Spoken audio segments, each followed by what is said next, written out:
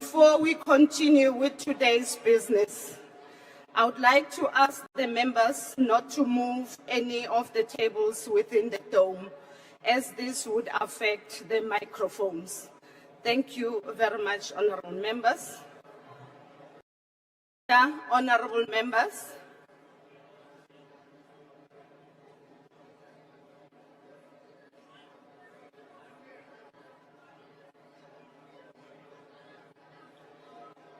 Order, honorable members.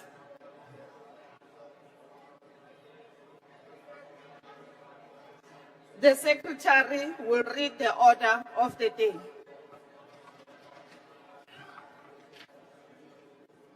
Debate on the President's State of the Nation address.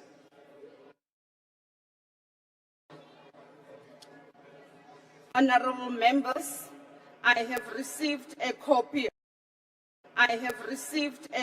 of the President's address delivered at the joint sitting on the 12th February 2026. The speech has been printed in the minutes of the joint sitting. I now call upon Honorable Chief Whip of the largest party, Honorable Mduli.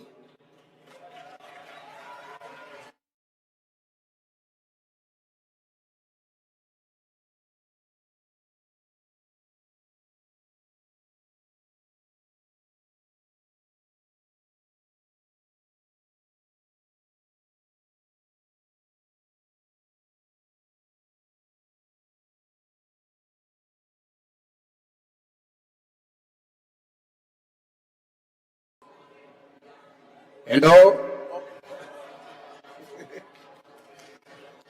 Nothing.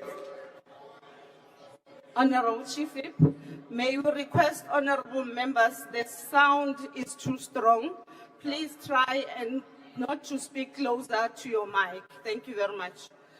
Thank you very much, Chairperson of the National Council of Provinces, Your Excellency, the President and Deputy President of the Republic, honorable members, fellow South Africans. It is my privilege to convey my deepest condolences to the family, the friends and comrades of Jesse Jackson, who passed away earlier today at the age of 84. Jesse Jackson was a great friend of our people and a progressive human being.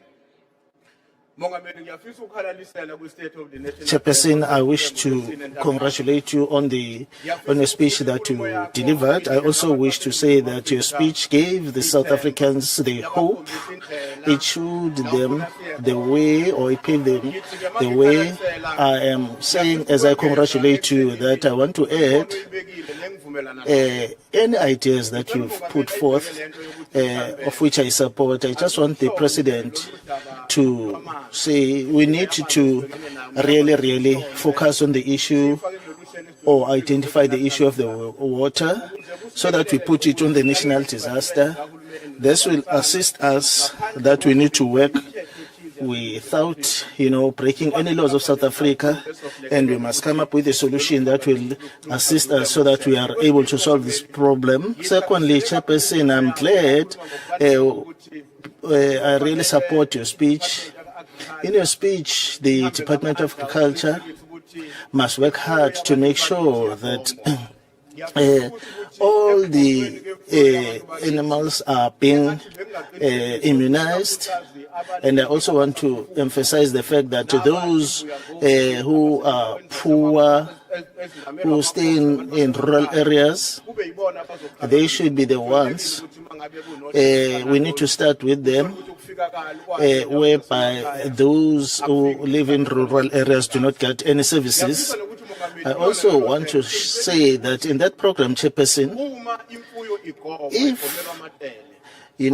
animals receive the injection for mouth and foot diseases, these cattle should not be moved from one place to another, because that on its own makes it difficult to cure mouth and foot diseases. I also wish to applaud you, Chairperson, on your speech. I remember in 2021, you made an announcement that there will be people who are called extension officers. They were employed, but that was temporarily because of, the budget did not allow that. I also wish to say that because now we are going to employ other 10,000, it is my wish that when we start to employ, we need to start with those who are 5,000 who were employed. They were not, employable due to financial constraints, and then we add on so that we end up having 10,000. Allow me to join you in celebrating a historic occasion in our country and its people, the 70th anniversary since the Women 1956 March to the Union Buildings, in which we deservedly recognized and invited a joint sitting of our parliament to applaud his talent and Besiampara, our members of the brain and head generation during the State of the Nation address. Our country and the people are indeed blessed with many heroes and heroines. These are men and women who chose to dedicate their lives to the service of the people. This generation was prepared to sacrifice everything, including their lives, if this was necessary for the liberation of their country and its people. Although as extraordinary as our heroes and heroines are and have been, they are and are human beings produced by the same society that produced all of us. We must continue to pay tribute to them, recognizing the fact that while in every respect they are ordinary human beings who have nevertheless shown themselves to be capable of doing extraordinary things.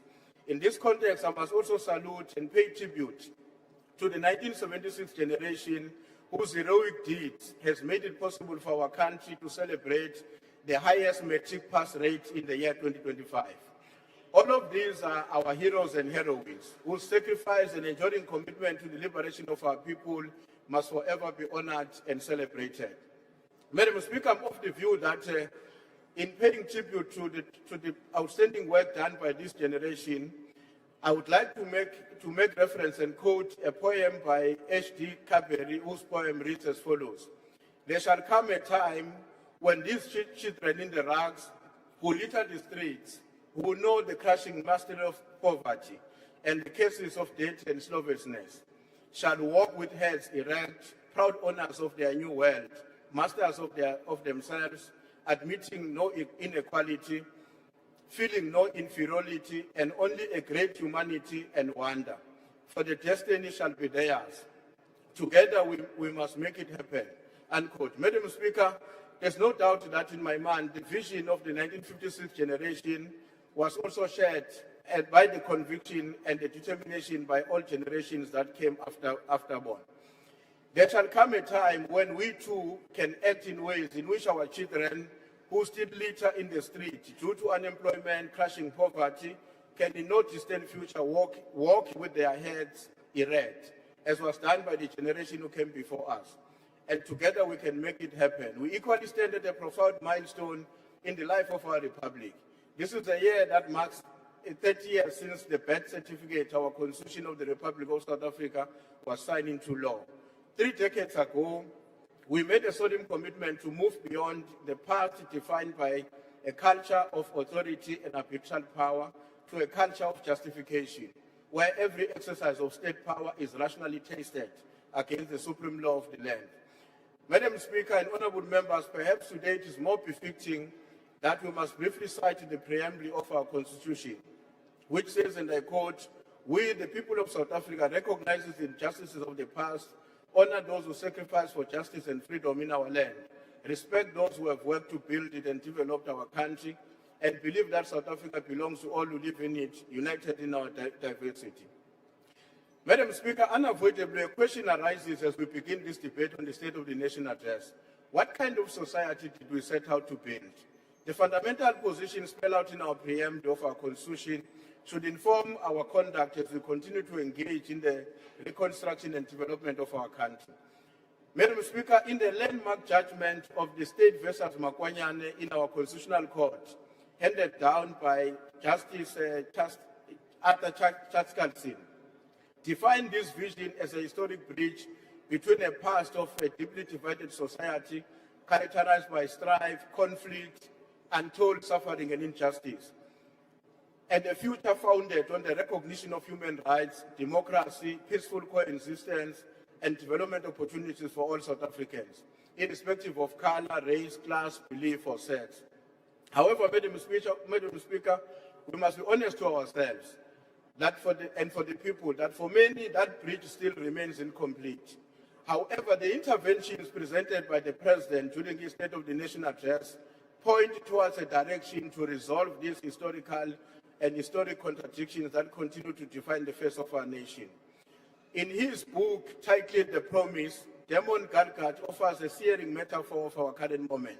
In this novel, it depicts a nation's history through a single neglected vow, a promise of a house for a domestic worker named Salome that remains unfulfilled for decades as his family also disintegrates. Like the Swart family in the same book, we face the danger of moral evasion and ethical paralysis. We risk turning our constitutional promise into a deferred justice that eventually loses its power to heal. It is a tragedy that of our time that national identity is fraying. The proportion of citizens who identify primarily as South Africans rather than by their ethnic group has declined. We are retreating into ethnic and racial distrust, with many of our people believing that government discriminates against their own specific group. This is a shouting economy where loud exclusionary voices down and such messages of reconciliation. Through the Criminal Justice System Initiative and the whistleblower promoting of the bill, you are cutting out the moral rod exposed at the Parliamentary Commission of Ad hoc Committee and the Commission of Inquiry. To address the unfulfilled promises of our socio-economic conditions, we welcome the President's continued commitment to investing in public infrastructure. Madam Speaker, the author I referred to in this novel warns us that a diminished family results from a breached promise. We choose a different path as South Africans. We choose the altruistic and humanitarian philosophy. And on the state versus Makwanyane case I referred to, the state serves as a moral role model, valuing every life as citizen. Let us continue to building the bridge. Let's ensure that 30 years from now, the promise is no longer a story that might have been, but a testament to what Thank we you, have Honorable achieved. Chief Whip. Thank Your you very time much, is up. Madam Speaker. Thank you.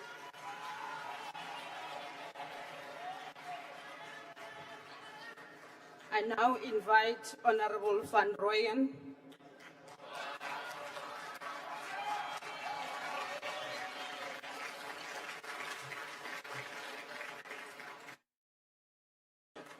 Thank you.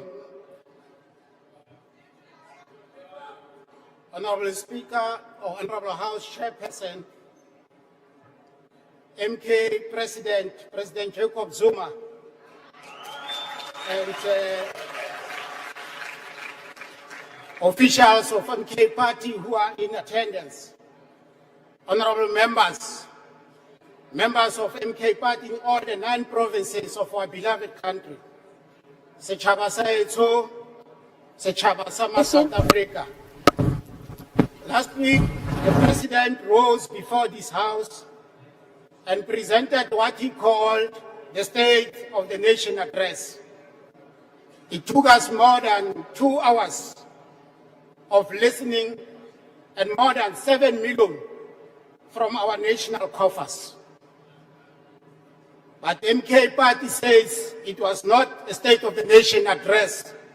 It was a State of Intent address. It described plans, committees, trust teams, another investment summit, and what government hopes to do. It failed to report and account to the nation about the performance of the disunited so-called GNU. And a nation in crisis, Honorable House Chairperson, cannot be governed by intention. In 2018, the President kickstarted his tenure with Tumamina slogan and went on to introduce South Africans to an imaginary story of Tintswalo. Under this slogan and story, we have heard only promises. economy will grow, infrastructure will be accelerated, crime will be defeated, corruption will be uprooted, jobs will be created, municipalities will be reimagined. But the lived experience of our people tells a different story. In Johannesburg, communities line up at water tankers. In Africa, most industrialized city. In rural provinces, families are still sharing stream water with animals, and their calls for reliable sanitation fell on deaf ears. Because of lack of commitment by the GNU to MK Party's call for free education, year after year, students face registration and accommodation challenges. Compounding this situation, even those young people with qualifications sit at home excluded from the economy. This is not what we must celebrate as recovery. It must be acknowledged for what it is. It is stagnation. The president says we have turned a corner, but growth remains weak. Unemployment remains structural. Poverty remains entrenched. The president wants us to celebrate what he termed economic growth, citing minor quarterly growth. South Africa population grows faster than its economy. If a nation's economy grows slower than its population, it is not progressing, Mr. President. It is what we call per capita decline, where more people fall into poverty. And I think, Mr. President, your business experience enables you to make sense of this basic reality, not unless you use Mr. Paul O'Sullivan crash course acquired knowledge to understand it. Honorable Chairperson, as MK Party, we can't celebrate when the masses of our people are pushed into poverty trap or turn into perpetual dependence of social grants. We welcome the cooling off of consumer price inflation because it helps. It helps to lessen food prices. What concerns us as MK Party is that low inflation in the midst of poverty and high unemployment is not good enough. Hence our insistence that low inflation must be accompanied by economic growth. We can't lower interest rates but fail to increase expenditure on growth-prone infrastructure. We don't need the current austerity approach by National Treasury to take advantage of low interest rate. If youth unemployment remains the highest in the world, then we are not harnessing our demographic potential. We are wasting it. Municipalities continue to deliver basic services, water and electricity, not consistently because of systematic problem of infrastructure. Honorable members, the President speaks of rebuilding institutions after state capture. But institution, Mr. President, actually deteriorated only after what you call the 9 wasted years. Collapse only came after 2018. Rail capacity declined only after you took over in February 2018. Port efficiency worsened after you took over. Cape Town became worst port in the world in 2022. Energy supply collapsed from 2020 and turned into rolling blackouts under the incompetent and the director, who was previously appointed at the expense of a pool of black professionals within the energy sector. It is interesting South African to know that with pride that ESCOM is somehow stable under the same black professionals overlooked when the leader was appointed. Honorable Speaker, it is a national embarrassment that after 4 years before 2030, National Development Plan deadline, the so-called GNU, can measure the success and failures of what's supposed to be South Africa national plan. The global order is shifting. Nations are pursuing industrial strategy. Unlike the so-called GNU, they are protecting strategic sectors crucial for development of their countries. Our country is massively endowed with mineral resources. We have no excuse not to reindustrialize. We must reverse industrialization decisively. They are investing aggressively in infrastructure and domestic production. South Africa cannot afford this timid reform that was cited in the speech. Mr. Ramaphosa, if you do have eyes, you can see. If you have ears, you can hear. South Africa stands at a crossroad. The house is burning. Yeah, we can't continue with committees, task teams, and commissions without consequences. Announcement without enforcement. The people of South Africa deserve more than this managed decline that you pronounce. They deserve a better state of the nation. MK, in few provinces, as you know, emerged in 2024. This was a historic emergence. Our party is currently having footprints in all the 9 provinces. Very known as the president, always shocked by development in his own country. Voters in all these provinces have requested us to convey the following message to you.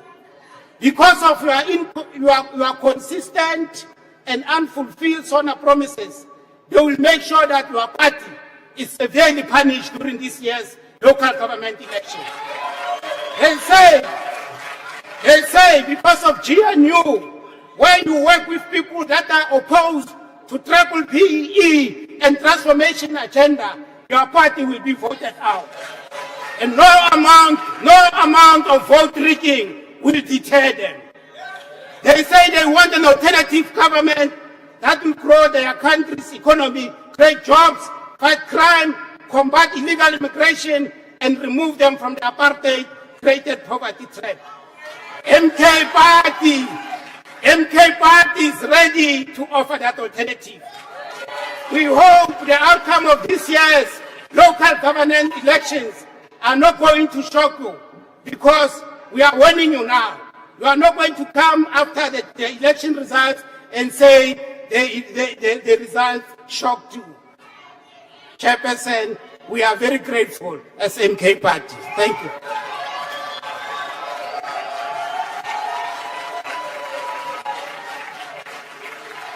Thank you, Honorable Van Rooyen. I now invite Honorable the Minister of Agriculture. Please take the podium. Chairperson, honourable members, Mr. President, today as I rise to respond to the President's State of the Nation address, I do so with a sense of measured optimism, but also renewed determination. The President's speech reflected a country that has begun to turn the corner after years of stagnation, crisis, and lost hope. Under the GNU, we have achieved real, tangible progress.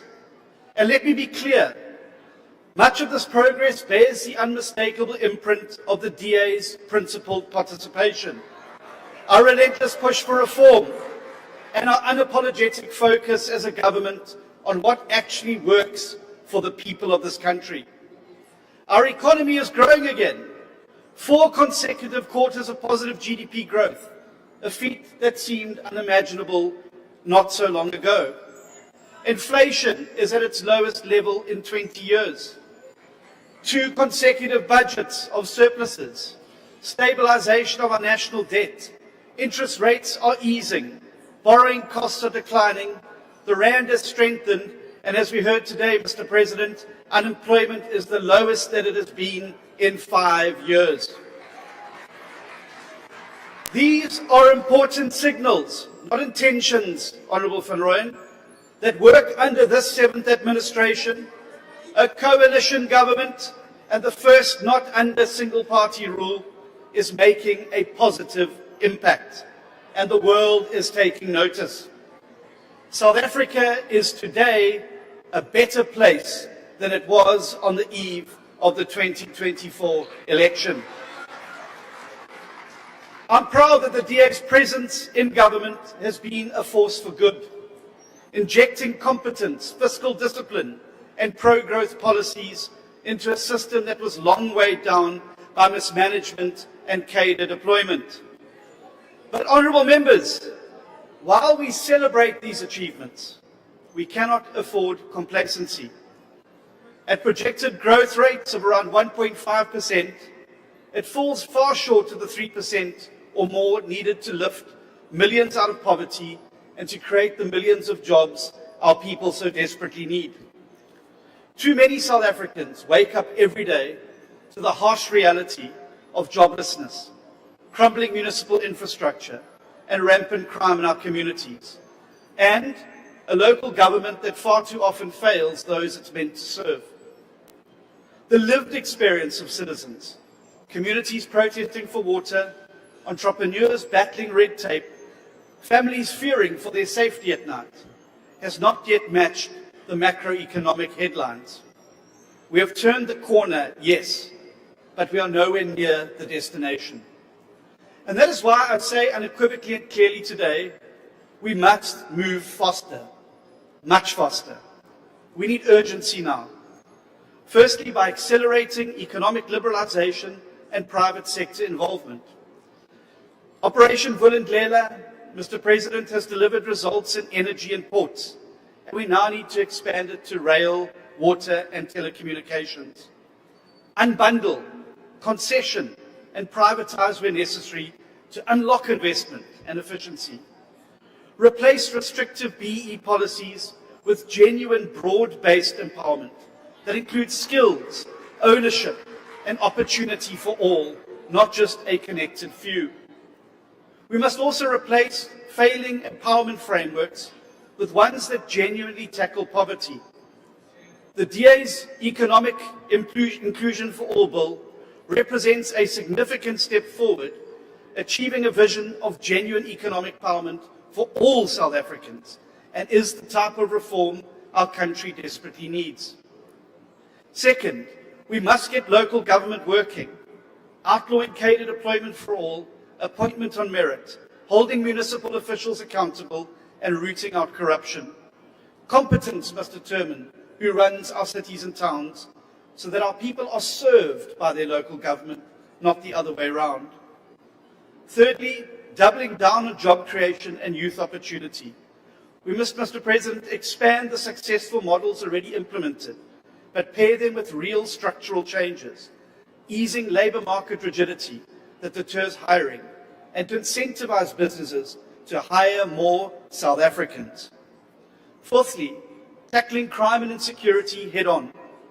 The deployments announced are welcome, but we need sustained intelligence-led policing, foster courts, and communities empowered to partner with devolved law enforcement closer to the people. And finally, let us recommit to the GNU's founding promise of stability for reform, not reform stalled by politics. Speaker, the announcement by the President that foot-and-mouth disease has been classified as a national disaster is welcomed.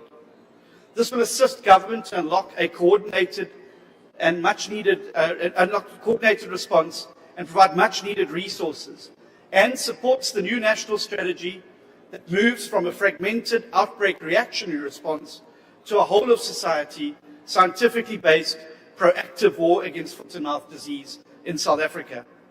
Make no mistake, tackling FMD is a massive challenge, and it will require collaborative, transparent, and sustained effort to resolve. FMD has been a reality in this country long before we came into government, but we appreciate the enormity of the impact on farmers, both financially and emotionally. But, Mr. President, we have for the very first time a plan backed by science, and that has involved the private sector every step of the way. This plan will succeed, and when it does, the consequences will be profound and positive, as markets previously closed to South African beef will once again be available to us, and certainty will return to the red meat sector. We're also determined to take urgent steps to help those in greatest need as a result of this outbreak. Securing a sustainable, reliable supply of vaccines has been a major priority. South Africa lost its ability to produce vaccines in 2005, and since then we've relied on vaccines only from the Botswana Vaccine Institute. Under the new strategy, we have, for the first time, secured new international suppliers, strengthening our response. In addition, for the first time in over 20 years, the ARC has produced a batch of vaccines for operational purposes. This facility has been capacitated to produce 20,000 vaccines per week initially, up to 200,000 per week in 2027. Millions of doses are being procured, and today I can announce that on Saturday we will be receiving a delivery of 1 million vaccines from Biogenesis Bago. This will be the largest single import of vaccines to date, and this will bring much needed relief to the most affected provinces and regions, and this will be followed by additional vaccines from other countries. In total, we anticipate by the end of March, we will have received over 5 million vaccines from 3 different suppliers. Mass vaccination will continue and be accelerated. Already more than 2 million vaccines have been administered, and daily vaccines are being administered across the country. We're also working on veterinary capacity, and it is being expanded. And Mr. President, today I can also announce that in terms of the Animal Diseases Act, private veterinarians can register to administer vaccines as part of the rollout strategy. This will greatly improve the available manpower to ensure that we are able to meet our vaccination target of 80% of the national herd by December this year. Because protecting agriculture, as we've seen from the latest economic data, is not only about farmers, it's about protecting economic growth, jobs and stability. Speaker, the DA remains fully committed to this coalition because it is delivering where single-party rule failed. But let me be clear, commitment does not mean blind loyalty, and we will continue to fight for foster bolder change and ensuring that every cent of public money works for the people and not for politicians. Honourable members, this is the opportunity of a lifetime to build the country of our dreams. But opportunity only means something if it is seized. Our children will never forgive us if we fail to capitalize on this moment by driving faster and deeper reform that confronts the things that hold our country back head on. To every South African listening today, the progress we have made is real, but the work ahead is urgent. And we will lead that change, championing freedom, fairness, opportunity and excellence. Together in this government of national unity and beyond, we can build a South Africa that rises faster. But the time for cautious steps is over. Honourable The time to sprint Your towards time is prosperity up. is now.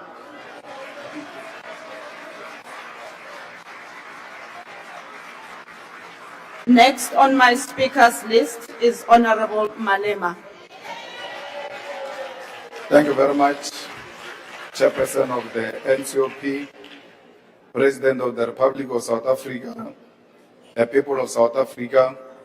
Mr. President, we warned you 8 years ago that the Oppenheimers and the Ruperts will neutralize you, and your legacy will be that you auctioned our country and its strategic asset to the highest bidder. You did not heed our warning. You have auctioned our sovereignty to asset management companies such as BlackRock, which is why you have praised for the growth of the JSE. You auctioned our country by selling our ports, our railway, our energy generation capacity to the private sector. And now you want to do same with water. You do not take responsibility for creating jobs. You do not take responsibility for fighting crime. You do not take responsibility for infrastructure development. And you do not take responsibility for growing our economy. There is no sign of any infrastructure of a bullet train, that there are no design plans of a smart city, and there is not even a curriculum for an institution of higher learning in Ikuruleni, as you have promised. You asked us to send you to Mamina, and we made a mistake, we send you. And as your term of office come to an end, you have nothing to show for it. Under your term, crime is out of control, and your deployment of the army is the last resort. You are admitting that you have failed to fight crime. The people of Gauteng have been terrorized for too long by the so-called Zamazamas, and on the deployment of the army, we have no choice but to support you because you have destroyed law enforcement capacity. Our concern is that how do you deploy a military which have been crippled by austerity measures to fight crime? Because we know that our military is understrained and under-resourced and has been humiliated in war zones abroad. And how do you intend to ensure they can fight crime domestically?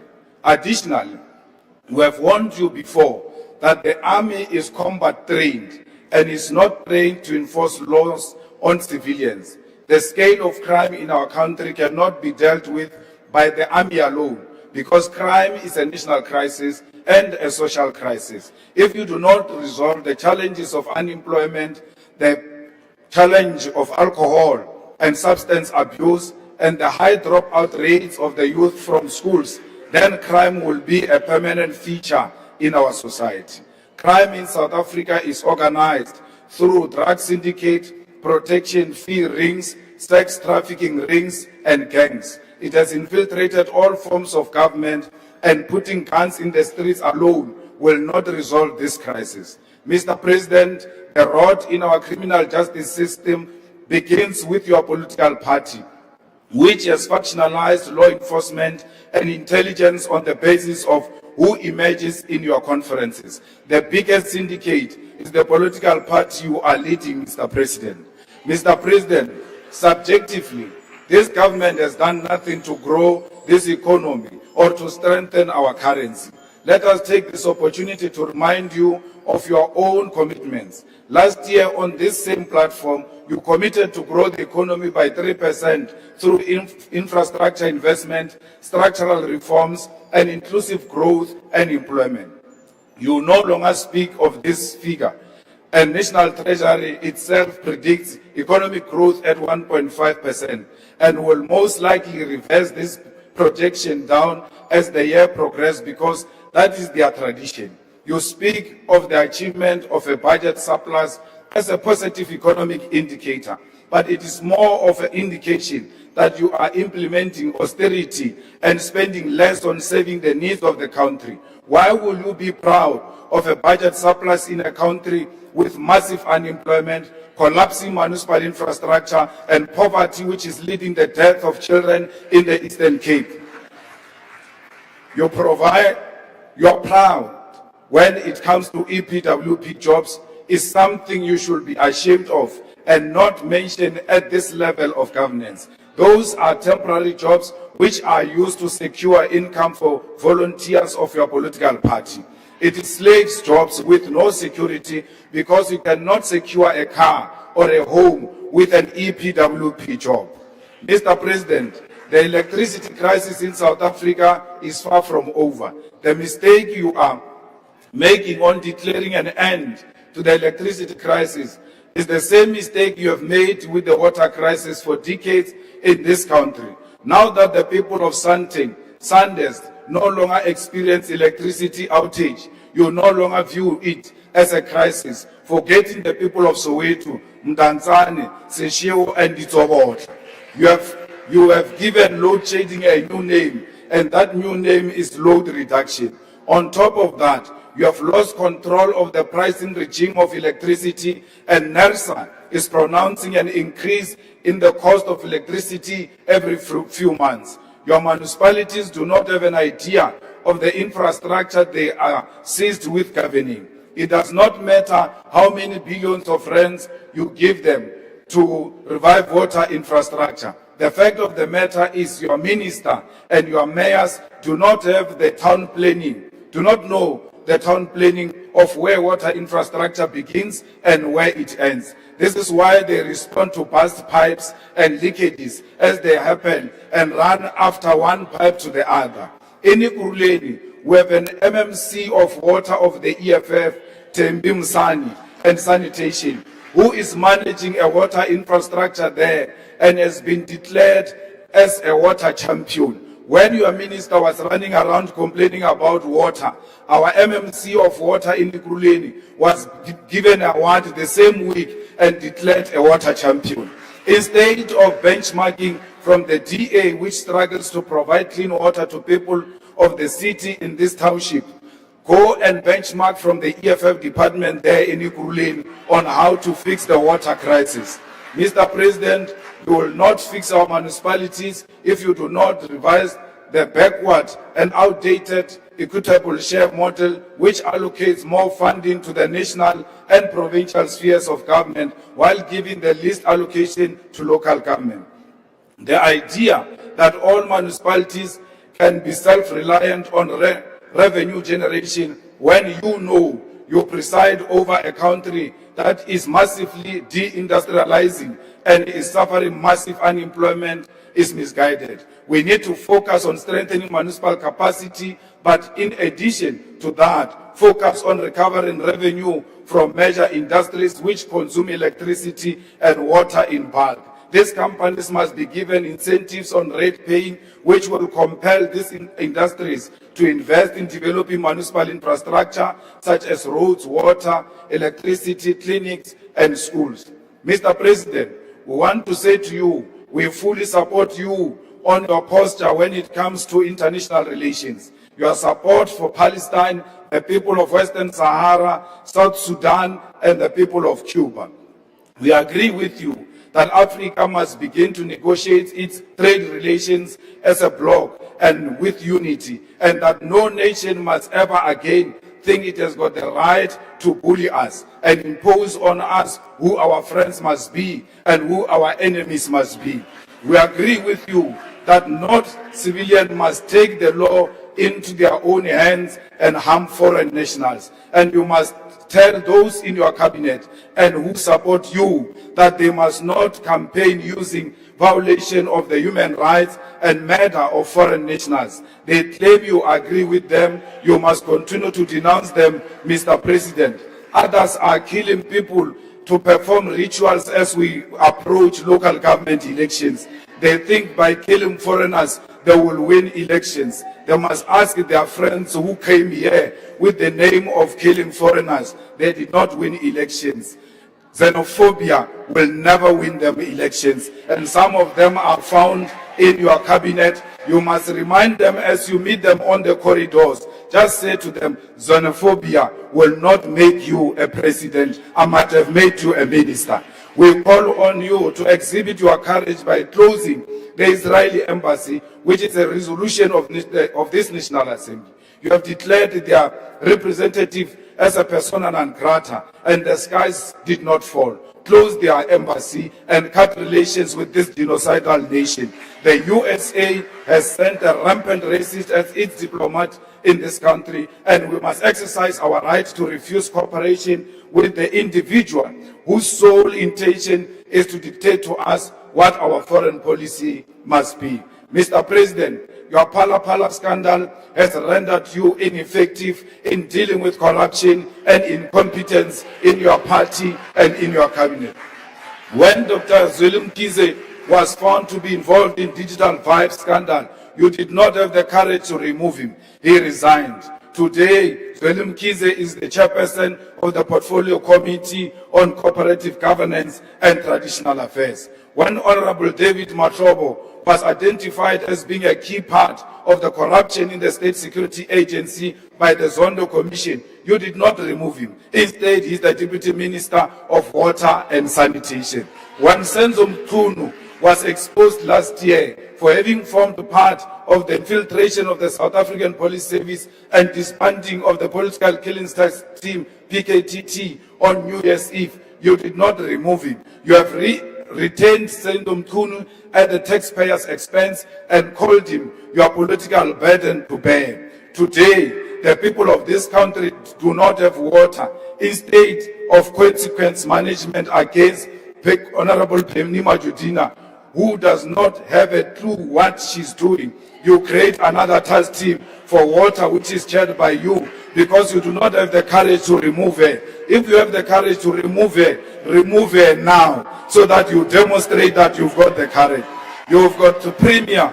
Your premier tells us he is inconvenienced and his solution is an elite, is to take a shower at hotels, while your citizens do not have that luxury of going to take a shower at the hotel. You did not reprimand him and demanded that he apologize unreservedly to the people of South Africa. When you assumed office, you claimed it will be a transparent presidency, then proceeded to seal CR17 documents of your own funding for your own presidential campaign. And then also your political party majority in parliament to block the investigation on Phala Phala. Where is the transparency you are talking about? You said you are going to be an honest man who's going to be an open book, that your door will remain open. And today, your door will remain closed. You even put butler doors to make sure no one accesses you and the documents that are attributed to corruption. Let me reassure you, Mr. President, as long as the EFF is still alive and in this parliament, Phala Phala will never die. Thank you very much. Thank you very much, Honorable Malema. Speaker. The next speaker on my list is the Honorable Minister in the Presidency. Speaker. Speaker. Order, honorable members. Speaker, is not a point of order, it's a point of procedure. I just want to put it to the House that President Jacob Zuma is in the House together with Deputy Honorable President. member, I can't see who's speaking. I didn't give you permission to do that. Can you please follow the rules of the House? What are you rising on, honorable member? Speaker, I'm rising on a point of procedure to tell the House that President Jacob Zuma is in the House together with Deputy President Tony Yengeni. Can it be acknowledged? No, honorable member, please. Honorable members.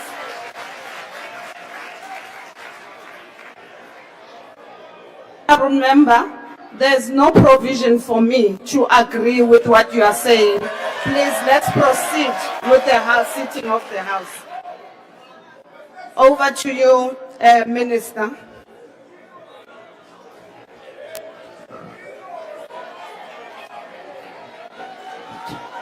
Chair, Madam Chairperson of the National Council of Chair, on a Provinces. point of order. Yes, you may. Yeah, House Chair, I think you need to go and read the rules correctly, regardless about how you feel of former President Zuma. We acknowledge state presidents here in the House. He hasn't been impeached. Nothing has happened. When we opened this parliament, Honorable members, I can't hear what the honorable member is saying. okay, You're I'll making say it noise. If you may repeat, please. It's the sound system. I don't know with this. We had the same problem the last time. We are quite happy for the EFF to help with the sound, but let's park that for now. Honorable, you still can't hear me. Honorable Speaker, you need to go to your rules. Not Speaker, Honorable House Chair. You cannot say that there's no provisions to acknowledge a former state president. It's not true. Whether you like former President Zuma or not, whether he's part of your party, doesn't have membership, it's immaterial. He was once upon a time a state president. Do the right thing. Honorable member. You'll even acknowledge the clerk, the whole murderer who's roasting now in hell. But you can't acknowledge. Honorable no, member, it's wrong. can you please House allow Chair, me? please. I've made a ruling in that regard. Can we please proceed? Which Honorable rules did you Deputy read? Minister, No. House Chair, which rule did you read to say that? Can you refer us to a rule that says you must not acknowledge a former state president? Can you please respect the ruling? Which rule? But you can't rule just out of your head under House Honorable Chair. Mates, can you You please? can't just go on a whim here. This is not ANC NEC meeting. We are in Parliament. There's our rules here and there's procedures. You have acknowledged a murderer. Point of order. And you're not doing it. It's wrong. Honorable Minister in the Presidency, please continue with your speech.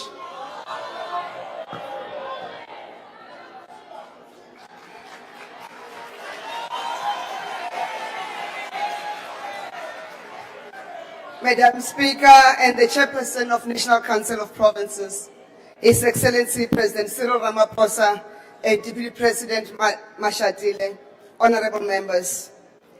The 2026 State of the Nation address went beyond recounting our progress and future intentions. It challenged us to act, so we rise together that we must use strategies that have made us succeed in the past to fix what we must, if I must borrow your words, Mr. President. What made us succeed in the past is the ability of the President to mobilize business, labor, and civil society to contribute their expertise and their part, Honorable Malema, around a focused plan to resolve specific problems. This is the secret behind the success of the reform program driven through Operation Vulindlela, colloquially known as OV, since the 6th administration under the ANC. We cannot expropriate Operation Vulindlela. It is the ANC initiative. We must fix what we must, Mr. President, so you directed us. On the water crisis, the President elevated the coordination of the interventions to address the crisis to a National Water Crisis Committee that he will chair. The work has already commenced, Mr. President.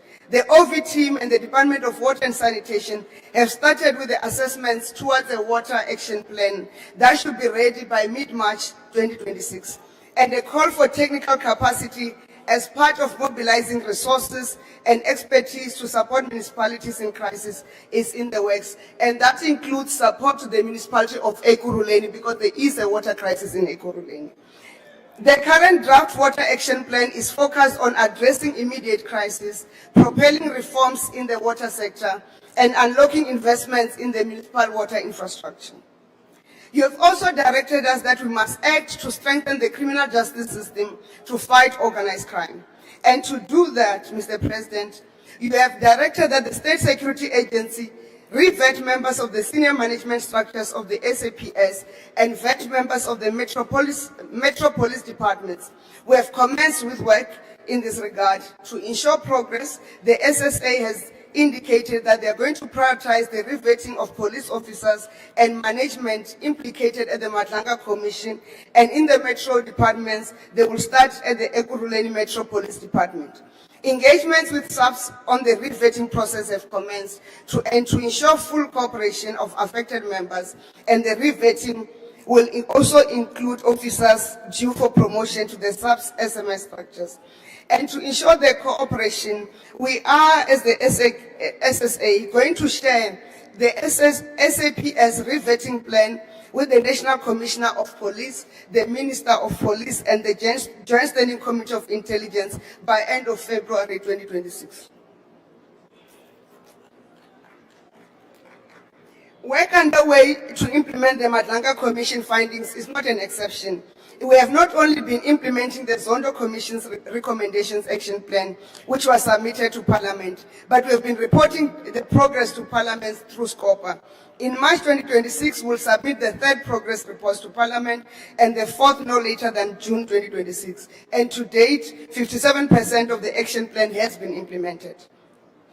You have also called us to action to streamline firearms licensing regulations, and the National Conventional Arms Control Committee will, in the month of March 2026, consider the firearms importation control regulations and consult with the Minister of Police in line with the Firearms Control Act for purposes of streamlining licensing, possession, and trading in firearms and ammunition, so that we remove firepower from the hands of criminals and strengthen the fight against organized crime.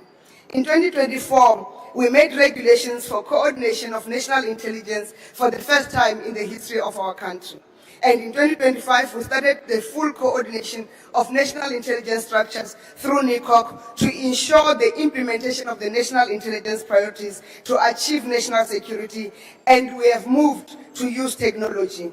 We secured the G20 South Africa through advanced technologies, including biometrics, AI, and analytics. And we are expanding the technology coverage towards the fight against organized crime. In terms of the 2019-2024 National Intelligence Priorities, which was released last year, national intelligence structures have identified illegal immigration as a threat to national security, and therefore this year will strengthen our support to Home Affairs to deal with illegal immigration, not only at the ports of entry, but also support the Department of Employment and Labor's inspectors to curb the employment of undocumented foreign nationals, also through the use of technology. And we are consolidating the gains of our development, Mr. President. But Honorable Malema will argue we have nothing to show for it. Maybe we need Economics 101, because I also saw Mr. Van Rooyen arguing the same. This morning, Statistics South Africa released the 4th quarterly labor force survey. Our economy has wind in the sails, Mr. President. Employment increased by 44,000 in the 4th quarter of 2025. The number of unemployed persons, listen to this, decreased by 172,000 to 7.8 million during the same quarter. Official unemployment rate decreased by 0.5 percentage point from 31.9% in the 3rd quarter of 2025 to 31.4% in the 4th quarter of 2025. We are not yet there, but we are solidly on the way. The budget surplus, again on Economics 101, helps us to pay down existing debt. It lowers the debt, our debt servicing cost. Therefore, meaning we release the money to be available to fund infrastructure and also social programs that are important for the livelihoods of our people. And it also increases economic confidence. We are making progress in the turnaround of Transnet. Though you wish to say we have privatized, we have not privatized. We need to know our strength and say who can partner with us. There's nothing wrong with government partnering with South Africans to deliver for the best interest of South Africa. Minister Chrissy will elaborate on the details of the improvements in performance at Transnet. Again, you said there are no plans for the passenger rail, but you are in parliament, you are not in government. Those plans are plans that are in the executive, separation of power sharp. But the passenger rail, again, is gaining momentum. We are taking on more commuters, reducing the cost of commute between home and work and from home to others using our own Isitimela Sabantu. Again, Minister Chrissy will provide that. Mr. President, we commit to perform and deliver on the timelines you have set against us, and as the presidency, coordinate the work of government to make sure that we deliver and focus cabinet in that delivery. Because we are the daughters of Sophie de Bruyn, we are the granddaughters of the women of 1956 March, and in their footsteps, we are committed to serve the public purposefully and intentionally for the rise of South Africa, as you have called us to action. Rise, South Africa, rise.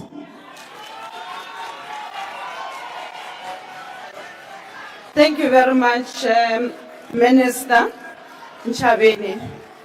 Honorable members, before I call upon the next speaker, I would like to take this opportunity and acknowledge the presence of the former President of the Republic of South Africa, Honorable Zuma. He's here with us today. Thank you very much, honorable members. You may take your seats. Order, honorable members. We are now proceeding to the next speaker. The next speaker on the list is Honorable the Minister of Cooperative Governance and Traditional Affairs. Over to you, Minister.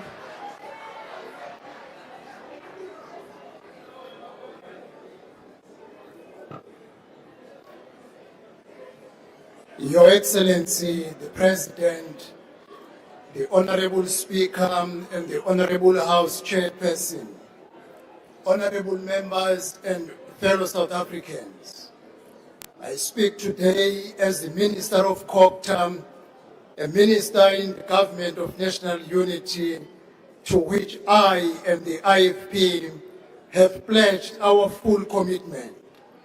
I speak also as the leader of the party with a long-standing values and principles that will not be compromised, for they offer South Africa what our country, our economy, and our people need, which is integrity, stability, and hope.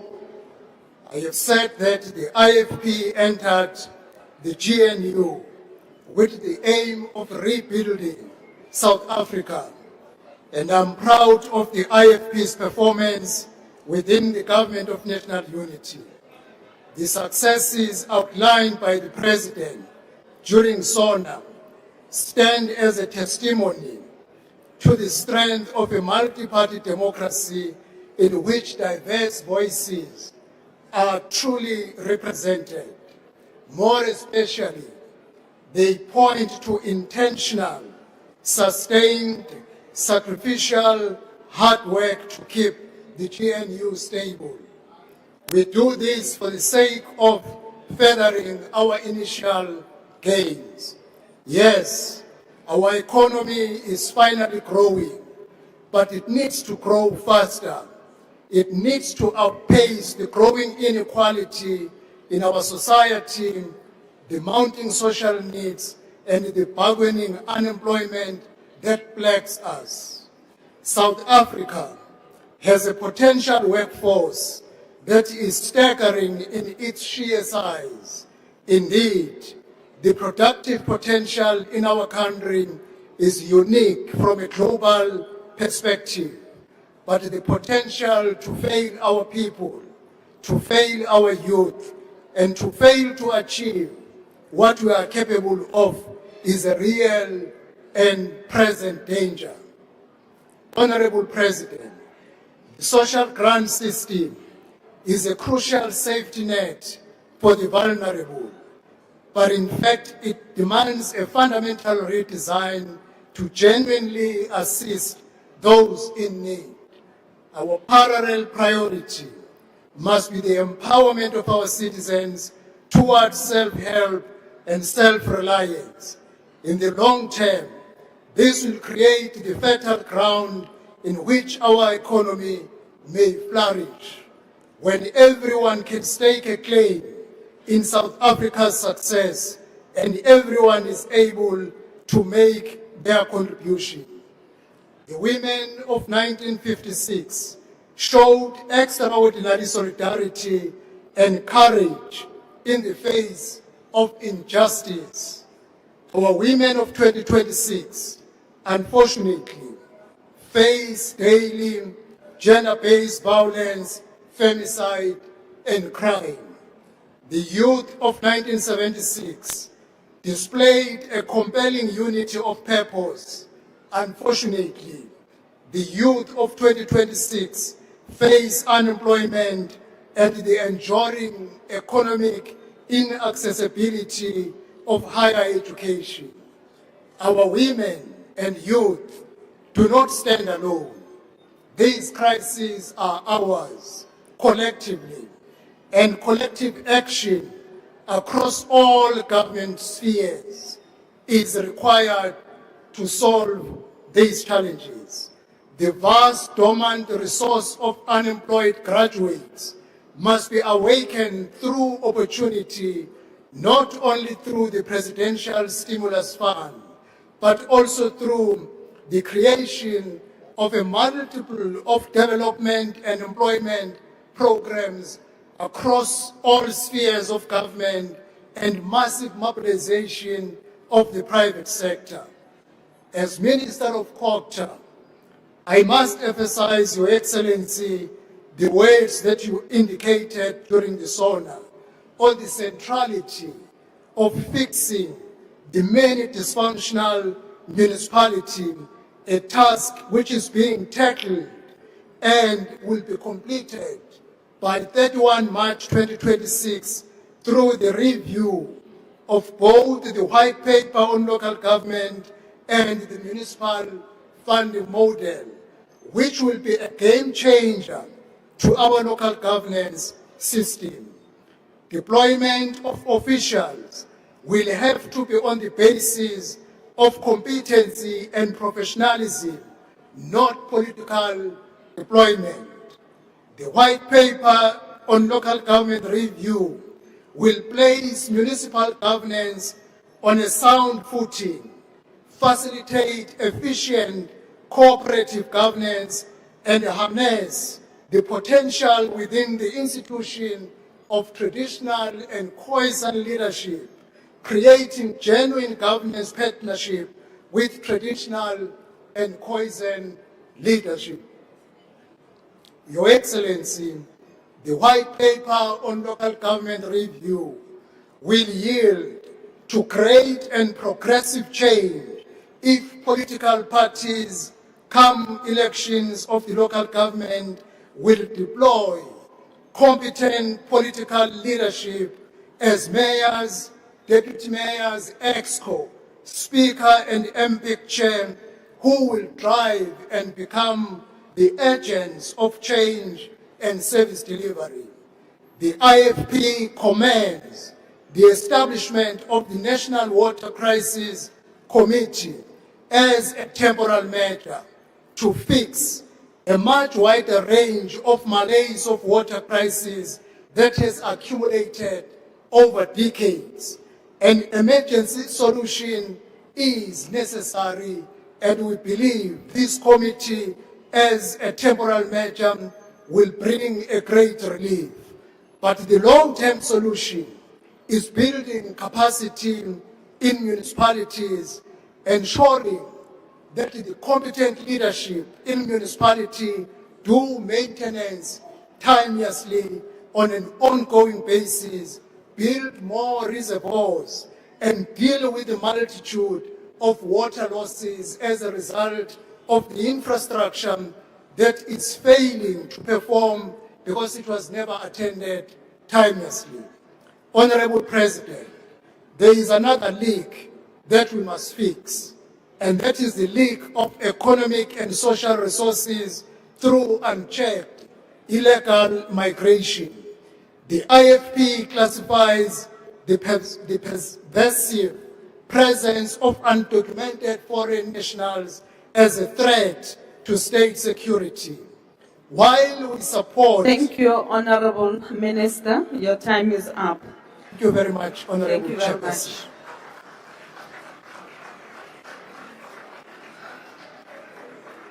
I now invite Honorable the Minister of Sports, Arts and Culture.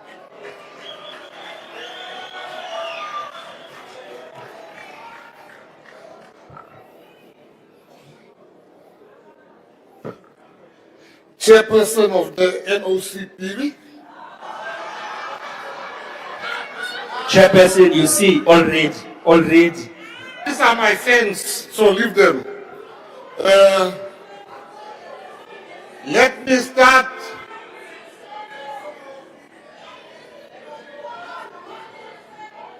It's NCOP. Let's do it together, Minister Gayton. NCOP. Order, Honorable members. Order, Honorable Chairperson, members. can you we respect- allow the speaker on the podium to deliver his address? The watch mustn't go, I've got lots to say. Thank you, Chairperson. Let me start by thanking the people of George.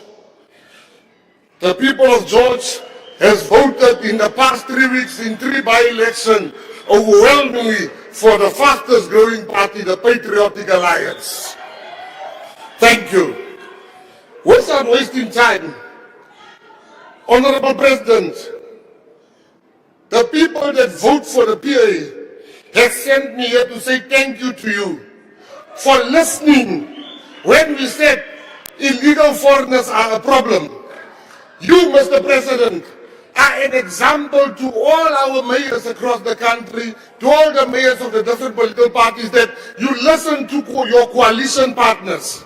You are a president that is consultative and you're listening. That's why today we have 10,000 labor inspectors that's going to go around the country.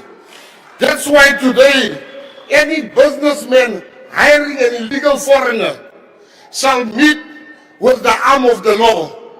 Most importantly, Mr. President, and very emotionally for our people, thank you for listening to our cries when we said, bring the army to our areas. Thank you, Mr. President. Thank you, Mr. President. Mr. President, we would like you to add the Eastern Cape, because there more people die in the Eastern Cape than anywhere else. Mr. President, the GNU, these ones, they don't want the GNU. They don't want the DA, but they want the GNU. I can tell you we are very happy in the GNU. There's no space for you. We will see you in the next election maybe, but not now. Mr. President, there's a difference between reality and perception. The perception from our enemies is that the GNU is doing nothing. I stand here today to tell South Africa that indeed we have turned the corner. We had 10.5 million tourists flocking to our country. We had the highest matric pass rate ever in the government of national unity. The rand has stabilized and it is strong. Load shedding, Sputla, it's done, it's finished. There's no more load shedding. Now, I find it very ironic. Unlike Honorable Malema, they didn't mention my name, but he was talking about me. I'm going to mention your name. It is very ironic that you speak about the high crime rate while you have contributed yourself to that crime rate through your conviction. From now on, when you say bandit, you must specify which bandit are you talking about, me or him. You must specify, you must be very clear. He's a convicted criminal. He's a bandit. Mr. President, in March... Honorable Minister, can you please hold on? Honorable members, please let's not drown the speaker on the floor. thing is a fact. Please, honorable members, order. Thank you, You thank may you. proceed, honorable. Order, Chairperson. Chairperson. Chairperson. Huh? Thank you, Chairperson. Chairperson, the person on the podium is the Minister of the Department of Sports, Arts and Culture. It is not a thing. My reservation I have is the reference made to the Minister as that thing. They need to withdraw, Chairperson. That's not a thing. That is the Minister of Sports, Arts and Culture and the President of the fastest growing party in South Africa. They need to withdraw. Honorable Minister, please proceed. In March, Honorable President, we have 54 of the world's top golfers coming to our shores. We have sold 75,000 tickets. South Africa is the premier destination for people that sees the GNU Yasebeta. Minister Mazodin, your only crime today, because you look so beautiful in red. Now we must hear how incompetent you are. Sugar, you look very nice and you are working very hard. Don't listen to people that don't know what's happening in government. I am a minister, I'm sitting in cabinet. You are a government in forever waiting and waiting and waiting. In conclusion, I want to say the GNU does not work because of a particular party. The GNU is working because all parties are working very nicely together. GNU ya sebetsa, re a qhubeka, re a kopile, di raha di sale, rona re a tseba mo re yang teng. The GNU is the best. We must ask real economists, not pop economists. Real economists will tell you, we have turned the corner. Ons het die hoek gedraai, ridiculous corner. President, your tie is very nice. Thank you very much. Thank you, Minister. The next speaker on the list is Honorable Mulder. Point of order. Yes, Honorable Member, Honorable Mulder, please take your seat. The Honorable Member, can I request that you speak a bit louder because I hardly hear a thing. There's echo from where I'm seated. It's very difficult to hear you. Please, that's what I'm requesting of you. Thank you. Chair, I want to understand, is it parliamentary for a Minister of Sport to stand up and say absolutely nothing about the department he's leading, sports, arts and culture? Is it parliamentary? Is it allowed? Honorable Member, that's a very subjective question you are asking and not related to the rules of the joint sitting. Can we proceed, Honorable Mulder?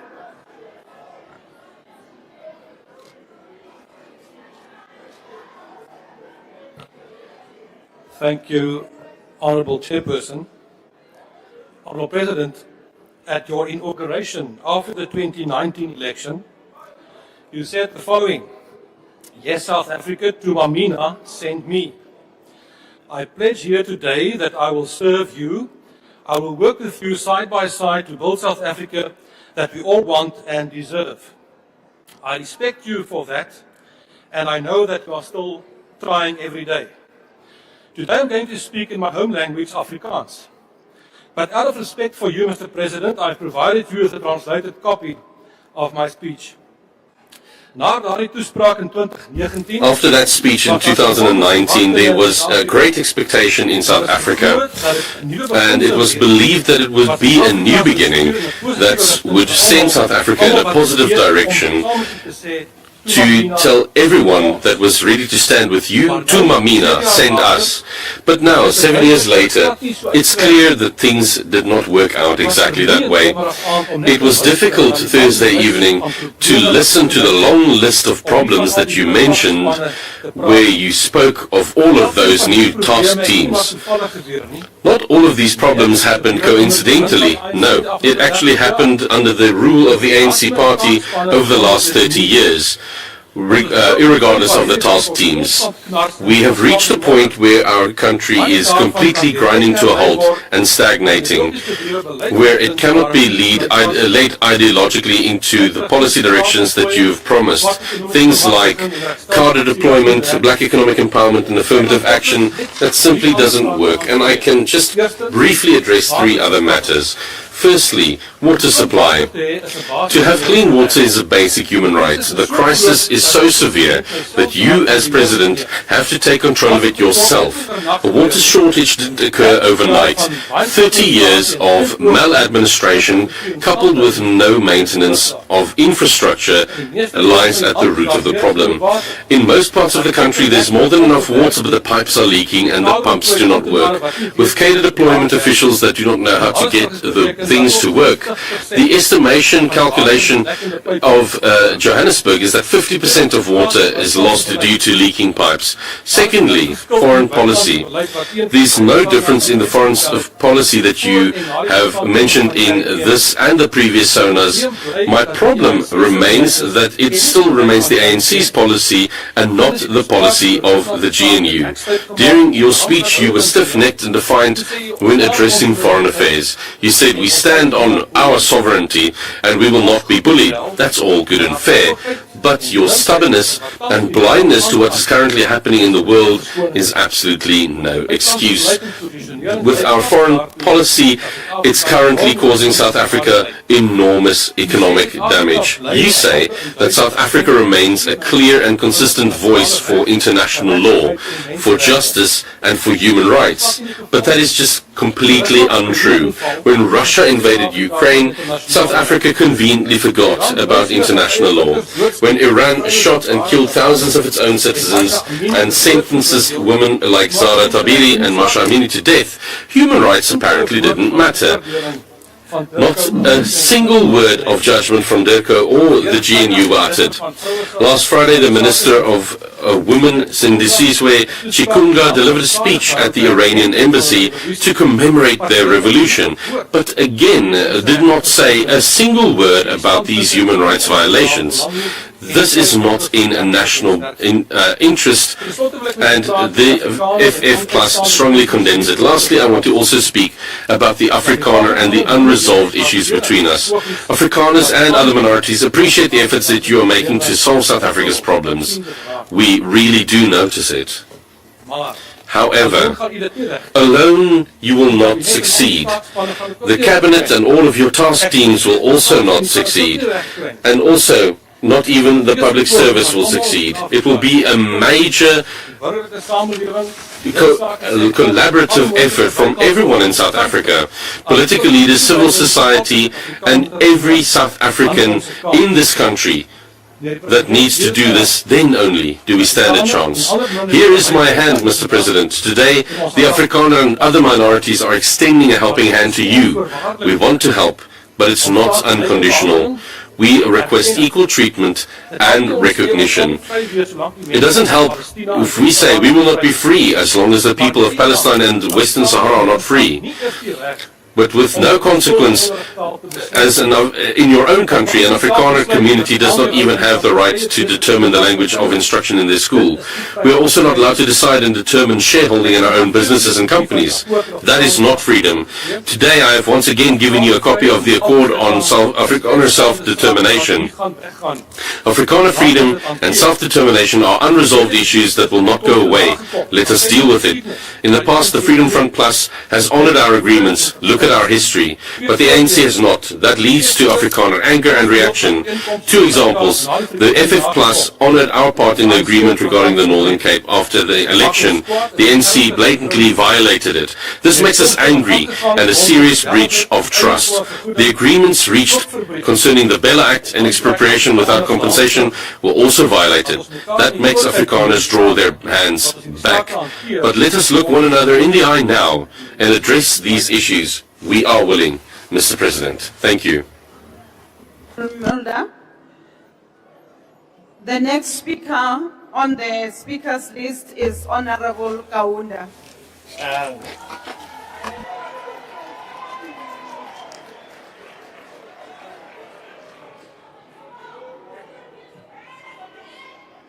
Thank you, Honorable Chairperson.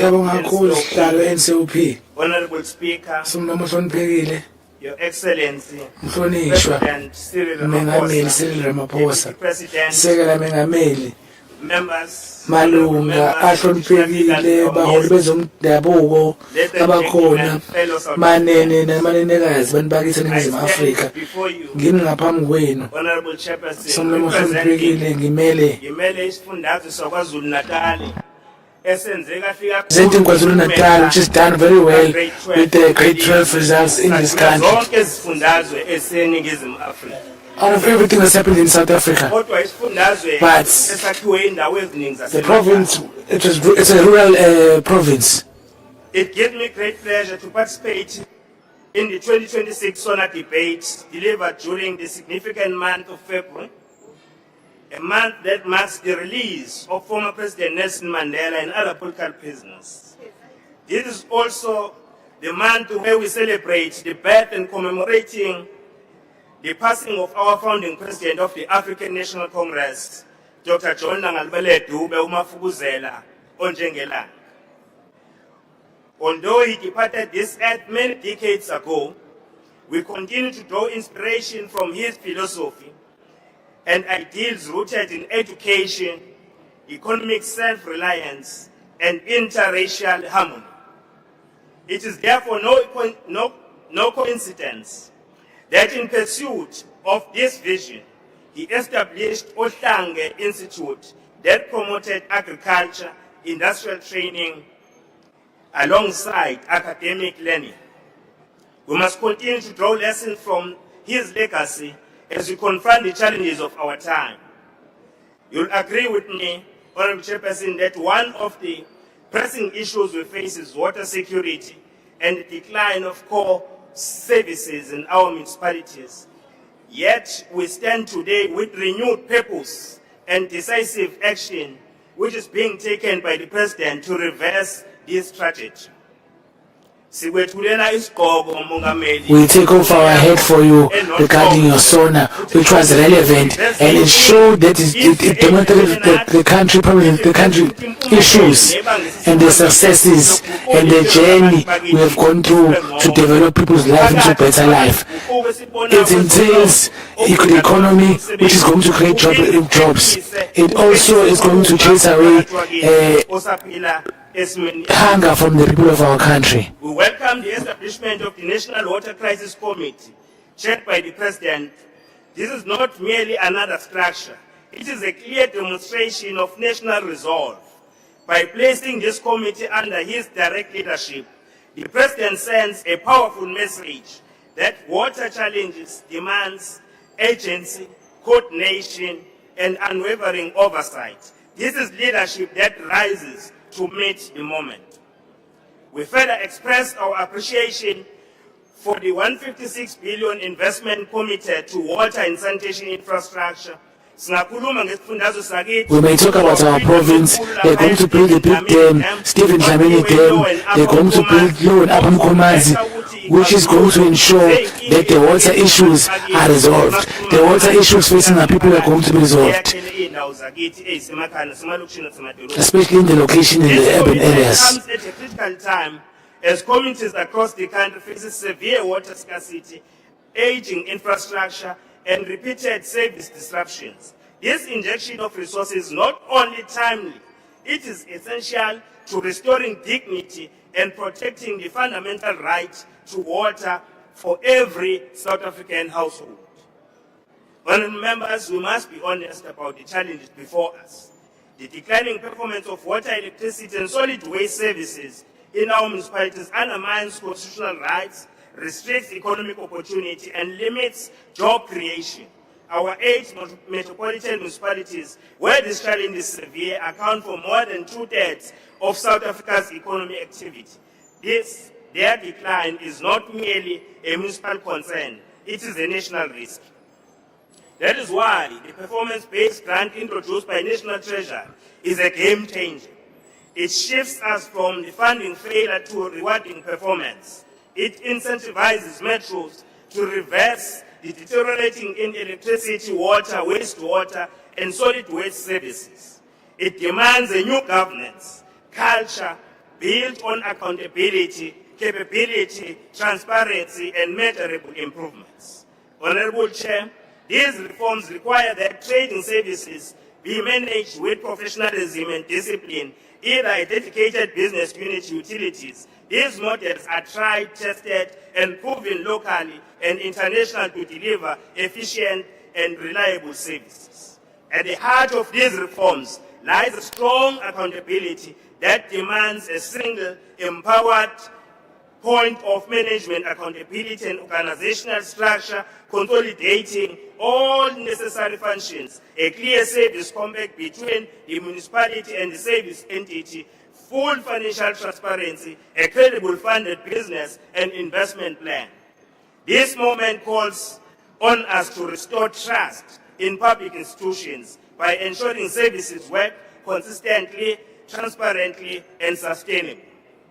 This is not merely technical reforms, it is a moral obligation. Honourable Chairperson, we acknowledge leadership demonstrated by eThekwini in advancing the district development model. Through the DDM, they've been able to streamline their planning and facilitated the establishment of one-stop shop for environment impact assessment and water use licenses approvals. Through the funding from Infrastructure South Africa, eThekwini municipality has been able to unlock critical infrastructure for major catalytic projects such as the 10 billion rands brickworks development in Avoca on the northern part of eThekwini and 15 billion rands eShongweni development in the outer west of eThekwini. These economic projects have injected economic growth and jobs and economic opportunities where they were created. It is important, Honourable Chairperson, to mention that along Entry Corridor, a bold vision is taking shape. The development of a new urban node connecting Durban and Pietermaritzburg, this corridor is becoming a spine of KwaZulu-Natal, the intention to establish a Midland equivalent for the province, reflecting strategic foresights and anchoring logistics, industry, commercial development, and residential growth along one of the country's busiest transport routes. The Cato-Rich dry port development is attracting significant investment and will ease pressure on the Port of Durban, improve freight efficiency, and strengthen export competitiveness. Major Sunrun upgrades to the N2 and N3 corridors, which together carry close to 300,000 vehicles daily, will further stimulate the economy of the province and create sustainable jobs and economic opportunities. This investment in infrastructure has significantly improved business confidence in eThekwini. The latest Business Confidence Index report from the University of KwaZulu-Natal indicates that Business Confidence Index rose from 52.12% in Q3 of 2025 to 63.38% in Q4 2025. A clear signal that reform and investment are restoring trust. Recently, the city of Durban has been ranked among the world's top destinations to visit time out worldwide. In its newly released list of best places to travel in 2026, Durban secured the 14th spot globally, cementing its status as a premier destination for tourism, leisure, and entertainment. Honorable Chairperson, no discussions of growth is complete without confronting the youth unemployment challenge. Therefore, every development agenda must place the youth employment as its core. Key interventions should include mandatory youth hiring quotas linked to catalytic projects, DDM youth economic zone focus on digital economy, logistics, green industries, and township manufacturing, youth work readiness programs tied to infrastructure grants, ensuring very rent spend, build skills and vocational employment. This should be a collaborative effort between TVET colleges as well as the private sector. This must prepare the youth to become creators of jobs, not the job seekers. A targeted youth public employment guarantee in high unemployment communities, youth must be involved in projects such as pothole patching, grass cutting and road marking, and installation of solar panels. Honorable Chairperson, to achieve the SONA 2026 presidential directives, we must return to the Constitution. We must focus decisively on Section 217 of the Constitution of the Republic of South Africa, which governs public procurement. Section 217 is not a procedural clause, it is a transformative directive. It instructs that when the state contracts for goods and services, it must do so in a manner that is fair, equitable, transparent, competitive, and cost-effective. But critically, it also empowers the state to advance persons disadvantaged by unfair discrimination. Honorable President, if we are serious tackling unemployment, inequality, and poverty, then we must unapologetically use Section 217 to place key provision of basic services, especially water, sanitation, infrastructure maintenance, in the hands of structured, accountable social enterprises. We strongly believe that basic services must be local economies. Every municipality procures plumbing services, waste collection, road maintenance, stormwater maintenance, and common facilities. These recurring services must be deliberately structured for youth, women, people with disability, military veterans, and community-based social enterprises. Allow me to state this categorically. Our economy cannot transform if we rely on procurement system that was never designed to uplift the marginalized. Therefore, we must place social enterprises at the center of economic reforms because they are the most powerful engine of inclusive growth that we have as a country.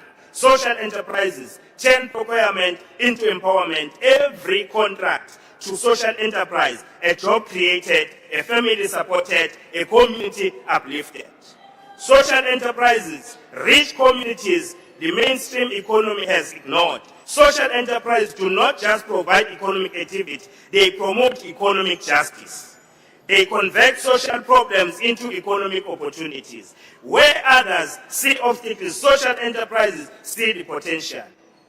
If we want to grow, the growth that is fair, inclusive, and sustainable, that we must invest in organizations whose mission is community benefit, not the few. Social enterprises offer transparency, measurable social impact, local economy,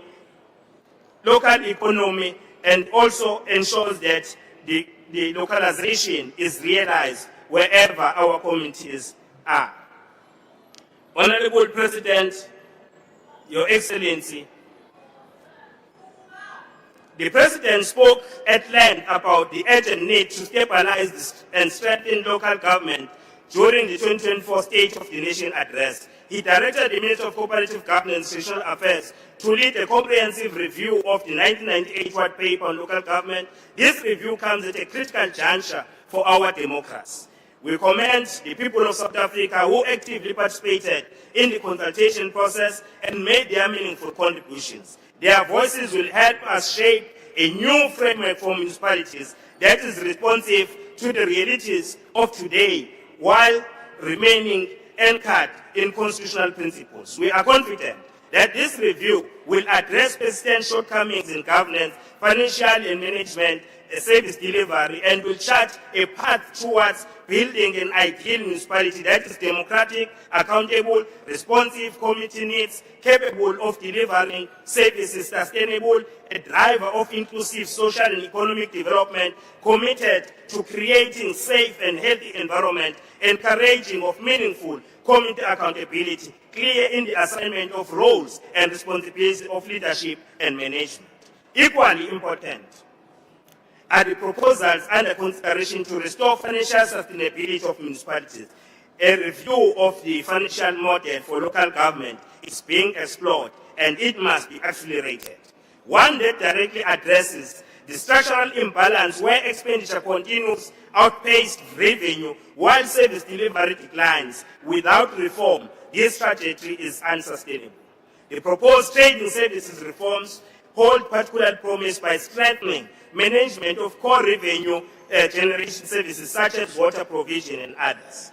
Together, these reforms signal a decisive commitment to building a capable, ethical and developmental-oriented local government, institutions that are not only administratively functional, but are the engines of growth, dignity and opportunity to all.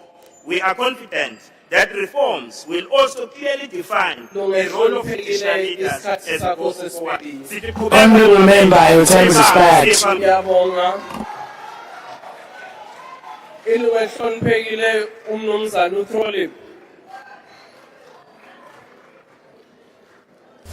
Honourable Member, President, Mr. Trolley, Chairperson, international trade you said that did you choose to align with autocratic, despotic regimes across the globe where might is the only fair, and in so doing you alienate our trade partners from the democratic free world. You are recklessly navigating the new world without a moral compass at our collective peril. Mr. President, you continue to pay lip service to stopping illegal immigration and illicit trade, which goes hand in hand. My colleague, Honourable Alan Beasley, bought cigarettes and alcohol within one block of this precinct at a fraction of the price of the regulated products. As long as politicians and political parties benefit from the situation, nothing will change. Despite the fact that these products, companies, compromises the health of South African citizens and destroy their access to employment, not to mention lost tax revenues. You said that corrupt criminals will face consequences, yet you yourself face no consequences for the illicit possession and foreign currency to the value of $580,000. What's more, you failed to report the theft of this contraband to the South African Police Services. The silence from your party and your GNU partners on this stinks of the worst kind of expediency. As for expediency, why are Deputy President, it's not my house, actually it is my house, Mashatile, Zweli Mkhize of Digital Vides infamy, and Thembi Semelani of VBS notoriety not charged and prosecuted? Lifestyle audits my foot Even the MPA officials have refused lifestyle audits, and it's clear as to why they do that if you watch them at Langer Commission and Ad Hoc Committee on our TV screens daily. No, Mr. President, you cannot fictionalize your legacy. It isn't shaped by spin but by facts. You are right about your government and your bloated cabinet of ministers promoted above the Peter Principle, lurching from one crisis to another. Local government is a mess, and your stopgap intervention in Johannesburg before the G20 summit was like putting a plaster on a septic wound. The pus is oozing out again, and there's no water in the taps, despite the Vaal River system overflowing. This is a reflection of what your government has come to represent. Your MEC for Health says sleeping on a hospital floor is a preference. The Gauteng Premier, Antoinette Lusufi, says he too is inconvenienced by having to shower at hotels. This reflects a callous disdain for lived reality of South Africans. At last, you have intervened in the foot and mouth disease disaster. This 4-year-old outbreak has not been contained due to the systemic neglect and collapse of the ARC and Honest Report biological products that were once world-class facilities. The previous administration spent R500 million to build a world organization of animal health recognized good manufacturing practice vaccine production facility, and we have nothing to show for it. The Minister of Agriculture is sitting on the investigative report, and those responsible for this disgrace are still at the forefront of controlling the disease. Mind-boggling. This state-controlled disease is out of control. Comprehensive vaccination is no one's inspirational decision or choice.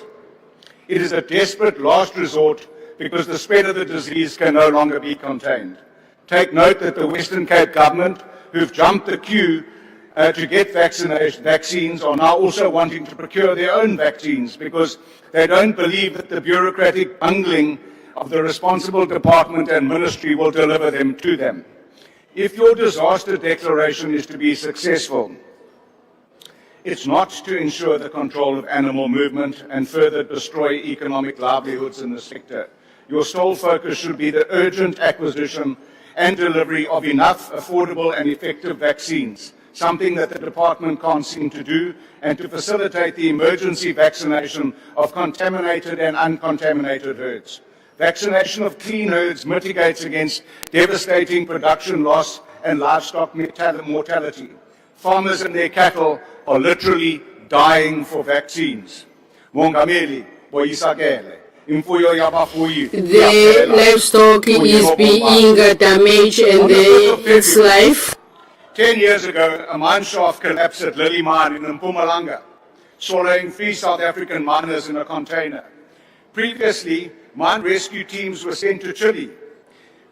We have rescued and retrieved illegal miners, Zamazamas, dead and alive from the Stilfontein and the Buffelsfontein mine, at incalculable cost to the state. Yet you've left these 3 in that container. Yvonne Mnisi says, do not remember me only on anniversaries. Remember me every time you choose profit over people. Solomon Yerende says, I was left underground, but my family lives above ground. Their pain has never been relieved. Pretty Nkambule says, I went to work to earn bread for my family. I did not know I was walking into my grave. 10 years later, my children have grown, but I have not come home. Your Minister Mantashe has promised repeatedly in this parliament by saying, Sizabakupa, Nizabakupanin. Yet, the parents of these deceased and neglected miners are still stuck in despair, and for the past 8 years have camped 1,000 meters from the mine entrance, watching Zamazamas go to work at the mine, where the business rescue practitioner is stuck in a careless time warp of inaction. Your government You has don't no care. Remember, your time is up. Honorable Reverend K.R.J. Mishwe.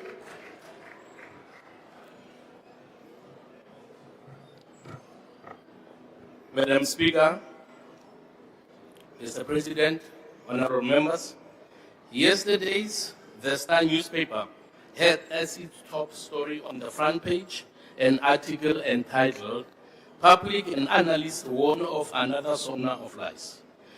It was subtitled, Critics noted that the President has a history of announcing initiatives that remain unimplemented. The article went on to say that the president's ambitious plans include economic growth, job creation, crime reduction, and service delivery. Mr. President, in short, they are saying implement your ambitious plans. While the ACDP and most South Africans are relieved that load shedding seems to have come to an end, we are nevertheless concerned that we now have water shedding. Pre-1994, many of us looked forward to the fall of apartheid, but did not foresee a new form of suffering that will be caused by poor service delivery and the destruction of our critical infrastructure. We thought that the ANC would be wise enough to retain and hire skilled engineers to maintain our water infrastructure that provided our major cities with clean water while expanding to other areas. We never imagined that people in cities such as Johannesburg, Sandton, Bedfordview, and Germiston would be drinking water that is dirty because of poorly maintained infrastructure. Speaker, in the 1980s, we had municipalities whose quality of tap water was rated above that of bottled water. Today, sadly, some of those municipalities no longer provide such quality of water. Among the Chapter 9 state institutions supporting constitutional democracy is the Commission for the Promotion and Protection of the Rights of Cultural, Religious, and Linguistic Communities. The primary objectives of this commission are A, to promote respect for the right of cultural, religious, and linguistic communities, and B, to promote and develop peace, friendship, humanity, tolerance, and national unity among different communities. Mr. President, I want to submit to you that the CRL Commission has failed to promote respect or promote and develop peace and tolerance among different communities. They have instead gone to great lengths to attempt to regulate religion, something the ACDP totally rejects. In one of the interviews given by the CRL chairperson, she said, this thing called Christianity must be regulated. Well, she still has to answer why she said this thing. This is definitely unacceptable, and we want her to retract that and to be reprimanded. She also was recorded in another instance saying that anyone who says that God spoke to them must be taken to a psychiatric ward. This, again, was very, very insulting, because some of us, the Lord spoke to us, that's why we are here, but we do not qualify to go to any psychiatric ward. This, Mr. President, is offensive, and we expect the President to do something about that. She must be reminded, as they are making attempts to get rid of the charismatics, that Jesus said he will build his church and the gates of hell shall not prevail against them. The ACDP calls for her divisive utterances that undermine constitutional values and her fitness to serve as CRL Commission chairperson to be investigated. We also call for an investigation into the process followed. Thank you, Honorable Member. Your time is up. Thank you. Honorable the Minister of Home Affairs.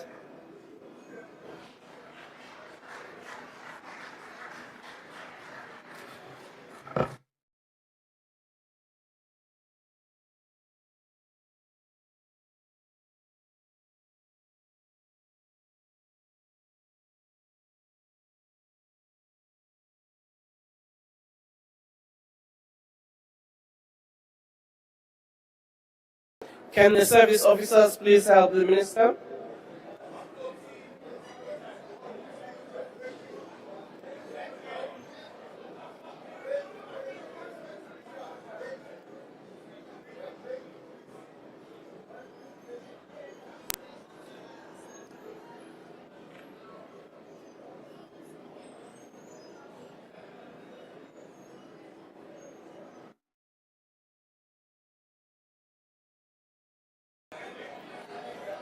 IT, can you please sort it out?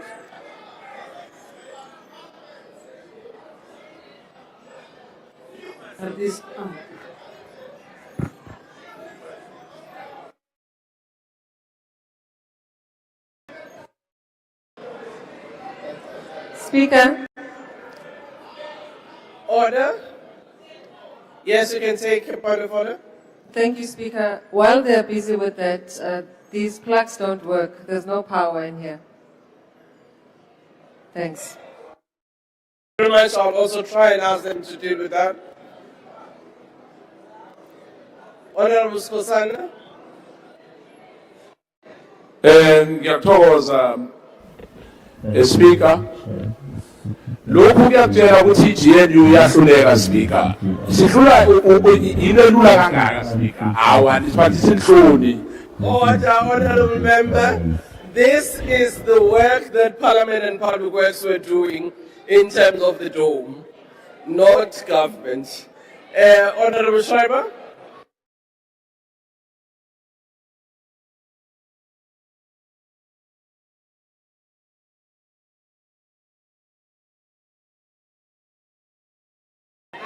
Next. You can proceed.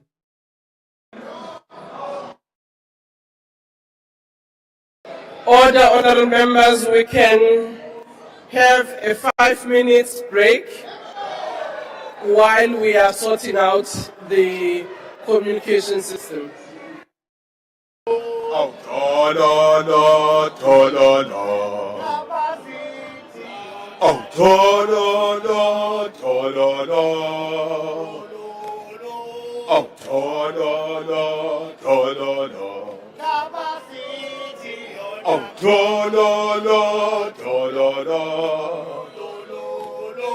Oh, to-do-do, to-do-do. Capacity,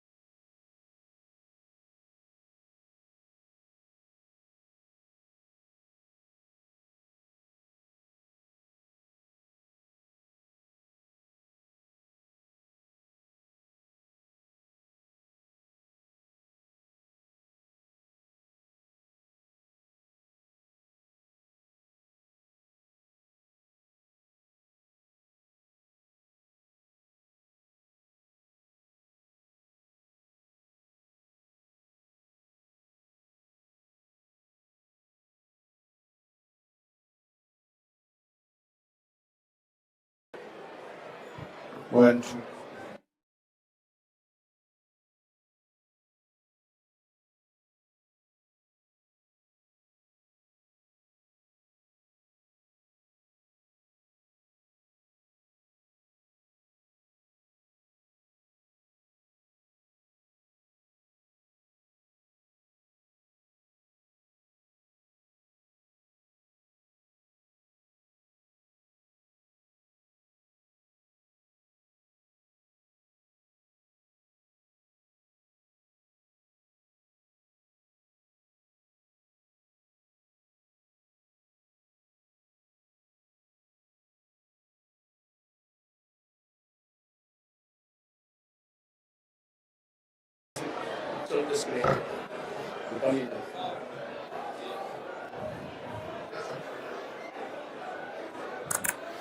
One, two, boogie mic, 1, 2, 2, 1, 2.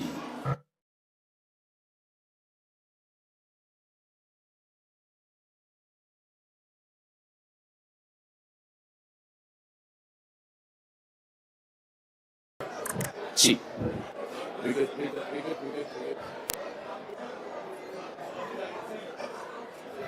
Oh, we good. 1, 2, 1, 2.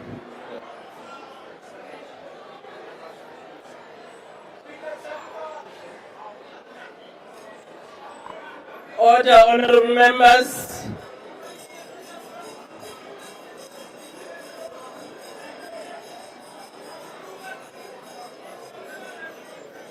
The break is now finished. We are back to resuming.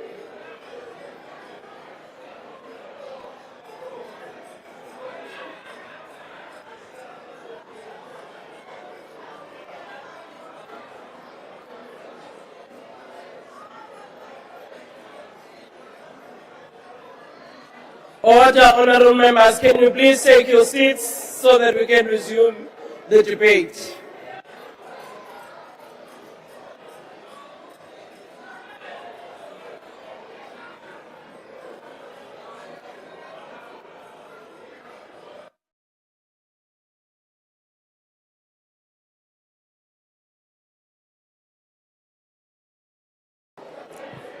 Order, honorable members, can you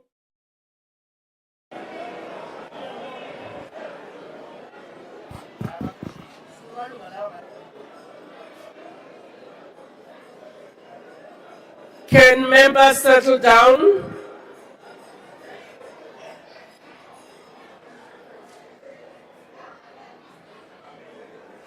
Honorable members, I will call you by your names so that you can sit down. Maybe you don't hear when I'm calling you as honorable members.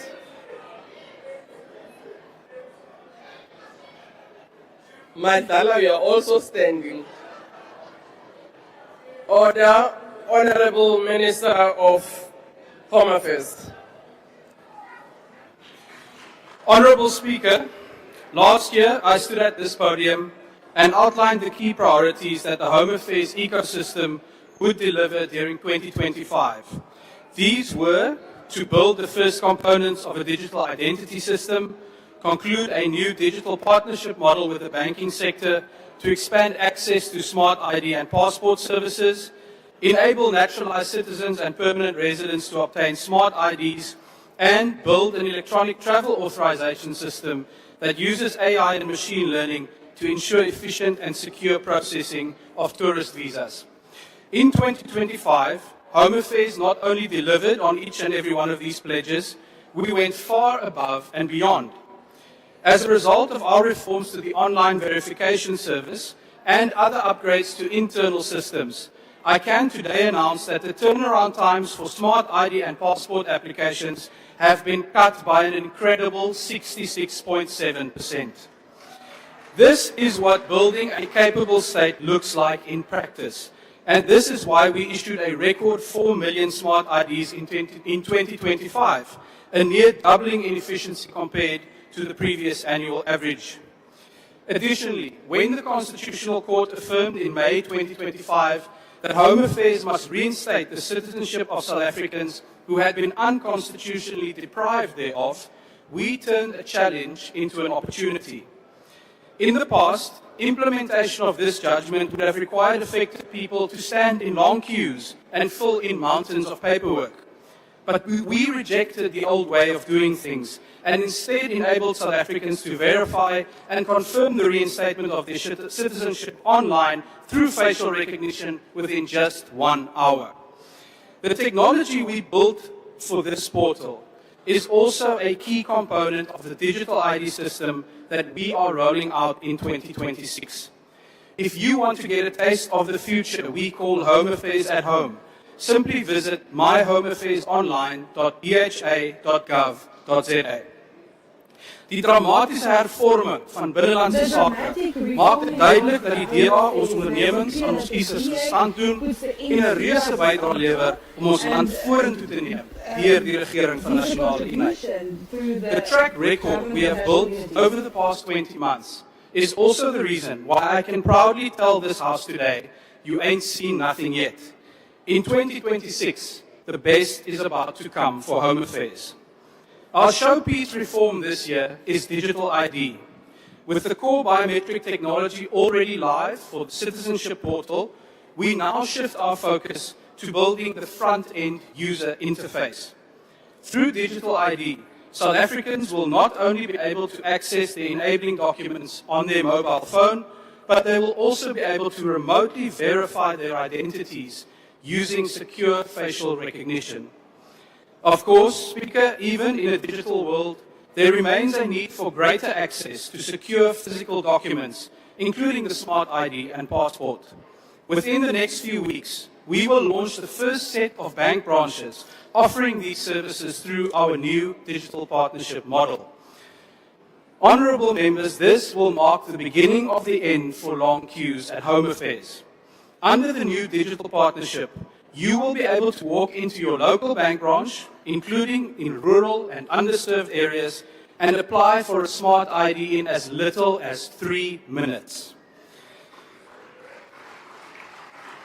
The Home Affairs digital revolution is also enhancing border security and immigration management. Following the successful launch of the ETA ahead of the G20 leaders meeting, the Border Management Authority, in collaboration with the South African Revenue Service, is currently expanding facial recognition cameras to all international airports and major land ports. Once this is complete, we will scale up the ETA to eliminate visa fraud, ensure that biometrics are recorded for every foreigner who enters South Africa, and enable legitimate tourists and travelers to obtain visa outcomes digitally within 24 hours. At the same time, the preparatory work for the public-private partnership to physically rebuild the 6 busiest land ports of entry is nearing completion, with an announcement to follow shortly. Speaker, these reforms, coupled with the President's announcement of more labour inspectors and greater funding for border management, as well as the proposals contained in the draft white paper on citizenship, immigration and refugee protection, lays the foundation for major progress against illegal immigration and illicit trade this year. Honourable Speaker, through focused delivery on these priorities in 2026, the digital-first, modern and efficient Home Affairs we are building is fast becoming unrecognisable from the problems that people had before. This is the DA difference that we proudly contribute by working together in GNU. And in 2026, the best is about to come. Thank you. Thank you. Honorable the Premier of Northwest.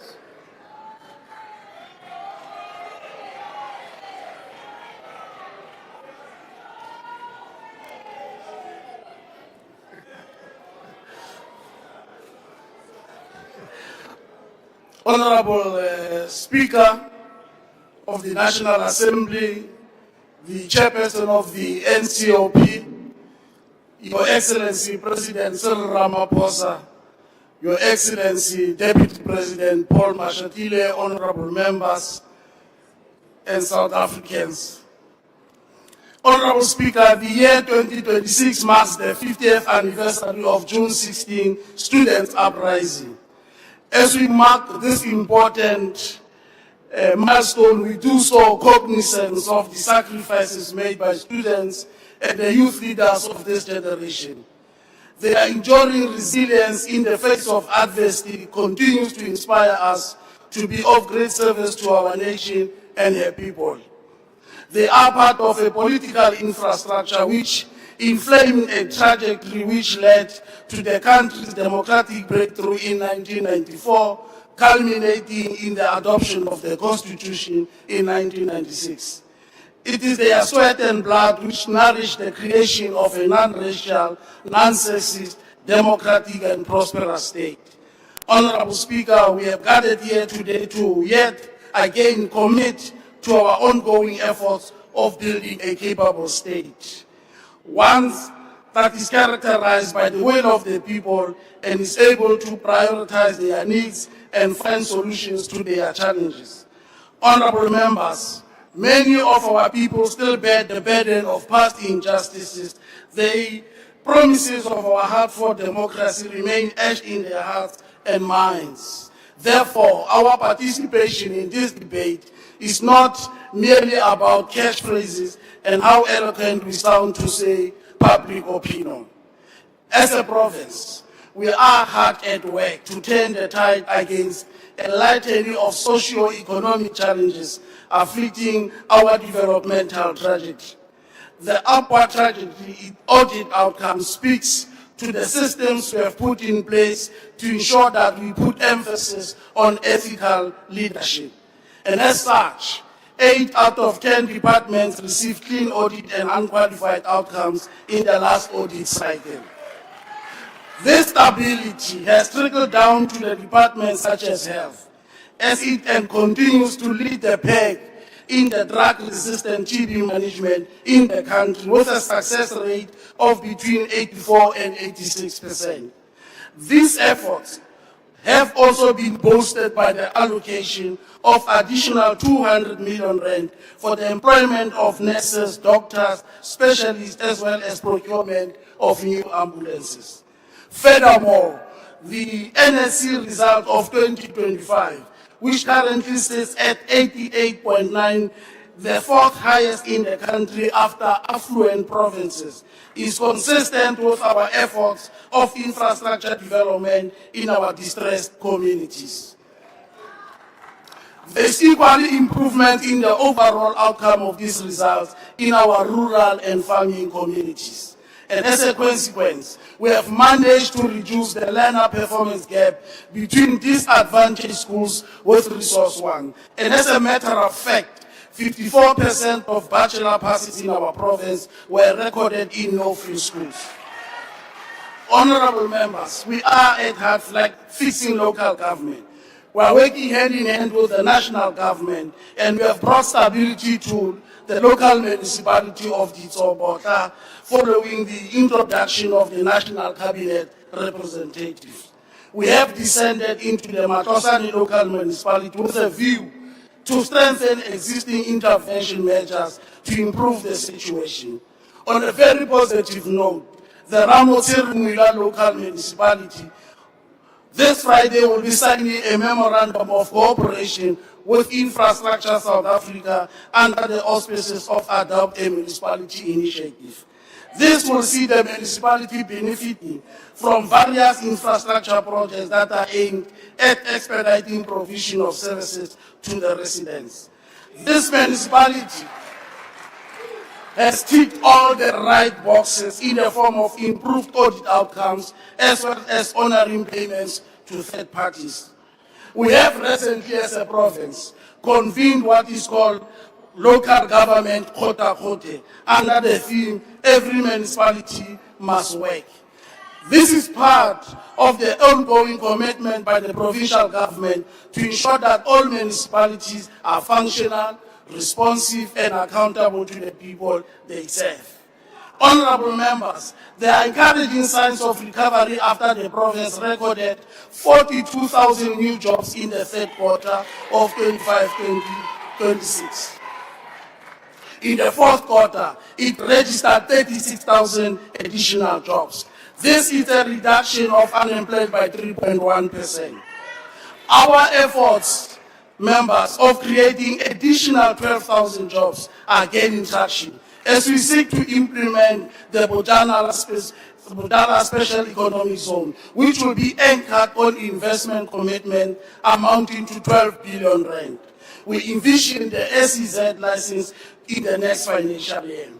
In giving impetus to this bold pronouncement, we will be signing a memorandum of understanding with the Department of Public Works and Infrastructure this Friday to resuscitate the Pilanesberg Airport. We will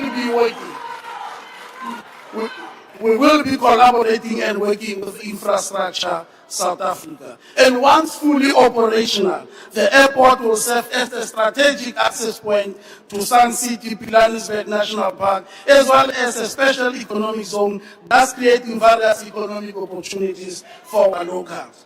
This economic drive is further amplified by the implementation of 4 critical roads projects at Matibeng, Moses Kotane, Taung local municipalities, and they will serve as strategic corridor routes between the provinces of Gauteng and the Northern Cape. We have set aside a budget of 980 million rands this financial year so that we are able to create employment and sustain our jobs. The Department of Public Works and Roads additionally has been allocated another 256 million, which includes around 150 million in the form of disaster relief fund to address repairs of roads and bridges that were damaged during the floods last year. Moreover, the construction of 2,900 housing units across the 4 districts of our province is well underway. We have resolved to utilize 80% of the budget to complete all blocked housing projects in the province. To date, 70% of those projects have been completed. Just last year, we have handed over 300,000 housing units to residents of Ching Extension 19 in Ventersdorp in JB Max. We have resuscitated the operation of Bulela Metsi. Several water projects in the province are in various states. In Dinokana, in Tabane, in Ibelecheng, in Ikacheng, Lonely Park, Joburton, Elton, and Kanana. All these projects are at different completion periods.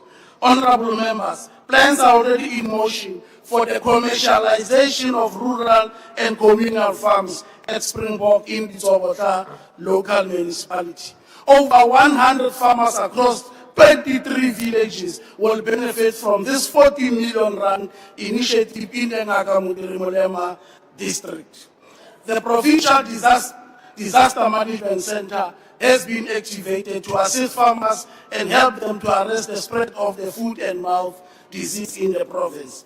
We have put measures in place for farmers to adhere to the dictates of the protocols for the movement of cattle as a means to avoid and curb this new infection.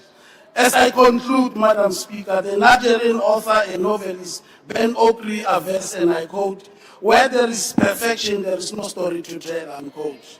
We have never claimed to be perfect, but will be true to the cause of reversing all the injustices meted on our people over 300 years of colonial apartheid rule. Let's build communities together. Thank you very much. Thank you, Honorable Member. Order. I'll now ask Honorable Acting Minister of Police to take the podium.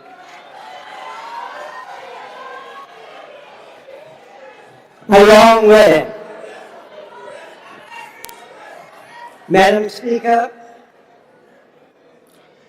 Chairperson of the National Council of Provinces, His Excellency President Cyril Ramaphosa, His Excellency Deputy President Mashatile, Ministers and Deputy Ministers, Honorable Members of all parties. My condolences to Reverend Jesse Jackson's family. Order, Minister, if you can take your seat. Yes, Honorable Mauta. Thank you very much, Speaker. I mean, can we be respected? Everybody's been addressing us there, has been standing. Now this one is addressing us seated. This is unfair. Honorable Mauta. No. Order. It's wrong. Order, Honorable Mauta. That's not a point of order. I do think we need to respect one another because nobody chooses the height that he or she has. Honorable Minister, you can continue. You are standing, we can see you. Thank you, Honorable Speaker. Those comments really don't offend me, Honorable Member.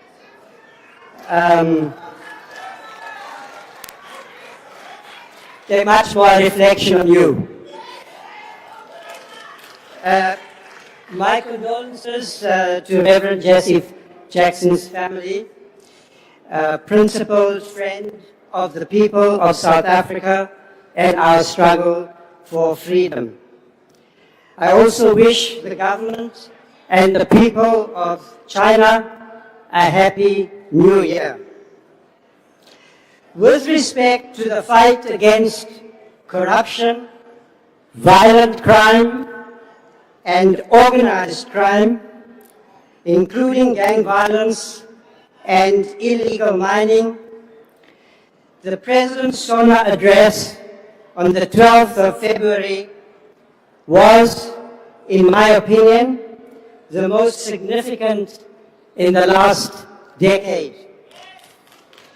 The President's speech recognized that the well-being and security of our people must be the core priority on which inclusive economic growth and the proper functioning of our democratic institutions is dependent. He set out a clear vision for the coming decades, as well as detailed action plans that must be implemented if we are to achieve our objectives. I confirm that the National Commissioner of the South African Police Service and the Chief of our Army met yesterday to finalize the deployment plan, which will begin in the next 10 days. And by the direction of the President, I can confirm that the deployment will include the Eastern Cape. Mr. President, this decision is appreciated in communities across our country, from Umtata in the Eastern Cape to Philippi and Khayelitsha in the Western Cape to Gauteng Order, Honourable to Minister. Regenbach. Order, Honourable Minister, if you can take your seats. Honourable Brady, what's the point of order? Thank you, Honourable Speaker. Will the Minister be prepared to take the question? Minister, will you be prepared to take a I will question? continue with my speech. It's a maiden speech, Honourable Member. I don't Thank need you. to remind you of Proceed, the rules. Minister. I was saying, Honourable President, before the interruption, that this is a decision appreciated across communities that I have visited, including Regenbach in Westbury. We have agreed that the method of deployment should learn from past experiences in our own country as well as elsewhere, respect the respective mandates of the South African Police Service and the SANDF, as well as the Constitution, having regard to the imperative obligation to restore calm and stop the killings. In addition, I have asked the National Commissioner to take further steps to strengthen the anti-gang units and to deploy specialized units of the South African Police Service, on which I'm expecting a report in the next 2 weeks. It's also going to be critical in this period to implement steps to strengthen the capabilities that are required for intelligence-driven approaches to dismantle the networks behind organized crime.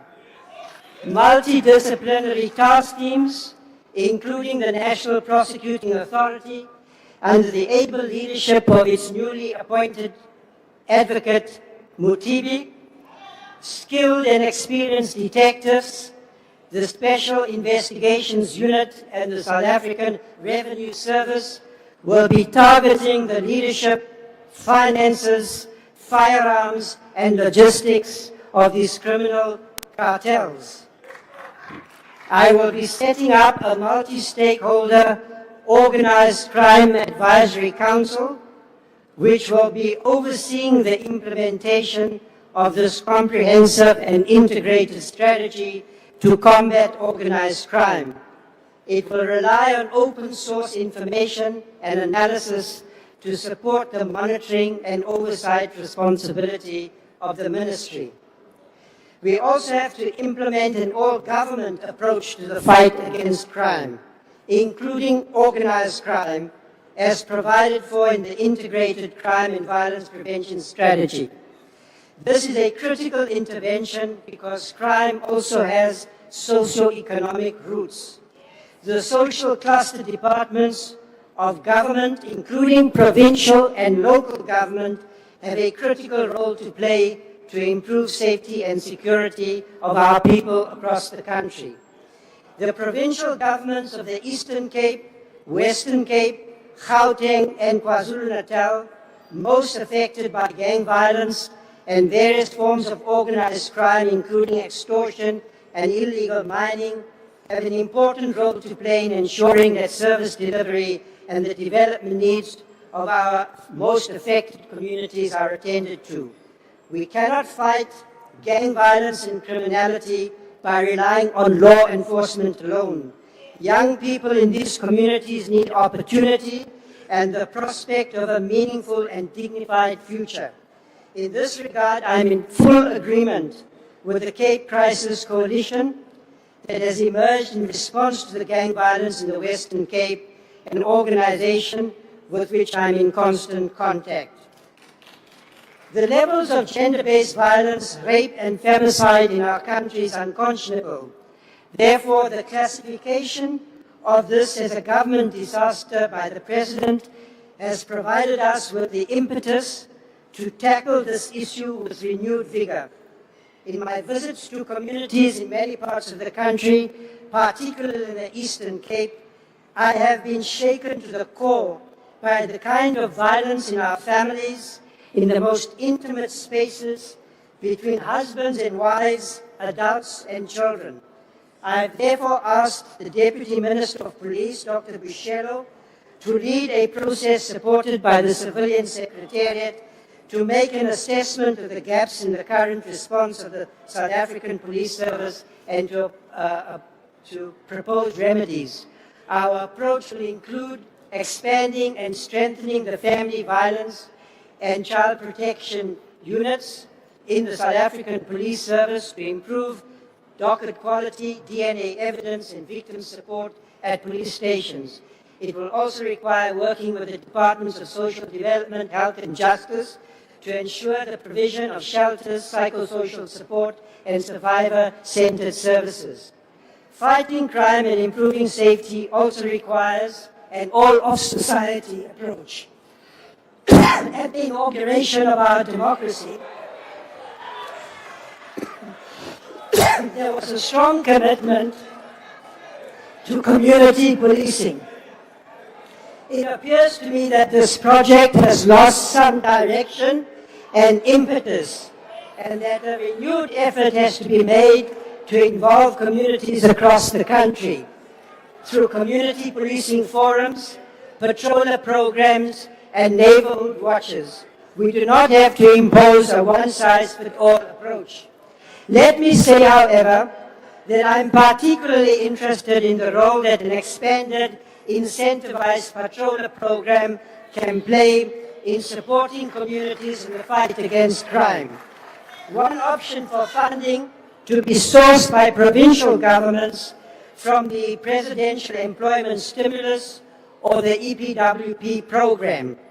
I see this program also as having social benefits because it has the potential to provide additional income support to families in distress. Minister, your time is up. Thank you. Honorable Deputy Minister of Defense. Thank you, Honorable Speaker.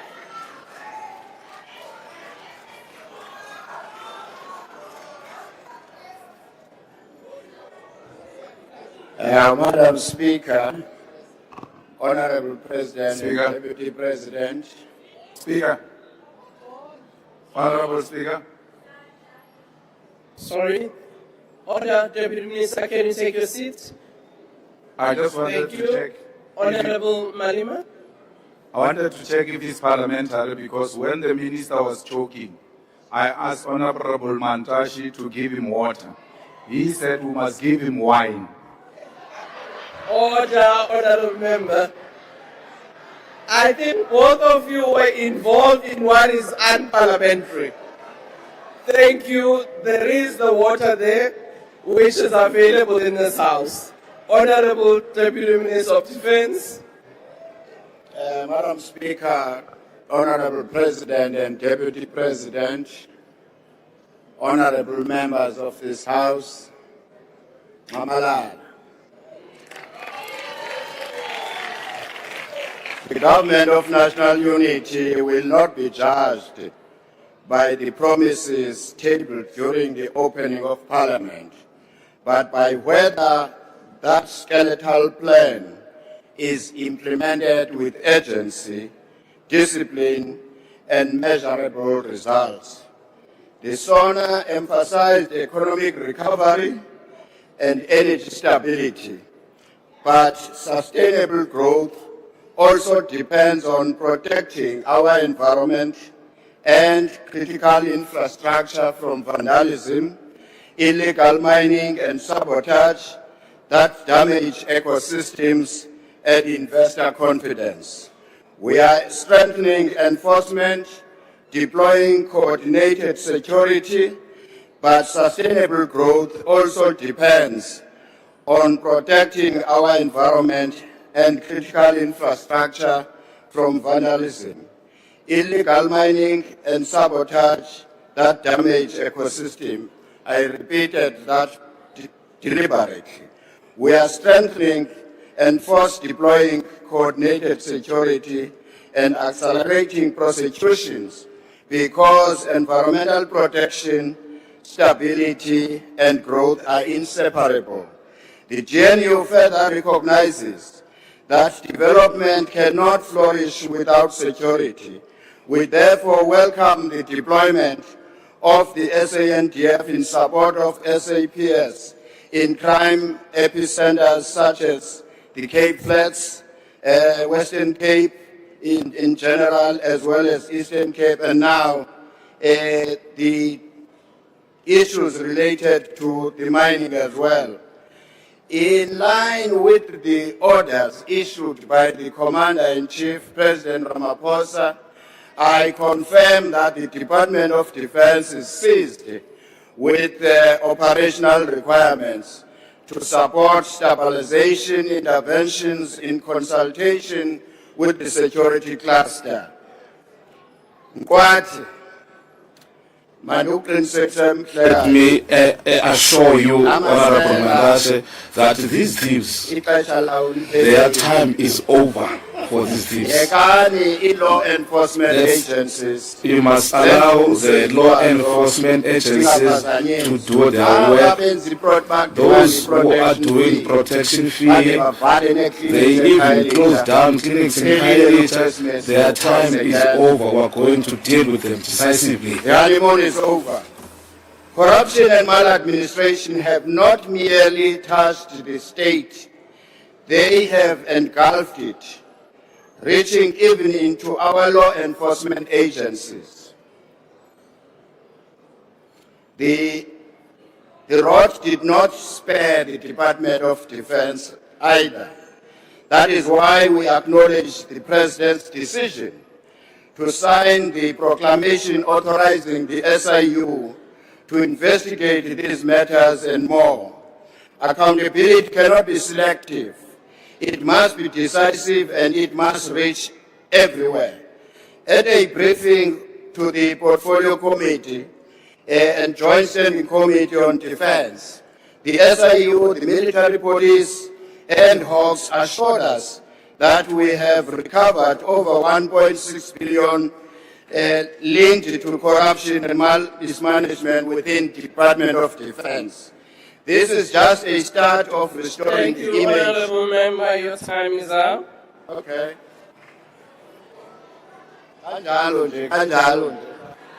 Just like that, just like that. Time is up.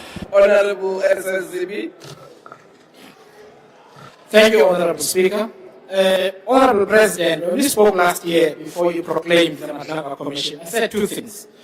The first was that it was the right decision to ventilate such matters in public and under oath, especially with a highly capable team led by Justice Madlanga. Nearly every day, South Africans get to know who is undermining our public institutions and the rule of law and making all of us less safe. In that way, they can put pressure on you and all of us to make sure that these people are held accountable. In this respect, I want to commend you for responding to what is in the hearts of every South African, that the senior ranks of law enforcement must be re-vetted and cleaned up. South Africans are not only angry, but afraid to report crime because they do not trust those who have taken an oath to protect them. The process of vetting must be adequately resourced and urgently done. This leads me to the second thing I mentioned last year, which is that South Africans want you, Mr. President, to cane someone on the streets, proverbially that is. They want to see people in court and then in orange overalls as quickly as possible. They want to see wrongdoers fired. I urge you to be unrelenting in pushing the relevant ministers and the National Police Commissioner to complete this task as soon as possible and keep Parliament appraised. What we have heard being revealed at the Commission amounts to treason, and we must be harsh and unforgiving in dealing with it. These people have to learn that at the end of a treasonous journey lies great punishment. For the South African people have waited too long for a safe country to be undermined by greedy people who have no care for society. I also noted that you dealt with the issue of local government. Mr. President, I want to encourage you to use more blunt language. Local government is a very weak link in the economic recovery chain.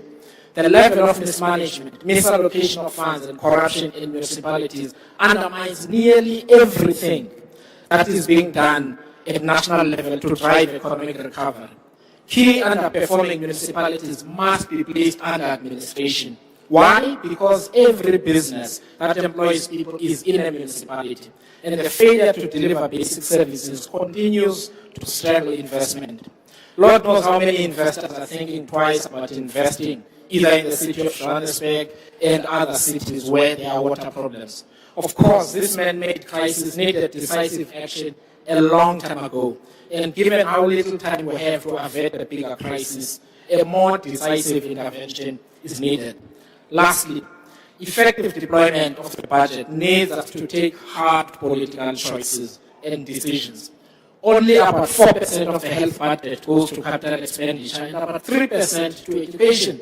This formula is unsustainable, yet resources are limited. That means we must pick our battles and prioritize.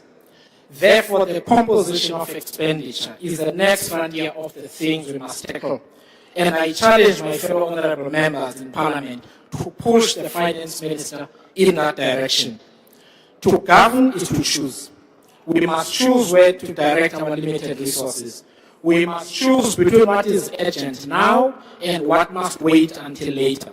Because if we lack the courage to prioritize, we guarantee that nothing of substance will get done. And thank you, Honorable Speaker. Thank you, Honorable Member. Honorable Mamabula.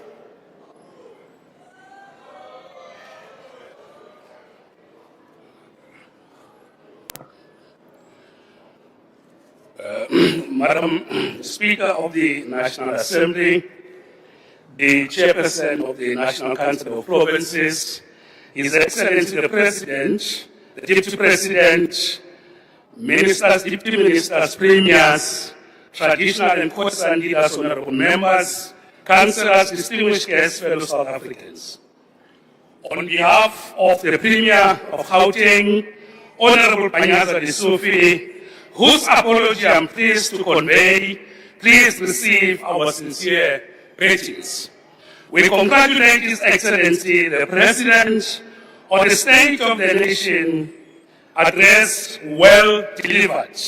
We believe that the address was delivered so well that it reverberates and echoes in the hearts and minds of the people of our country. Well done, Mr. President. We appreciate the manner in which you correctly reminded us of our past and militant struggles waged by women and youth. We also appreciate that you invited and paid tribute to the contribution of Mama Sophie Brain, who is a resident of our province. Indeed, Mr. President, the clause in our country's constitution, united in our diversity, is a product of various struggles waged by different generations. Our task is to sustain national unity in diversity.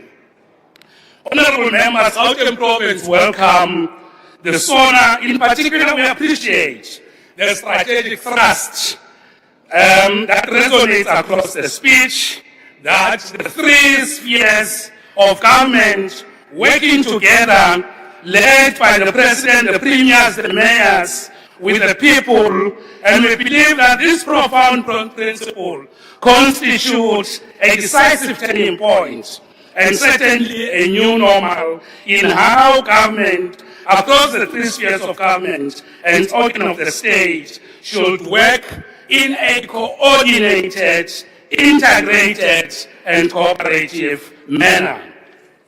Honorable members of Gauteng Province, we hold a strong view that the President has put before us, namely the three spheres of government working together, and that this should be seen or treated not as isolated fragments, as one intervention here or one there, but this should be understood as inaugurating a unity of purpose for the renewal of intergovernmental relations to deliver a better life for all, to grow the economy and to improve the quality of life of our people. We say this because the persisting and stubborn legacy of colonialism of a special type was a nationally coordinated project. National oppression and exploitation of people across the depth and breadth of our country. Honorable Mamabulo, if you can take a seat. Honorable Ready, what's the point of order? Thank you, Honorable Speaker. I just want to know if it's parliamentary for a full minister to take his biltong, eat in front of us, and then tell the country there's no poverty. Is that allowed in the House? Thank you. Order, Honorable Ready. I will once again ask my camera people to show Honorable Ready who are missing you. The camera hasn't seen you today, but I take the point. And this is the point for all of us as honorable members. Thank you very much, Honorable Mamabulo. We can proceed, and if you can just move a little bit away from the mic. Yes, thank you. Thank you very much, Madam Speaker. We say this because the persisting and stubborn legacy of colonialism of a special type was a nationally coordinated project. National oppression and exploitation of people across the length and breadth of our country. That is why it continues to reproduce poverty, inequality, and unemployment. We cannot address this legacy through fragmentation, blame shifting, pointing fingers, and working past one another. We need national unity of purpose. This is how, as a province, we understand what the President has put before us. It is precisely through working together as national, provincial, and local government that Gauteng successfully hosted the G20 World Leader Summit last year. Honorable members, as Karl Marx taught us, philosophers interpret the world differently. However, the point is to change it. Honorable members are definitely within their right to interpret the SONA as differently as they wish. However, we do not have the luxury of diverse interpretations only. We need unity of purpose, as outlined by the President, to work together to change the lives of the people. Honorable Speaker, if we do not adopt this new normal as put forward by the President, we run the risk of what Karl Marx would have advised us, open quote, easy come, easy go, close quote. In other words, we must not, in any other way, do anything except what the President has advised us to do. Let me give some few examples to demonstrate why, as a province, we believe that the President has inaugurated a new strategic line for the rest of us, for the country, and why we need to rally behind that. Now, let's take the issue of water security. We want to say, President, we welcome the establishment of the National Water Crisis Committee, which will be chaired by the President. Already, we have seen the President send ministers and deputy ministers of water and sanitation and culture to attend to the water challenges in our province. We are pleased to announce that there has been significant improvement in stabilizing the water network.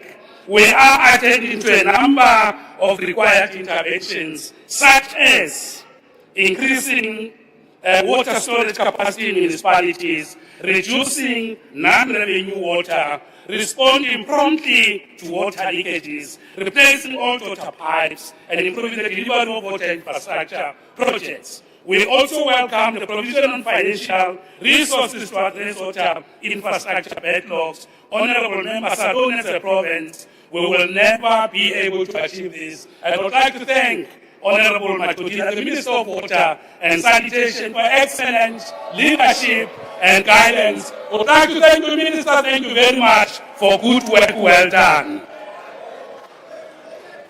On fighting crime and lawlessness, Mr. President, we welcome the decisive announcement on the deployment of members of the South African National Defence Force to assist in the fight against illegal mining. We are confident that this effort will strengthen our fight against crime and gender-based violence and femicide. In addition, we recognize the support and we say thank you, Mr. President, for the support we received working with the ministers towards resolving the problem affecting our traffic wardens. We are very much pleased, President, that the traffic wardens are now formally recognized and designated as peace officers.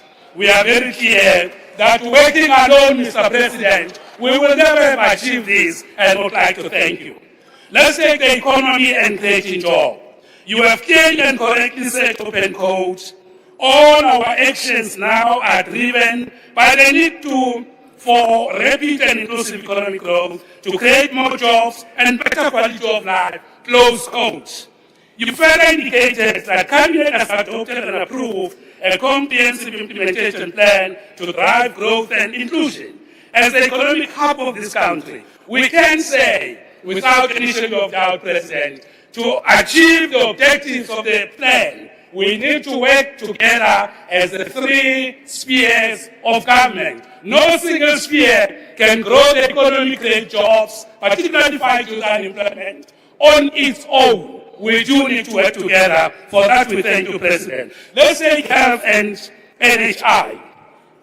We welcome the fact that you visited Dr. George Mukari Hospital and further welcome your approach at working with various public and private financing institutions to finance the building and revitalization of care facilities. This will certainly enhance our readiness for national health insurance. Even on this, we need to work together to realize the objectives of NHI. On energy, we welcome what you said, Mr. President. You correctly said, open quote. We will work in each province to address transformer overloading, illegal connections, equipment failure, with the objective of eradicating load reduction by next year, close quote. While the province has been doing some work in this area, but once more, President, to achieve these objectives, the three spheres of government should work together because our national operation was nationally coordinated. We need to work together to resolve it. On issues related to infrastructure, we applaud what you say, President, and you have said, open quote, infrastructure is much more than investment in brick and mortar, concrete and steel. It is an investment in jobs, productivity and growth, close quotes. We do need better coordination across the three spheres of government to deliver infrastructure. No single sphere working alone can realize Thank it. you, Honourable. It is for this Your time reason has that we expired. welcome the President. We call on the House to accept, to welcome and endorse the SONA. Honourable Thank Member, you your very time much. has Well done. expired. I now invite the Honourable Maimane.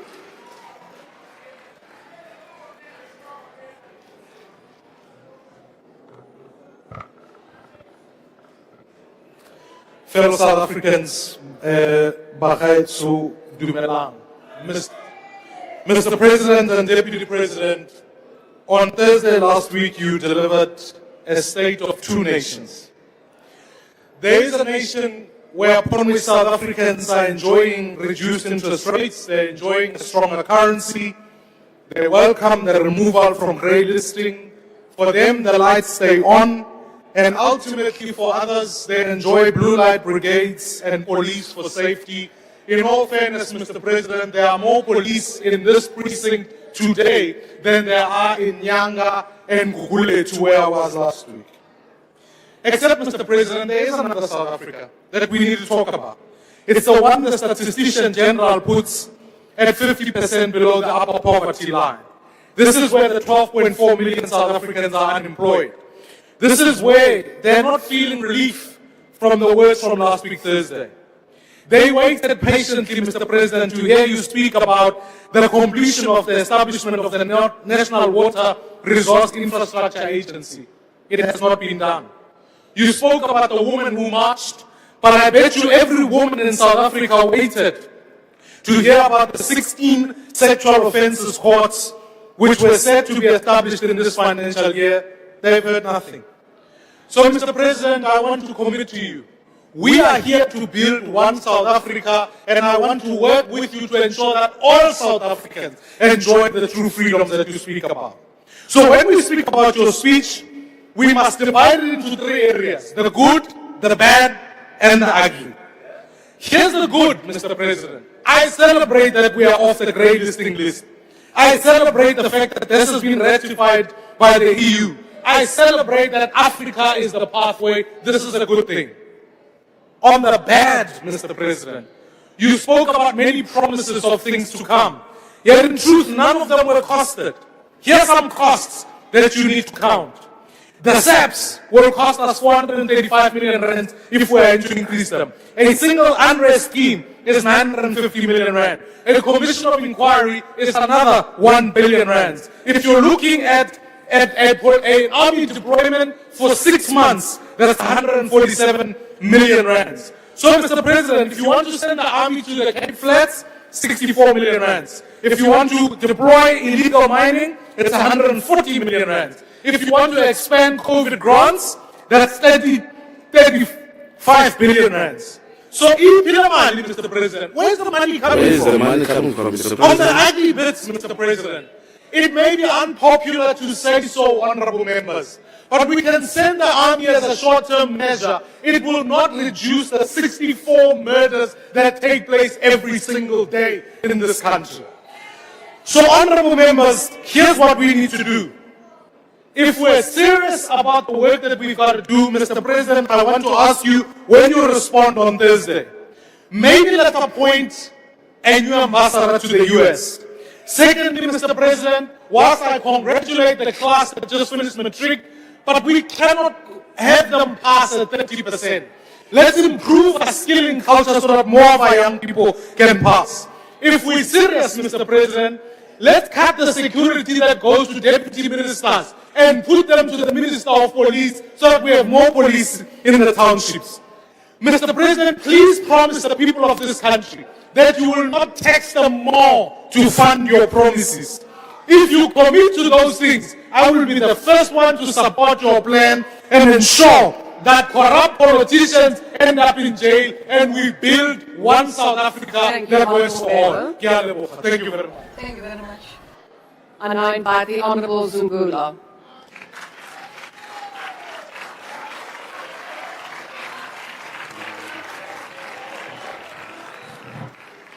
Progressives, Ndianibolisa. Christian Progressive Caucus. People need a leader. They can confidently say, the President hears our cries and is on our side. They want a leader that sympathizes with them. A leader that will not gaslight or chastise them when they are expressing their views on what affects them. You believe in the private sector to address our problems. Hence, last week, you mentioned private-public partnerships more than 8 times. When citizens turn to their own activism because the state is clearly failing them, the answer is not to label them vigilantes, but to fix the problem that gave rise to it. We have had 8 years as president of this country. In that 8 years, the rich have become richer, poor, poorer. Even the economy you say is growing is not creating jobs at the rate required. Instead, companies are closing. When over 1 million young people apply for 5,000 SAPS vacancies, It is a crisis that should be declared a national disaster. The reality is over 40 million people in the country are living below 3,000 rands a month, yet the food basket price is 5,300. In your 8 years as president, black people have been displaced from the entry-level sectors of the economy and jobs. Black people have resorted to taking their own lives to escape their daily suffering. It is black children that are dying in pit toilets, from eating snacks from spazas, and have to walk over 20 kilometers just to get to school. Black people in Randfontein are refugees in their own country, fleeing illegal miners that are enabled by porous borders and weak immigration controls. Black students do not have accommodation in CPUT and NMMU, and the state unleashes the police and private security on them. Black businesses receive a tiny share of government spending, are made to pay bribes for their invoices to be paid, and to receive funding from the PIC. If they don't pay bribes, they are blacklisted. A black nation of Amatlubi is still not recognized, yet historically, they are one of the oldest nations in the country. Inkosi are sidelined in the land their forefathers fought for. It was in Ngonyama Langalibalele, Chief Auchumato, Inkosi Jongumsobomvu Makoma, who were among the first political prisoners in Robben Island for resisting colonization. Yet the institution of monarchs is undermined by the current government. It is a travesty of justice for a party that was formed by Amakosi, treats Amakosi like second-class citizens. We have to ask this, Mr. President, why is it so difficult for you as the ANC to advance the interests of black people? We are the majority and native to this land, yet black people are the ones who suffer the most in this country. What hurts people the most is that it is a black government that has failed them, even with basic services such as water, electricity, and safety. So last week, Mr. President, when you are saying we are strong as a country, you are definitely not referring to black people, rather to your white private sector. As the ANC, you hate black people. Hence, you chose to govern with parties that are against BEE and affirmative action. Parties that openly practice apartheid in Cape Town and are pushing for Cape independence. Fellow South Africans, we must rescue the country from the failures of this GNU. In this coming election, we must vote them out. Mr. President, in Palapala, you are still going to account for Palapala. The Honourable Premier of the Eastern Cape.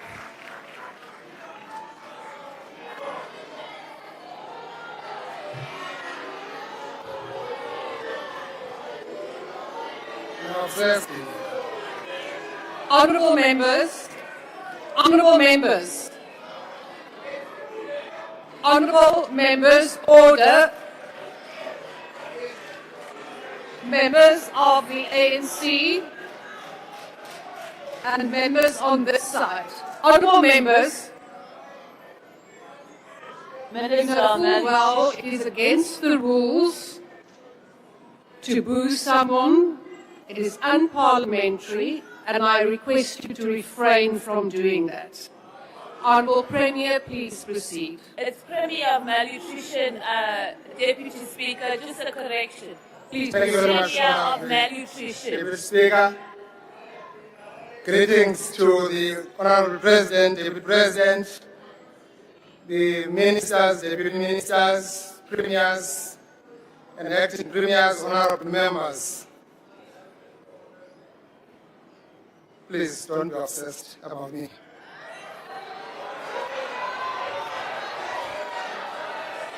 As public representatives entrusted with the historic responsibility of advancing a better life for all, we do not gather in this august house merely to debate policy, but also to reflect on whether our collective actions are improving the lived realities of the people of South Africa. From the rural hinterlands, small towns and industrial corridors of the Eastern Cape comes a clear message. When we invest in people, infrastructure and security, development becomes visible, hope becomes tangible. We are rolling out, Honorable President, the massive work in our province of building the state-of-the-art schools and healthcare centers in our rural areas. We are connecting our people to service centers by revitalizing their village towns through our multi-million investment on small town revitalization program. We are steadily restoring dignity of our people as enshrined in the Bill of Rights.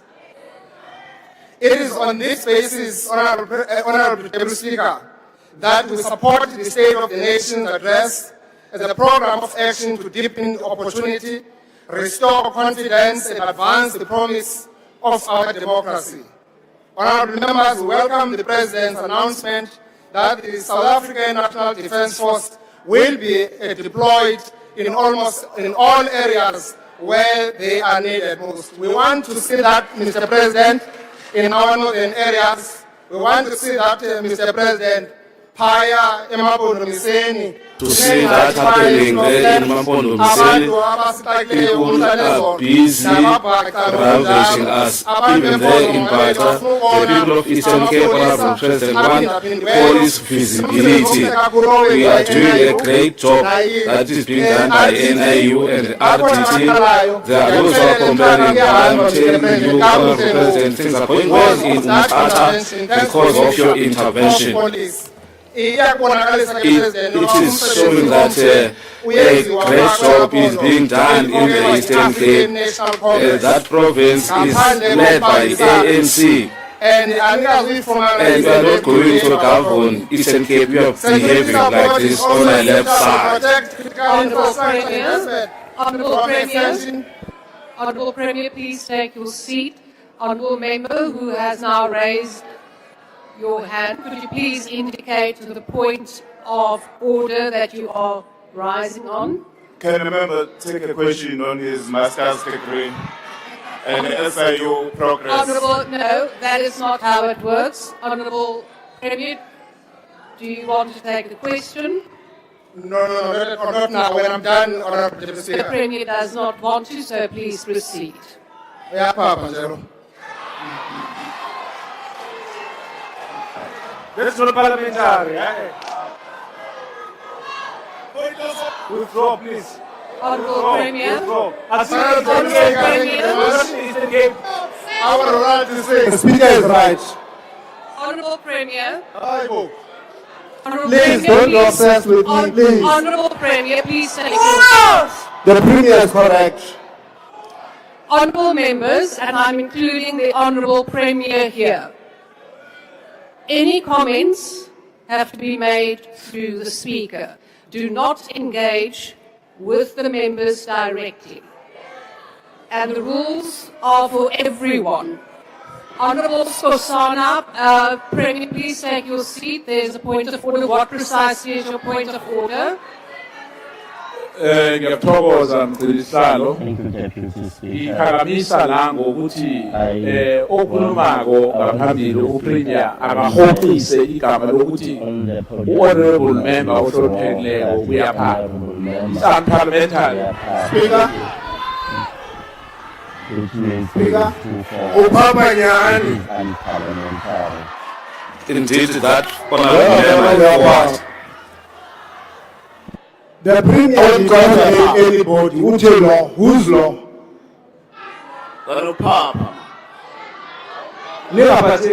Honourable members, please switch off your microphones. I have not recognised any of you. There's no one on the floor now besides the presiding officer. Honourable member, I am again cautioning everyone, including the Premier, please remain from making comments directed at the members. Honourable members, the Premier said that the Honourable Member is to forward. Honourable members, I will then consult the Hansard and come back with a ruling. We will now proceed. Honourable members, that is my ruling. Honourable Premier, please proceed. This is not the Eastern Cape.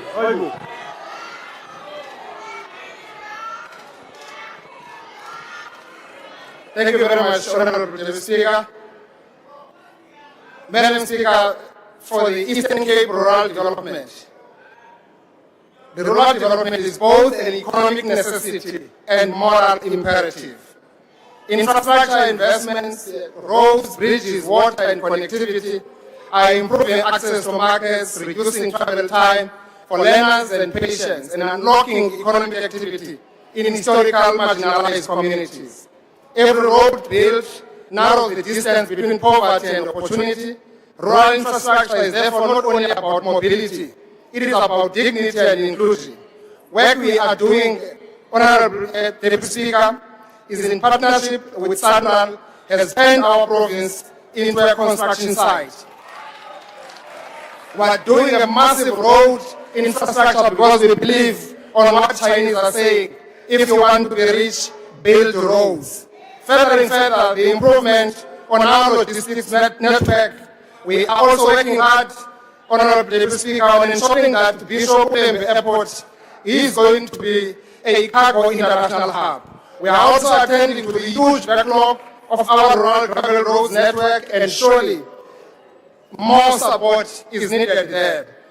Madam Speaker, the Eastern Cape remains the cornerstone of South Africa's manufacturing capability, with the automotive sector anchoring industrial stability and sustaining thousands of jobs.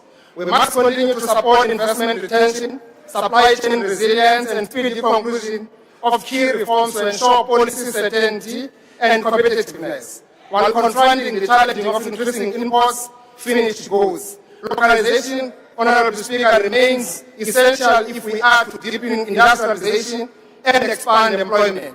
Eastern Cape is now feeling the experience of catastrophic effects of 30% US tariff imposition on the auto sector. But as resilient people, we shall overcome this imperialist attack. We are working hard, Honorable Speaker, on diversifying our economy. Over and above the renewable energy program, Green Shoots, we want an aggressive approach on oil and gas, particularly the shale gas exploration that is currently underway in Karoo. So we will be launching that program now in March. We are calling on an urgent implementation, Mr. President, of all the delayed catalytic projects that have been pronounced here in this House in the previous SONAs, like Ukuvuselela project, which we think that is key to connect Eastern Cape to Gauteng, our economic hub. Our LNG, investment in our terminal construction post to create more capacity and performance of our best performing SZs in the country, the Koha SZ and Island IDZ. Eastern Cape alone won't be able to reverse this challenge of historic and deliberate systemic economic exclusion of that part of the country. We need more focus and concerted effort with a more collaborative arrangement with all spheres of government. Complementing this, Mr. President, we are also working very hard with the agricultural institutions to ensure that we are actually using agriculture as an alternative in diversifying our economy. Our Department of Agriculture is working hard on that. We are also rolling up our sleeves in ensuring that we are confronting the FMT challenge. The commercial farmers in the Eastern Cape, Honorable Speaker, have been demanding from me that government must relax the regulations around this. They would want to procure the vaccine because government has delayed so much, and our fear is that this thing now is rolling out, is actually spreading like wildfire.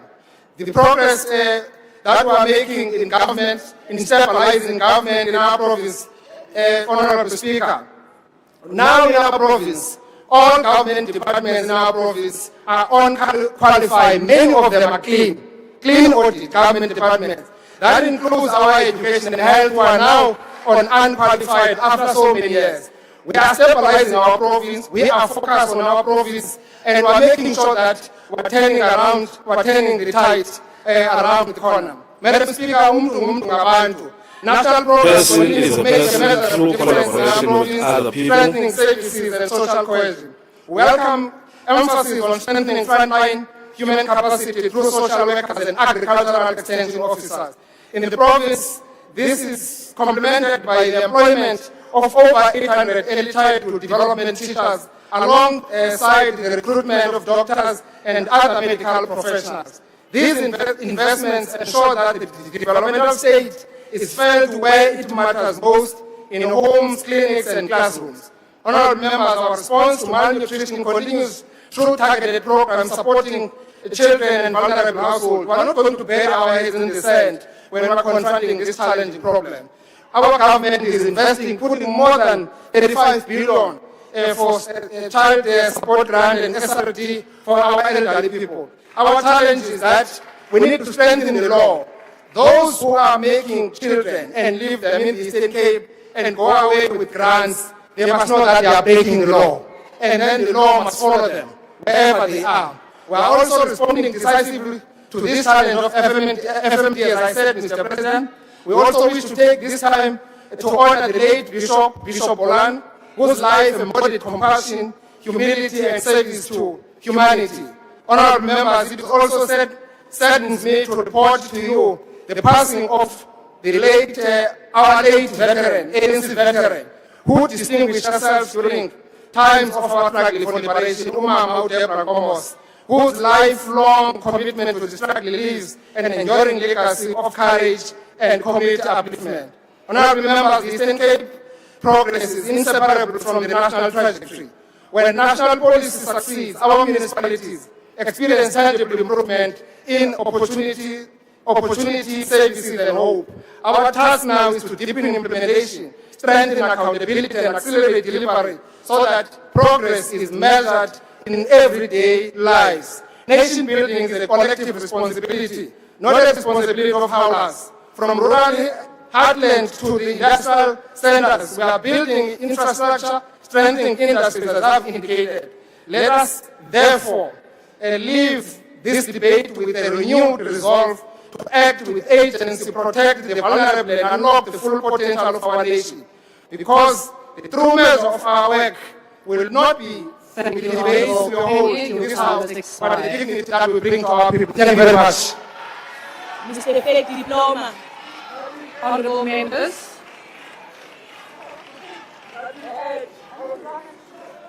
Honourable members, business will now be suspended for 15 minutes for a comfort break. Bells will be rung to alert members to the resumption of business. Business is now suspended.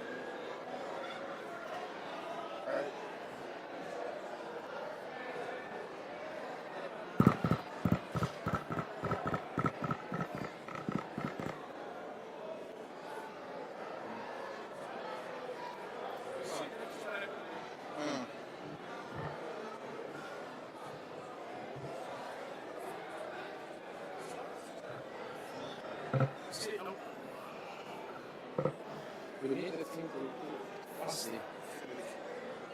We need it slowly. Madam Mayor.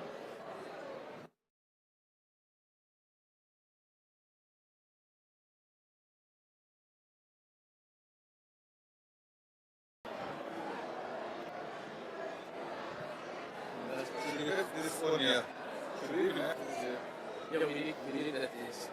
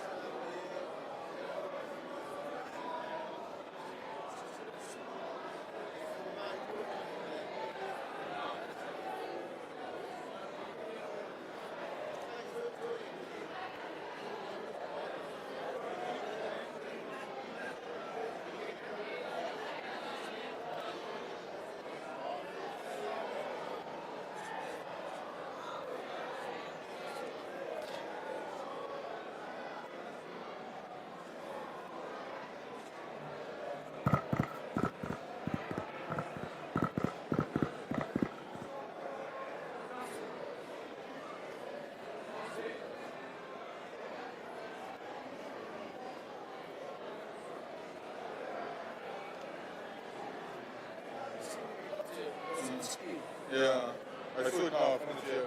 Yes, And we said more this part. you see. So we need this will be the. What are we going to do? Kill the taxi. Looking for actually duct tape. There is so fun duct tape, then I can put the tape in it.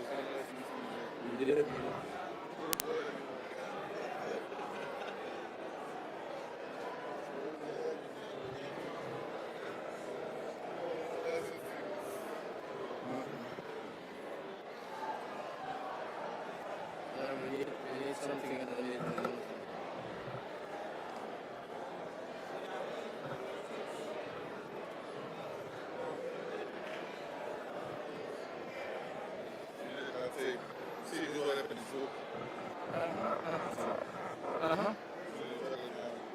We need something to put on the label. And then if we put cable ties, Nobody put.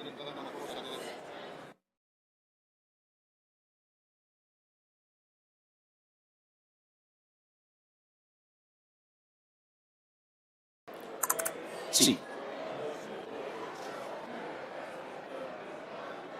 It runs across here.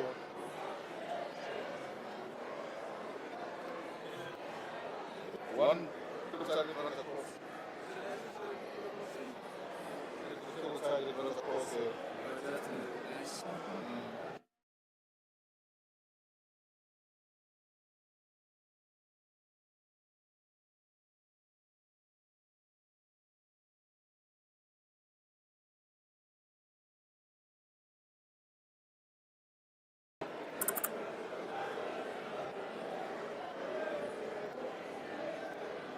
This is a very good.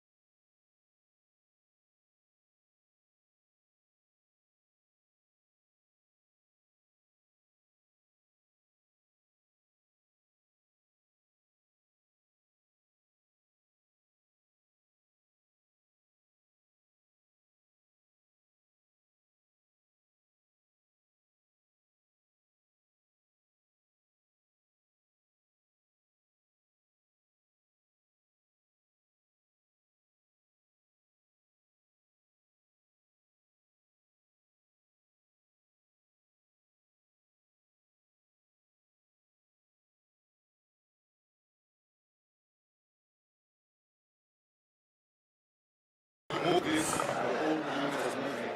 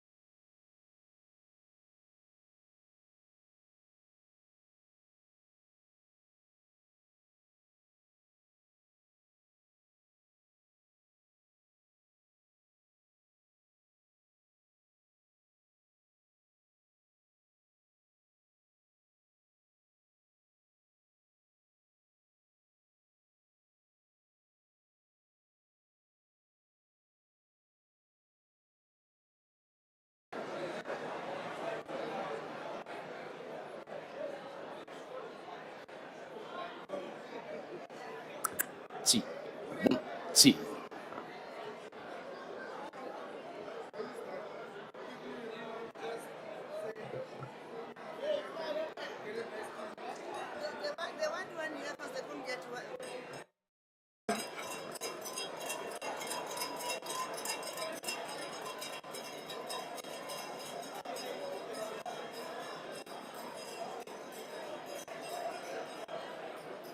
Thank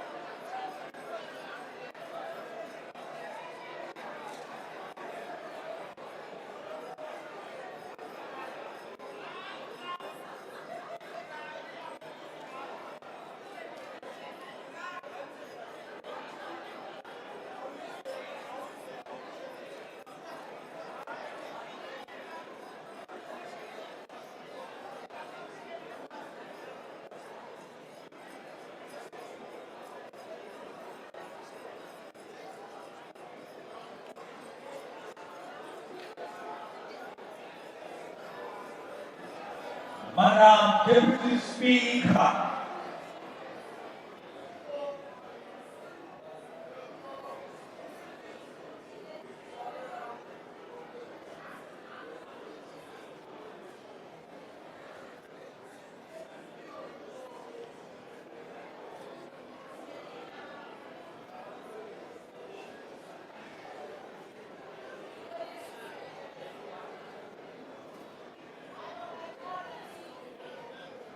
Please be seated.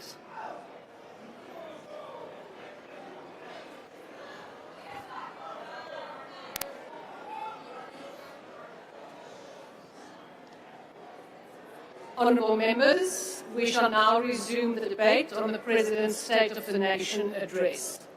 I now invite the Honourable Stofile.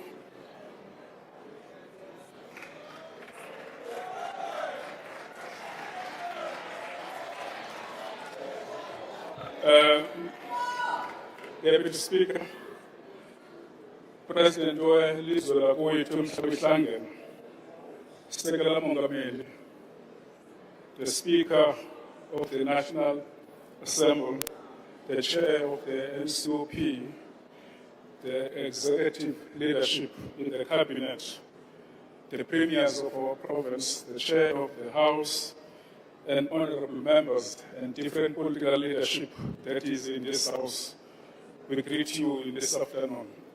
On behalf of organized local government, in the contribution towards the State of the Nation address that has been made by the President of the Republic, which has dealt with the number of issues that our nation is pursuing and the work that lies ahead, we express our gratitude to the President for dedicating a significant portion of his address to local government, particularly in light of the considerable challenges faced by this sphere in serving our people.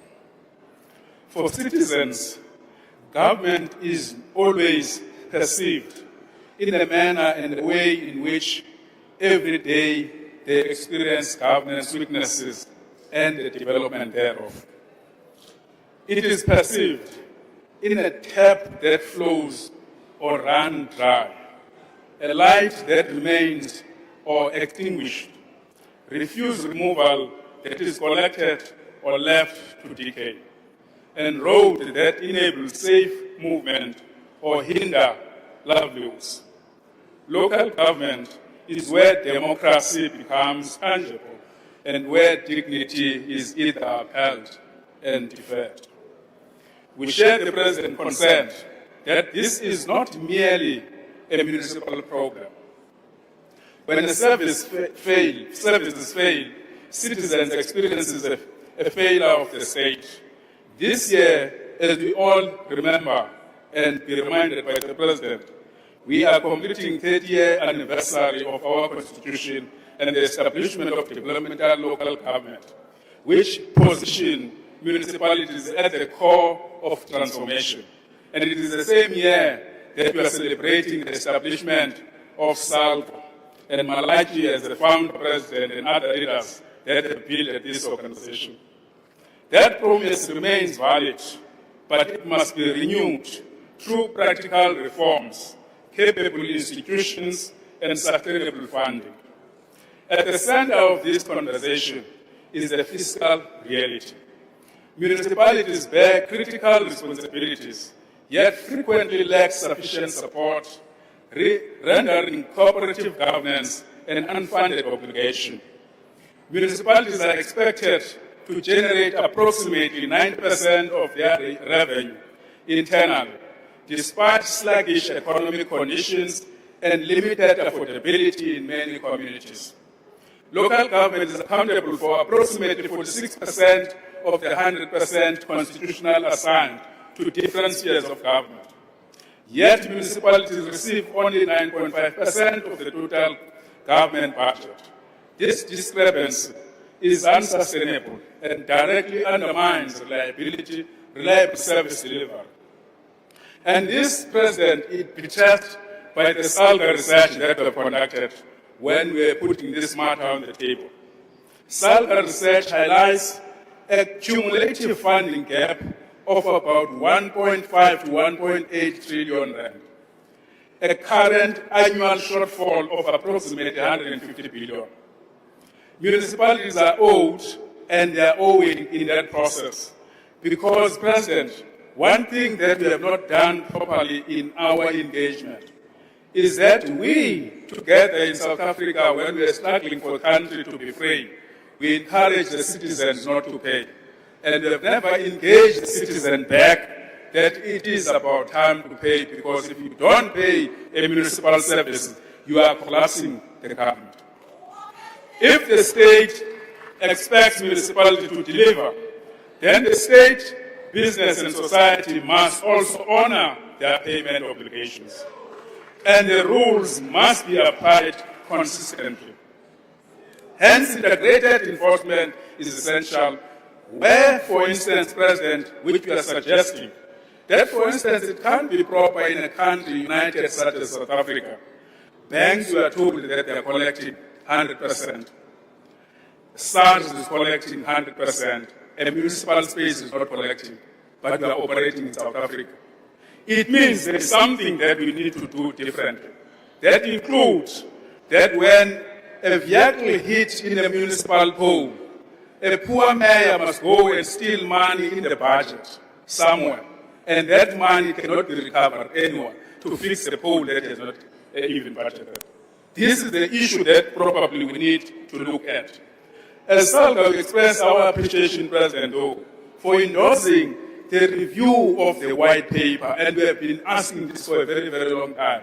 Looking into your previous State of the Nation address and looking into the recent one, you gave an update, and we are really appreciative of the effect. This process is crucial, as it must address a key constraint facing municipalities at large.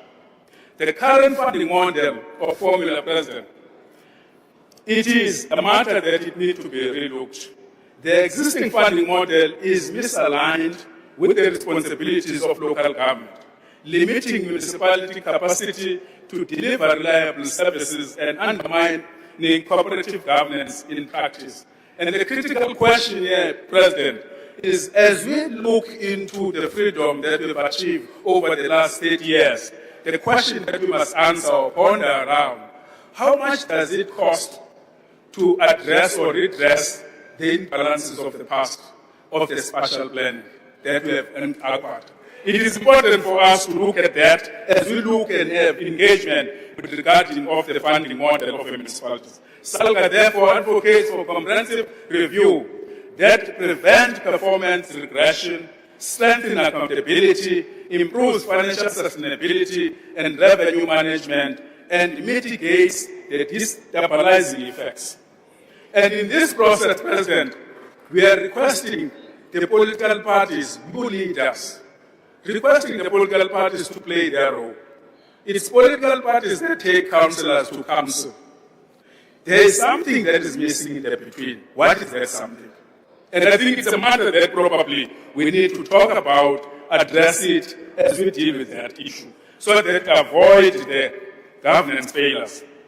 SALGA welcomes the President's prioritization of water as a national issue and the establishment of the National Water Crisis Committee. Let us explain why we are appreciating this.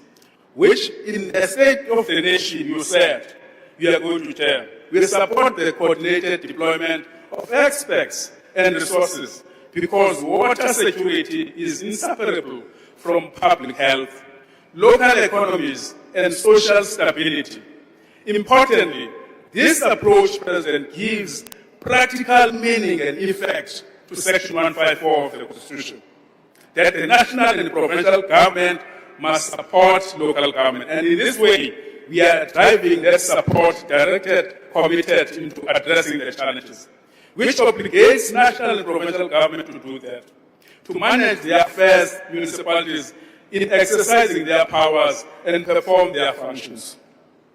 Municipalities are struggling, President, to manage water and electricity costs that are rising above the consumer price index, compounded by aging infrastructure, increasing bulk tariff services, backlogs, climate shocks, and inconsistent support conditions that elevate the risk of systemic failures.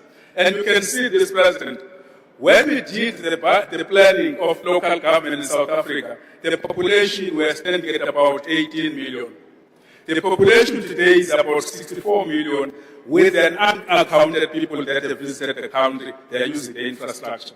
And the infrastructure, therefore, is bound to collapse because it consumes more than what it was planned for. While maintenance is crucial, the growing disparity between municipal tariffs and bulk charges is leading to unfunded shortfalls that council cannot sustain indefinitely. Financial pressures can swiftly escalate into a community crisis. For instance, President, the metro of Ekurhuleni around Gauteng adjusted the electricity tariffs, including fixed charges, in response to public backlash as the public were pushing back at. While the city of Cape Town, where we are, they have tried the same. The following the introduction of the new tariffs. Your time has expired. The next speaker is the Honourable Litchfield Shabalala.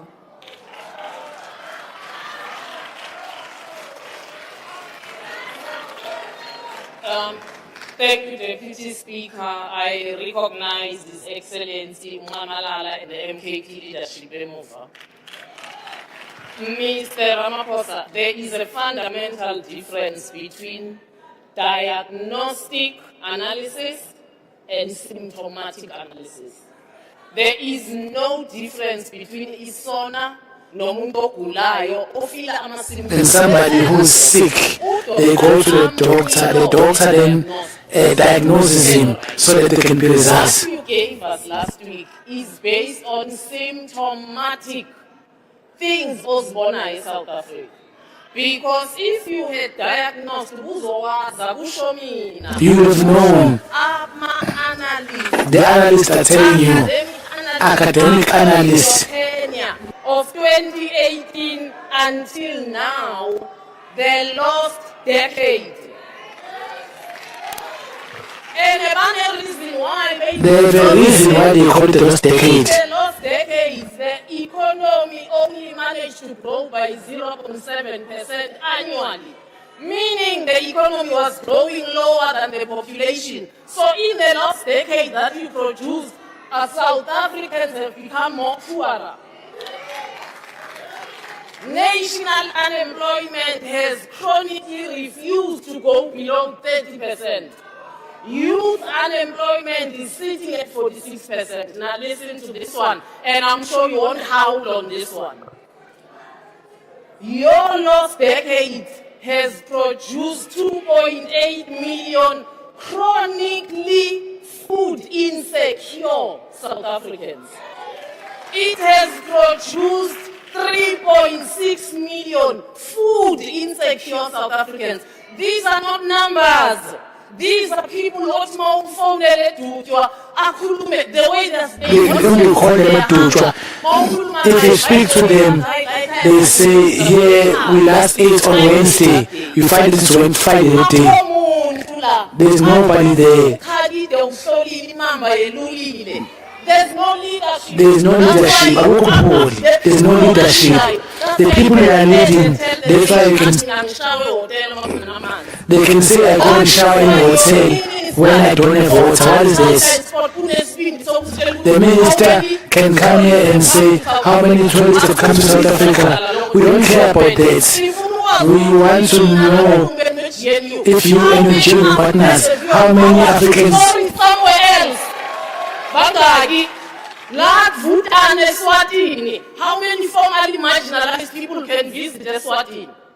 That is why your Minister of Defense deploy defense force. He doesn't tell which defense force you are going to deploy. They don't have workwear, they don't have boots, they don't have uniform, they have to buy, they lack equipment. The Navy ships are parked in Summertown because we don't have soldiers. Based on symptoms. You are telling us things based on symptoms. The analysts have said this. They said they are going to deploy the defense force. You see, one day you must look into your eyes and tell you, you're a complete failure. You're a complete failure. Go. You need to go. Go now. Because the local government elections, you are going to raise your hands. Something will happen. We are going to kick you out. We are going to vote you out. We are going to kick you out. This 126 million and this 4.6 unemployed does not even want to see you. We are going to bring them together to us. You see, if you want to see how the lack of leadership under SONA is described as the worst performing economy. There is deindustrialization in key sectors of manufacturing. But then again, if you diagnosed, you would have known that the neoliberalism that we are following will lead to forced deindustrialization. Take over Mkondo. Take over Mkondo. There's nobody there. Take over Mkondo because there's confusion here. Take over Mkondo because... Take over Mkondo. The platform is yours.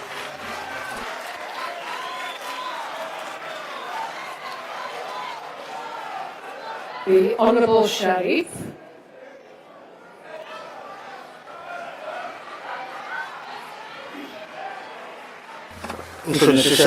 Thank you, Deputy Speaker. Mr. President, you stood before this House and the nation and paid tribute to the brave women of 1956. You reminded us of their resilience, courage, and sacrifice in shaping our country. You invoked the image of struggle heroes marching to the Union buildings with 100,000 signatures to the doorstep of a Prime Minister who, in your words, did not dare to meet them. Your portrayal of the women of 1956 reveals a stark parallel. The courage that drove their protest still mirrors the battles women fight today. 70 years later, the struggle has changed, but not its urgency.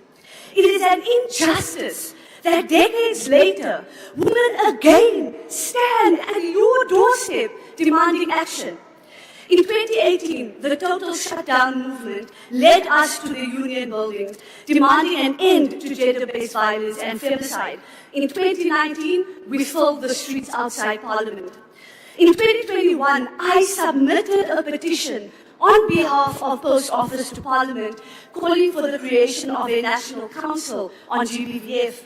In 2023, I stood before you at the City Hall and warned that declaring GBVF a pandemic without ring-fenced budgets, proper implementation, and support for frontline workers is misleading. Yet, here we are again.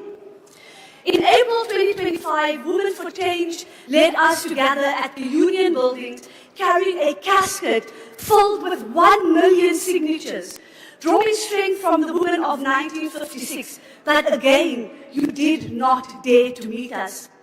On 21 November 2025, only after mounting pressure and on the eve of the G20, you classified GBVF a national disaster. Yet at SONA, only 6 sentences out of around 1 hour and 43 minutes address a crisis that devastates lives daily. You missed the opportunity to outline government's response to the classification of GBVF as a national disaster. While policy progress matters, South African women do not experience GBVF as a policy issue alone. It is a constant threat to their survival. Honourable members, Tutuzela care centres are intended as one-stop facilities to support survivors and strengthen prosecutions. Yet many face funding gaps, staffing shortages, weak coordination and limited accountability. DNA evidence remains backlogged, with approximately 140,000 samples outstanding in 2025. When evidence sits unprocessed, justice is delayed. Eliminating the backlog through expanded forensic capacity and effective public-private partnership is essential. But justice responses alone is not enough. Ending GBVF requires action across government and society, prioritizing prevention, early intervention, and survivor support. The Department of Social Development is central to this effort through shelters, psychosocial services, and prevention programs. Yet capacity shortages, budget pressures, and systematic failures limit its reach. Social workers carry excessive caseloads, and shelter access remains uneven. We must audit shelters, police stations, and survivor services, publish the findings, and ensure that protection systems work where they are needed the most. Mr. President, at your reply on Thursday, women of this country expect clear plans to address the DNA backlog, resourcing of TCCs, lack of social workers, lack of training of frontline workers on mandatory reporting of child sexual abuse, lack of transparent GBV crime data, and resourcing of the NSP and National GBVF Council. No more excuses. Mr. President, you cannot honor the women in history while failing them in the present. Like those brave women 70 years ago, we stand before you again and say, we shall not rest until we have won for our children their fundamental rights of freedom, justice, and security. A nation that cannot protect its women cannot claim to be free. A nation that does not prosecute perpetrators cannot claim to be just. And a nation where 15 women are killed and 117 women report rape every day cannot claim to be secure. I thank you.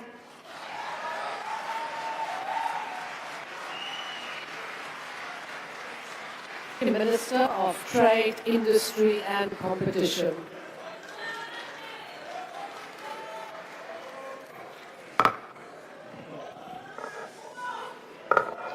Thank you very much, Honorable Deputy Speaker, Madam Speaker, Chairperson of the NCOP, Honorable President and the Deputy President, Honorable Members. We participate in this debate on the President's 2026 State of the Nation Address at a moment when our primary task is clear. It is to accelerate growth, to build our country's productive capacity and create jobs at scale. The President has called for faster and more inclusive growth driven by higher investment, increased infrastructure expenditure, trade expansion, and a broadly capable developmental stage. Naturally, industrial policy is central to this program. It is through continuing industrialization that we will expand production, promote innovation, deepen localization, transform ownership, and create sustainable employment. This is the core of the ANC's economic program and the 10-point plan to reignite growth and employment. Honorable Speaker, the debate on economic growth must be anchored on the objective realities of our economy, not impressions. The President's 2026 State of the Nation Address spoke about an improving but not perfect economic environment. That improvement is not a coincidence. It is visible in the data and it's being driven by deliberate structural interventions to stabilize the macroeconomy, restore credibility, and defend productive capacity. South Africa has now recorded a fourth consecutive quarter of economic expansion. The latest growth forecast projects South Africa's economy to grow at between 1.3 and 1.6% in the near term, with growth expected to strengthen as improvements in energy, logistics, increased infrastructure expenditure, and new investments take effect. This is the sign of an economy that is regaining momentum beneath global headwinds. Inflation has also eased materially. The South African Reserve Bank revised its forecast for headline inflation to 3.3% for 2025 and 3.5% for 2026, and noted progress in inflation expectations towards the 3% goal. The shift to a 3% point target with a 1% tolerance spend lowers inflation expectations. The lowered inflation expectations are helpful when they begin to lower the cost of borrowing, which is an instrumental condition for higher fixed investment and industrial expansion. Interest rates have begun to fall for households, and the cost of government debt is also falling. South Africa's exit from the FATF raid on 24 October 2025 removed a material, reputational, and transaction cost penalty from the economy. This has helped us with the first sovereign ratings upgrade improvement in around 2 decades. Externally, the trade numbers also show resilience. South African exports have improved in 2025 despite the volatile global trading environment. The South African Revenue Services recorded a trade surplus of 21.8 billion rands in September 2025, with exports of 186.4 billion rands and imports of only 164.6 billion. Now, these are not abstract indicators. They reflect the regained capacity of the economy to earn, produce, and export. Overall, the data shows resilience even amid global shocks. Now, this data matters because it proves that when we fix network constraints in port performance, in logistics coordination, expanding market access, South African producers can expand exports even with global conditions that are volatile. This is why we say the corner is being turned, not because we simply folded our arms and wished it to, but because we have been working to stabilize fundamentals in ways that create space for growth. Now, of course, we are quite clear. Stability is not the destination. It is the platform on which we want to anchor our growth agenda. We know that to reduce unemployment meaningfully, we must lift growth to at least 3% and beyond, because below that threshold, the economy does not produce new firms at scale, and the labor market does not absorb new entrants at scale. Honorable Speaker, the global trading system is being reshaped by protectionism, unilateral measures, and supply chain competition. In that environment, South Africa's trade posture must be both defensive and expansionary. We are actively defending existing market access that sustains jobs, while diversifying into new markets and building regional value chains. Firstly, on the African continent, the data shows both progress and unrealized potential in the African Continental Free Trade Agreement. Trade map data indicates that South Africa's exports to AfCFTA implementing countries was at 32.75 billion rand in 2024 and 28.19 billion in 2025 up to the end of September. Yet preferential utilization under the AfCFTA remains low. SARS data shows that from January 2024 to October 2025, South Africa's exports under AfCFTA preferences into non-SADC implementing countries were about 2.2 billion rands, with imports at 1.58 billion, yielding an AfCFTA utilization rate of 3.85%. Now, Africa is already a major market, but we are still at the early stages of using the AfCFTA preferences to scale industrial exports into new markets. The AfCFTA currently provides new market access in 13 non-SADC countries on 90% tariff coverage, while negotiations continue to finalize the remaining 10%. Our task is to drive up the utilization firm by firm, product by product, so that the AfCFTA becomes not only a trade agreement, but a platform wherein South African manufactured goods reach all corners of the continent. Honorable Speaker, we are pushing new market openings and defending existing ones. Our trade strategy is not set on announcements. It is action-oriented to defend, diversify, and industrialize through trade. Just a week ago, Minister Tau returned from China. We have an early harvest with China that is envisaged in the recently signed framework agreement of expanding duty-free access and building new export corridors for South African products into a growing market of 1.5 billion people, whilst attracting Chinese industrial technology firms into South Africa. The Southern African Customs Union negotiations with India are progressing towards a preferential trade agreement that will open access into a market of more than 1.4 billion people and attract Indian manufacturers into South Africa. Trade engagements with Gulf economies are unlocking new investment and market opportunities in agro-processing, green hydrogen, and advanced manufacturing. The renewal of AGOA, even for a limited period, provides important relief for exporters and is a positive signal for continued strategic engagement with the United States. On that note, Honorable Speaker, I wish to take this moment to pay tribute to Reverend Jesse Jackson, the legendary civil rights leader of the United States who passed away today, peacefully at the age of 84. Reverend Jesse Jackson was a lifelong friend and dependable ally of the people of South Africa and ANC. Reverend Jackson tirelessly championed our cause of freedom during apartheid, and up to his last day, he continues to champion the truth about democratic South Africa against hostile political opinion in America. I thank you. Thank you. I now call upon the next speaker, the Honorable Makasini.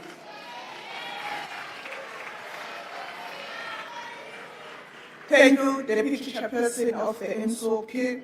Greetings to the President, the Commander-in-Chief of the Economic Freedom Fighters, Comrade Julius Malema, officers, fighters, and the ground forces of the dejected masses of our country. It's nice to be in the construction site of the GNU called Dome. We are sitting in the tent. That's why the South Africans need to know. The tent will never see. Honorable Chairperson of the NSOP.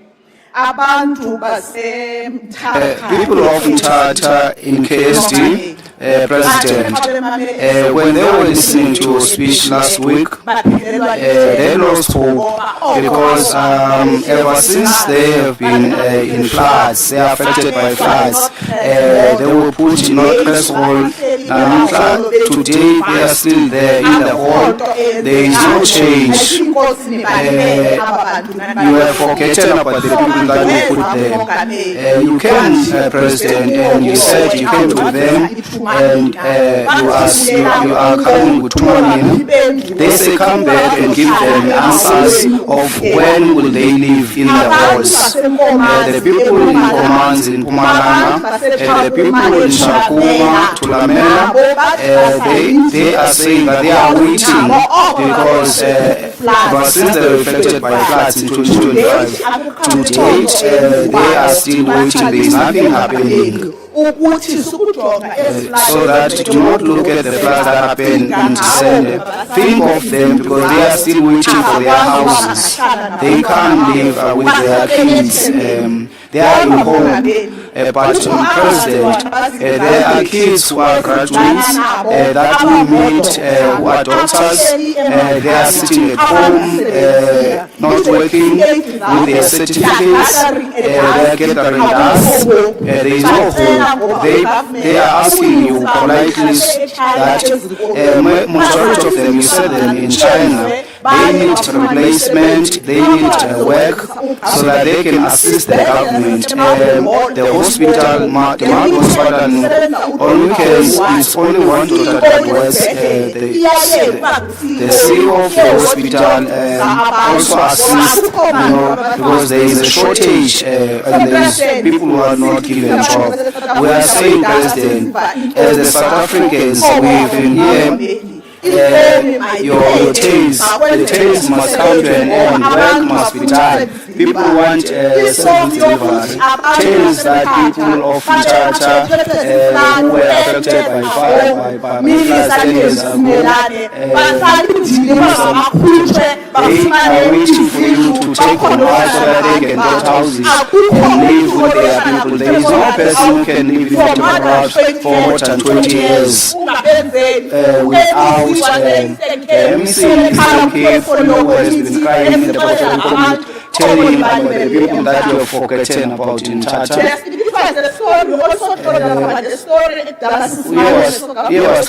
You told that about the story where you told that there is a child who's called Tifale who will get freedom. Today, Tifale are sitting with their civils, they are not working. They are hungry at home. Today, they are sitting without hope, they have lost hope, they in and out of help are killed by flood. If you are going to send people and forget about people who are going to school, who end up using drugs while you are there, you need to stand up. The President also told us the story of the $1 billion that we are going to invest in infrastructure, establishing yet another national crisis committee. Yet he never spoke about Abantu Abalinde Amanzi. For the people who are waiting for water, where there are no water, who should they get water? They have not given us the plan what they need to do. Those who are affected in Gauteng, they have been without water for 7 years. You have not told the 75-year-old mother who wants to treat the elderly patient who are here today because of they send us, the South Africans send us. We are not sent out. We do not send ourselves. What they are saying to me is that stop giving promises. They need actions of water and sanitation is being placed under a special focus in 2025. Yet again, in 2026, kukho i-national emergency crisis yamanzi kodwa last year unanisixelela uba kuneplan eniyenzayo Lunya kupheleke nisixele you told us ukuba umama upheli imadodini akakwazi ukusebenza cannot work, she must leave and go back to step. iimpopo zethu The taps are high, people do not have water. The things that we are going is when we are going around the street is the sewer, it's in the street, people, children are playing with dirty water. When President focus on fixing the municipality, was our municipality admitted that under and siyavumelana nawe mongameli we agree, President, that our mosques are not working. The thing that you are doing, President, always coming with this section, taking people who have failed in MC and taking people who have failed to their responsibility and make them administrative. It's not helping us. Check on people who are capable to do the work. Namasipala for the highest municipality in South Africa, okusoleka une 8 administrators since the dawn of democracy. Till today, in the service delivery, There's nothing that is happening. There's all a problem with administration. We need you to look at these things. You cannot do Section 129 with people that you know yourself that have failed. Madwa can testify on this because they also have the same municipalities where third parties are not being paid. People are struggling. The third parties are not being paid. They pension without getting their money. And Fulani municipality, they also have the same challenge. From 2018, they were under Section 139. Why are we having such situation in our nation? Let's go to Machabeni and Mawunga and Mafubenia. Where you said you were going to have a system of administration where there is no political interference. Last week we went to Nkomazi municipality where the administrator he did the report, he didn't want to issue it. The administrator said we are waiting for Ward 11 and Governmental. We got 283 houses that are affected by disaster. After the report was rejected as the committee, we got that disaster report. It was also Ward 5 of Mpumalanga and Ward 17. Ward SG report the boards whose reports were not submitted. The fact that you lie so much, they are quiet because they have 10 minutes. They are just sitting, they are not working, just like the Deputy Minister of Water. We don't even know what they are doing. He's just eating with all that bigger. Some of our municipalities are having such a challenge. You need to make sure things are happening. We need to create committees that are going to deal with our problems, but the task force is not going to help us. President, appoint competent people, appoint people in the committees who are credible, who will give services to people who know when there is a problem with the pipe, they will have the plumber to fix that. If the electricity is not working, they know what to fix in terms of electricity so that people can work. Many committees are not going to help us because our people are starving. Maybe that you are losing power in 2026. So what you are working for with these many communities, you want to control municipalities. That is not going to happen.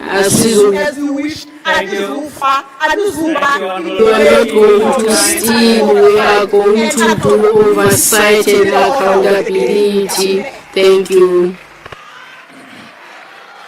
And I call upon the Honourable Minister, the Premier of the Free State.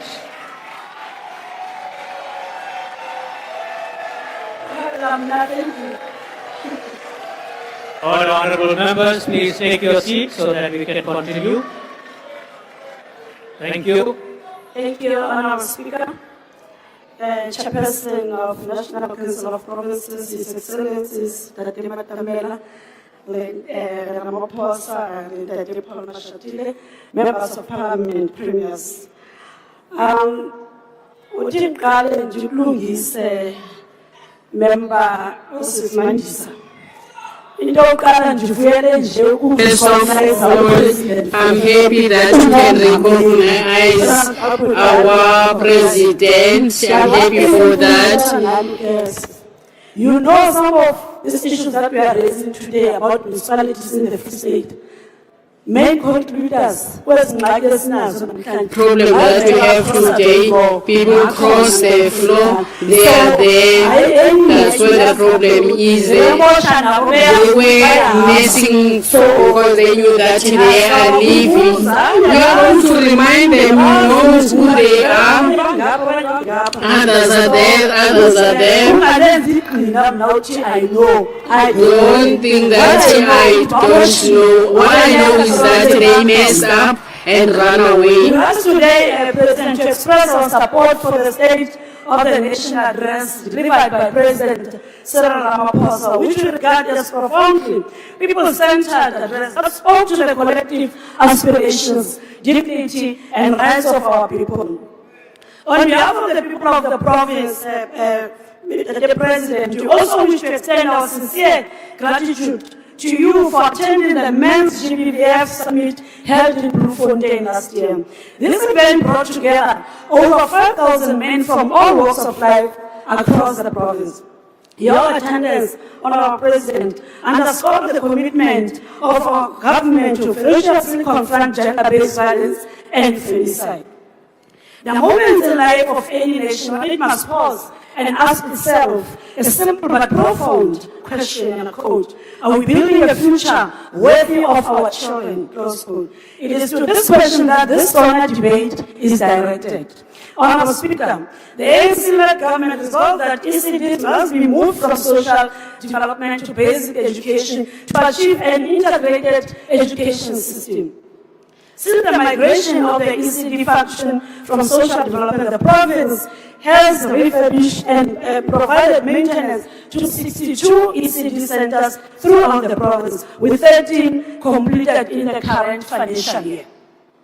The province further managed to complete construction of one fully functional state-of-the-art Lido Kute ECD Center in Botshabelo Mangaung, with a second center currently in construction in Zason, Karib district. Through the Banapil mass registration drive and awareness campaign, 222 new ECD centers were formally registered, bringing the total number of centers to 1,642 to date. This gave access to 97,540 children. Since the beginning of the 7th administration, 4 new schools have been successfully completed in the province, namely Dr. Tate Mahwe Primary School, Dr. Silo Primary, Maleboho, and Tolo. In the same breath, 7 new public ordinary schools and 3 technical secondary schools are being constructed in various towns in the province to address the shortage of schools caused by rapid urbanization and population growth, as well as accommodating technical vocational stream. In addition, we completed 2 modern facilities hostel facilities in Bloemfontein and Karibdam, expanding access to quality education for learners from undeserved communities. These are not mere structures of brick and mortar. They are theaters of social transformation. Honourable President, your administration has prioritized access to quality education for all learners. We have repurposed underutilized schools by offering multiple learning pathways leading to general education certificate, technical occupational certificate for learners with mild intellectual disability. In 2024-25 financial year, 2 schools were successfully repurposed and learners were admitted in different skills subjects, one in Mangabu and other one in Ejolipisa. Furthermore, 3 hostels for learners with special education needs are currently at different stages of construction in Johannesburg, Karib District, the Boning in Velkom, the Jolipusa District, and Witumelo in Tabanchu. Siyakuba, President. In the current academic year, 2 additional schools are earmarked for repurposing in Tabofusangan and First Ledabi. On a later note, to my colleague in KZN, Deputy Speaker, we would like to inform the Department of Education KwaZulu-Natal that they should not be comfortable. Free State will reclaim its position as a top-performing province in 2026 when the Minister announced those results of the 2026 National Certificate. Siyabuya. And you are number 1, but in record, you are actually not. The record is with us. Honourable Speaker, a society that does not train its youth facilitate its own demise. Through the Free State Training and Development Institute, FSTDI, in the office of the Premier, we have appointed 67 engineering graduates who are due to commence their graduate program on the 1st of March 2026. The graduates are drawn from the areas of electrical, civil, mechanical engineering, hydrology, construction management, urban and regional planning, and quantity survey. These young people will not only gain practical experience, they will strengthen our government and improve service delivery. Through the plumbing learnership program entry level, 481 learners from all corners of our province have recently qualified. 14 in Socio-political, 22 in Velkom, 20 in Bloemfontein, 18 in Fitzburg, and 7 in Karib. This is how we localize service delivery. This is how we restore capacity. Honourable Speaker, the declaration of foot and mouth diseases and national disaster was an absolute necessity. Our province welcomes this decision. Our agricultural sector as a whole facilitates approximately 1.2 billion per annum in export of animal and animal products. Import bans have therefore dealt a severe blow to our farmers, particularly milk producers. We have adopted the principle of early detection and rapid response in investigating all suspected cases, quarantining infected farms, vaccinating livestock, and strengthening overall veterinary capacity. We have placed 136 agricultural graduates into workplace at a cost exceeding 12 million, and we have absorbed 23 community service vets into their department. Speaker, we consider the road network as the arteries of our economy. It is through road network that people can meet and the economy can thrive. We have ensured that we allocate adequate resources to maintain and upgrade our roads, especially those that connect towns. In this financial year alone, our roads infrastructure program created over 3,500 jobs, recruited through a transparent public recruitment system to ensure fairness and inclusion. These are not abstract numbers, President. They represent bread on the table and dignity restored. And we shall increase this number in the years ahead.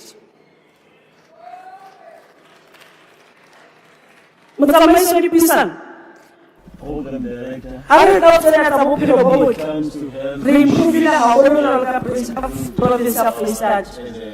And we are grateful to the ANC for introducing a progressive policy in support of the implementation of national health insurance. This will ensure that the citizens of South Africa receive the greatest possible benefit. As the country advances towards national health insurance, our clinics and hospitals are aligning with ideal clinic and ideal hospital standards. Infrastructure upgrades and improved patient management systems are underway, which will ensure that when universal health coverage is fully realized, the Free State will not be found wanting. I'm proud to report that in the Free State, 195 out of 260 of primary healthcare facilities have attained ideal clinic status. And 16 out of the 32 hospitals have achieved an ideal status in 2025-26. Honourable Speaker, to ensure that all citizens receive government services, the Office of the Premier utilizes integrated service programs to reach rural and underserved communities. This initiative brings together a variety of government entities, departments including SASA, IC, SAPS, Health, Home Affairs, etc. Rea Koba, Rezwalona, Abo, Maswale, Mwame, Mandisa, recently new services, 123 in Machare, just last week. Thank you very much, Honorable Premier. Thank you. Thank you, Honorable Premier. Bye. House Chair. And I call upon the House Chair. Honorable Member from House Chair, the ICN. Premier speaks to members and just calls them Mandisa. We are not in the backyard in Welcome or something. She's Honorable Mandisa. Can she please come back there and call our... No, sorry. No, Chair, she's out of order. Her time has expired. She cannot come back. I now call upon the Please, your mom, Speaker, because Honorable you're not Body. even listening.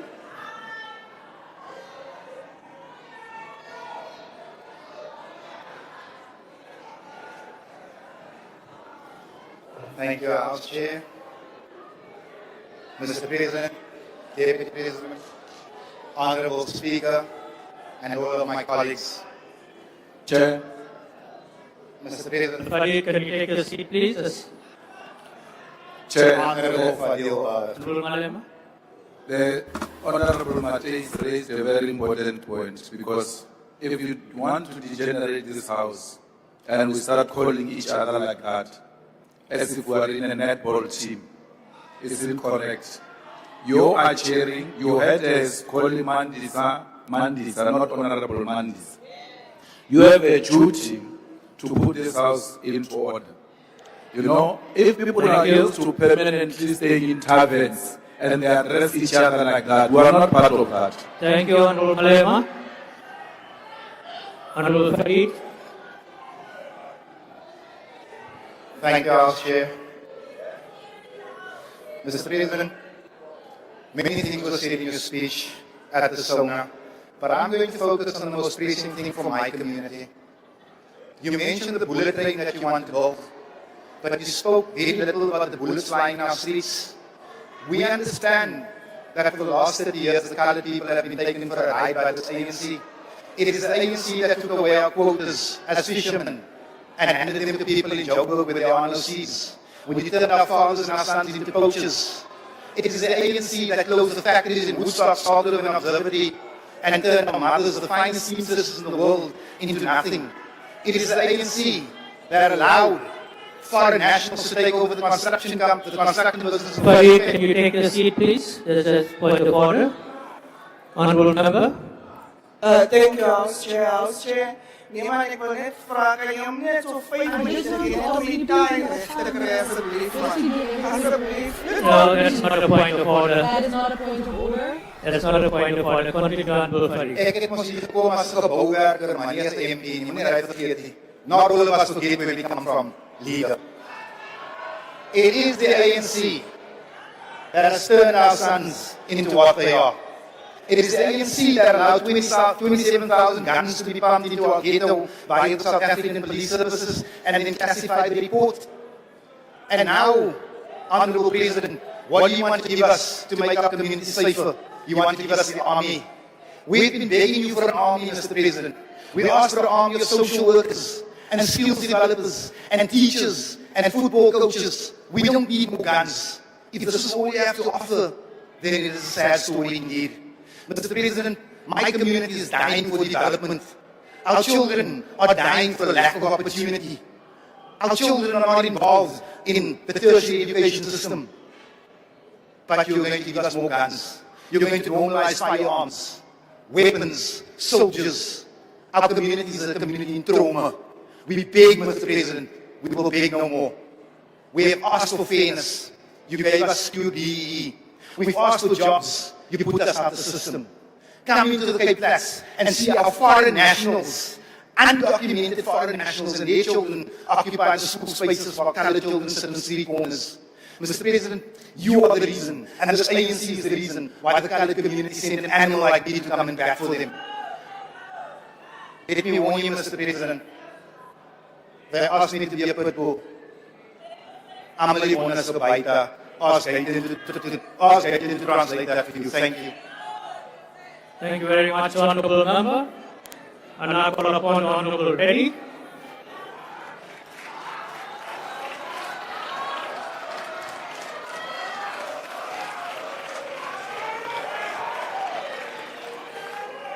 His Excellency, the People's President, Jacob Zuma. Deputy President Tony Ngeni, leadership of the MK Party, and all protocol observed. How do you tell 8 million unemployed South Africans that the economy is improving? Just think about that. How do you tell 6 out of 10 young people with no job that this is recovery? How do you tell matriculants who passed but cannot secure university space that this is progress? Let's be honest. The last time a university was built in this country was when President Zuma was the head of state. Because, friends, honorable members, the reality does not live in percentages. It lives in households. The MK Party will prioritize industrial expansion, infrastructure-led growth, and state-supported manufacturing to create real, permanent jobs, not temporary statistics like we've been hearing here today. You know, the former DA or outgoing DA leader, John Steenhuisen, he described the past 8 years under Mr. Ramaphosa as being the most disastrous years. Today, he comes here together with the other GNU parties. They praise the so-called GNU. So what changed? The country or the coalition? Now, I want South Africans to know the truth today, because the lived reality that you go through every day is not what you're hearing from these GNU parties. They're saying the things they're saying today because of the perks, the blue lights, and all the fanfare that comes with these positions. I mean, you heard one of the ministers. He came and he said, I'm in this because I love the blue lights. Openly declared that. And today when they come and tell you that South Africa has improved, let me tell you, mothers that are crying out there, children that have no job, they are spitting on your face. Because what you are saying is far from reality. You know, MK Party, we will never trade our mandate for positions. We could have done this. President Zuma could have agreed to join the so-called GNU. And we could have all been having positions today. But we are a party of principles. And we want our voters to know that when it comes to the local government elections, don't vote for sellout parties because they're going to sell you out. You talk about 46,000 jobs in the third quarter and 34,000 in the fourth quarter. South Africa has 8 million unemployed people. What's 80,000 jobs against 8 million unemployed people? Youth unemployment, 6 out of 10. This is structural failure. the MK party will implement a national youth public works and technical skills program. We're not going to create jobs that's temporary, that just last for a month or 6 months like EPWP jobs. We want permanent jobs. But listen to me carefully. The best is yet to come. You know, we've been hearing about water. And I want to tell you about water. South Africa is not running out of water. We are running out of management. Johannesburg residents in Soweto, in Brixton, in Westbury, and in a township called, there's a township in Asia South. They haven't had water for 2 years, 20,000 residents. And we make a big noise when people in Sandton are complaining. But the reality is that there are townships and rural areas that have not had a single drop of water in the taps for the past 2 years. And we as MK on the ground, we see this every single day. In eThekwini, in Phoenix, in Chatsworth, Anazi, prolonged disruptions, Hammanskraal, Giyani, billions were spent, and yet the projects are not complete. We have enough bog water in our dams, but the problem is governance. The problem, Mr. Ramaphosa, is accountability. You know, more than half of planned maintenance remains incomplete. Now this is neglect. I want to share something with you. In March, your time has expired. Thank you. And I call vote MK in the local government elections.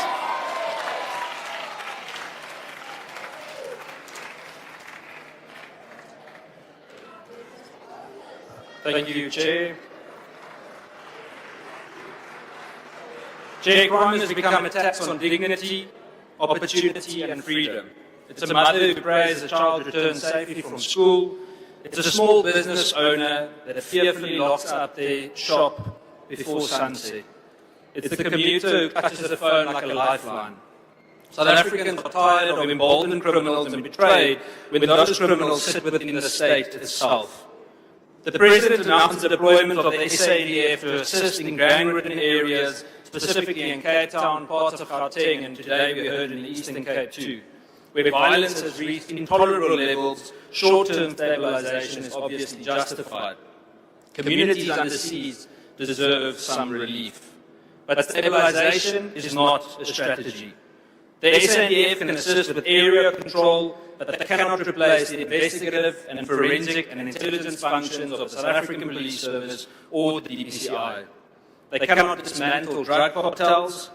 They cannot build racketeering cases, trace illicit firearms across multiple crime scenes, or secure sustainable convictions against organized criminal leadership.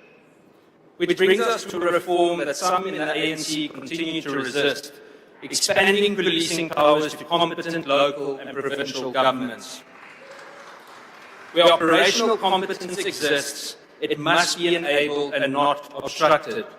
Where other spheres of government offer to help save lives, we must work together.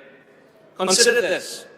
Enhanced forensic and ballistic capabilities within the City of Cape Town Metro Police, particularly in gang-related shootings, could be a total game changer.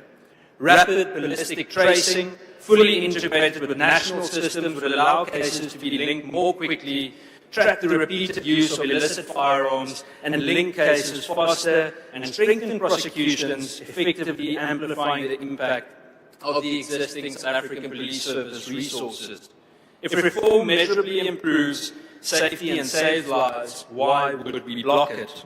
We must ask ourselves today, is this about politics or is it about the people? Because South Africans are not interested in turf battles between spheres of government, they are interested in getting home alive. Our police officers are often under-resourced, overstretched, and placed in impossible conditions. Communities feel abandoned and criminal networks exploit systemic weakness with ruthless efficiency. Imagine SAPS pleading for dogs to be donated while failing to even properly feed police members sent for canine training at the Roodeplaat Academy.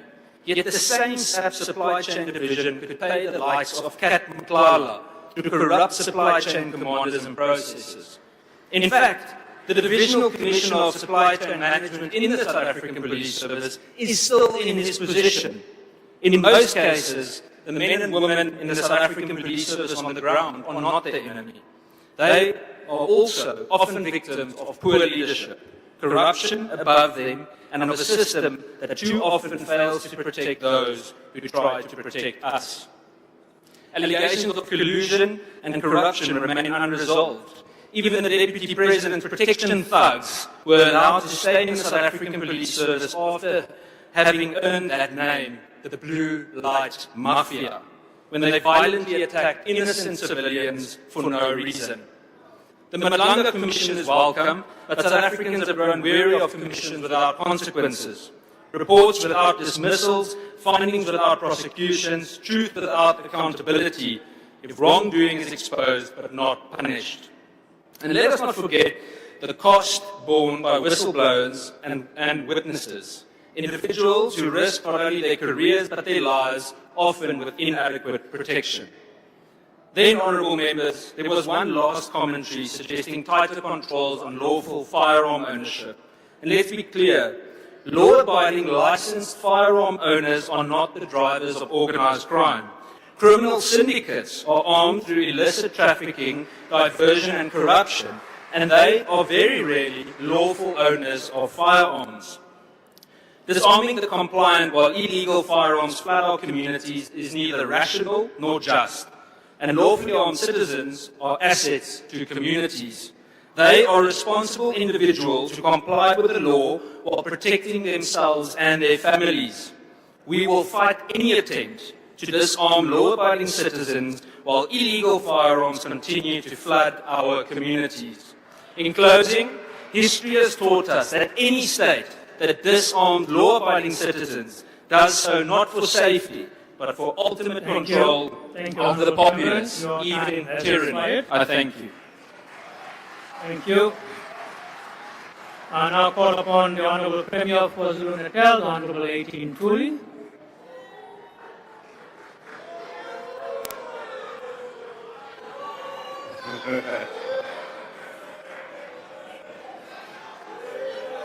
Thank you, honourable members. Let's allow the Honourable Premier to speak. Thank you, Deputy Chair of NCOP, the Speaker of the National Assembly, the President of the Republic of South Africa, the Deputy President, honourable members, fellow South Africans. I rise on behalf of the people of KwaZulu-Natal to contribute to this important debate of the 2026 State of the Nation Address.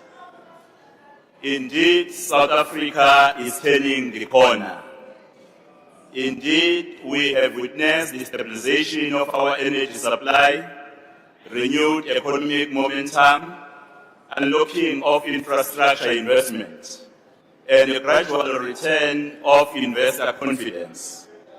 The Government of National Unity has demonstrated that cooperation, when anchored in constitutional values and national interest, is both powerful and persuasive in confronting the socio-economic challenges facing our country.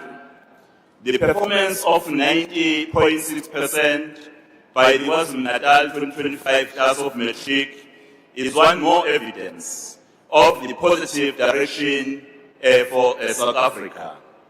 KwaZulu-Natal welcomes this new charter. We understand that political cohesion is not an abstract ideal.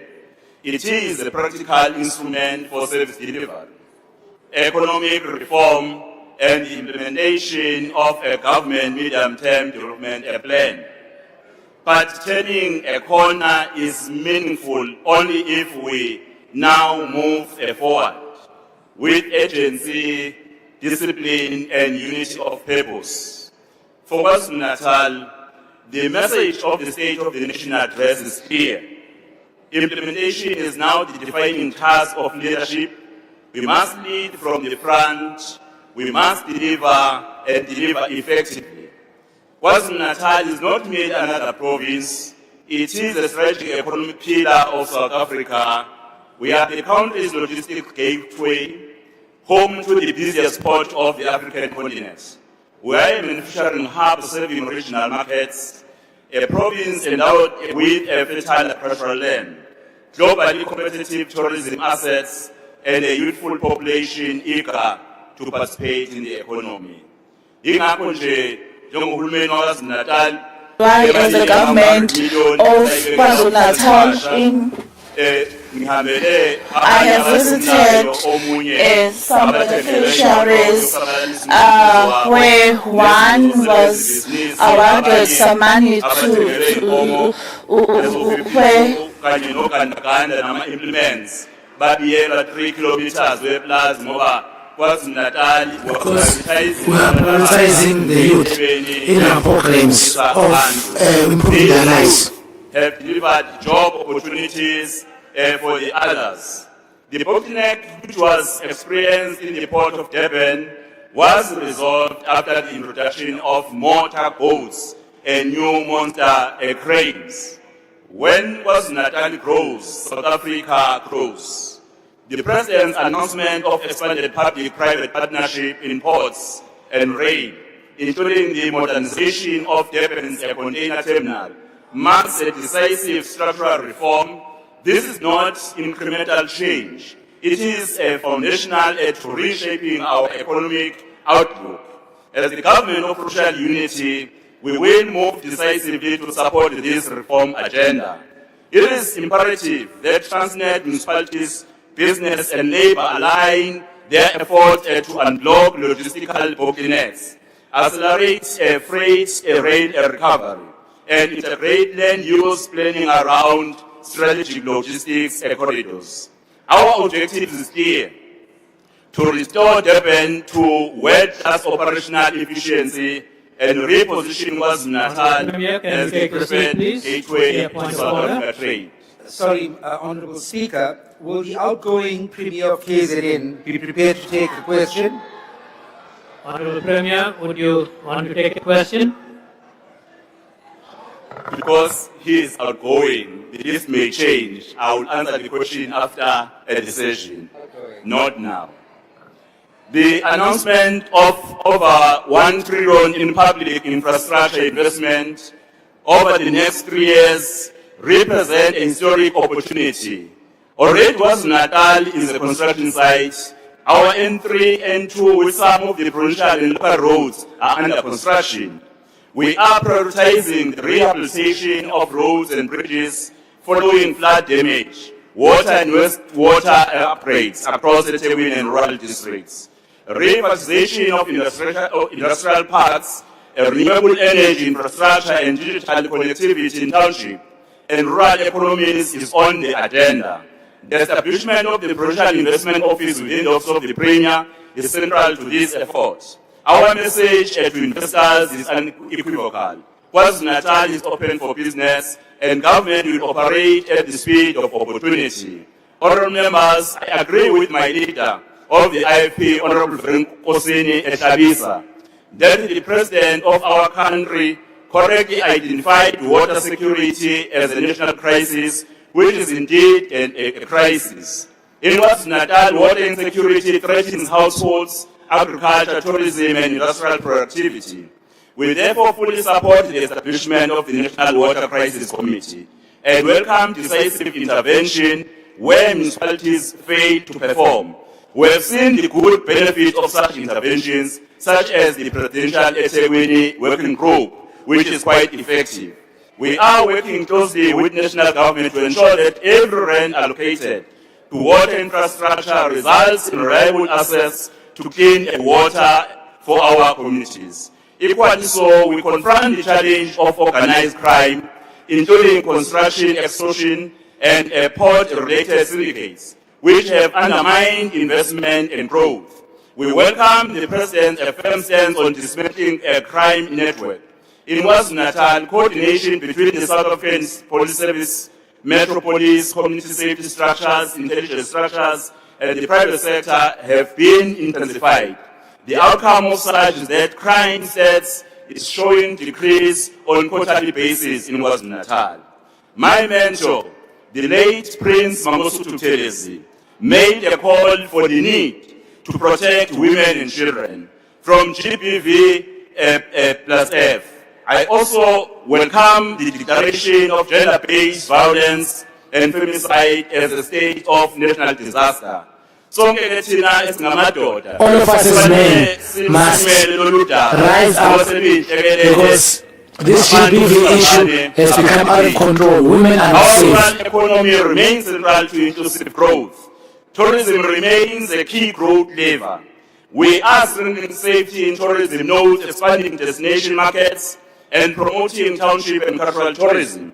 Every visitor sustains livelihoods. Every event stimulates local enterprise. In 2025, we have realized significant increase in both local and international tourists visiting our province. Madam Speaker, Deputy Chair of NCOP, we welcome expanded agricultural finance, strengthened extension services, and the national response to foot and mouth disease.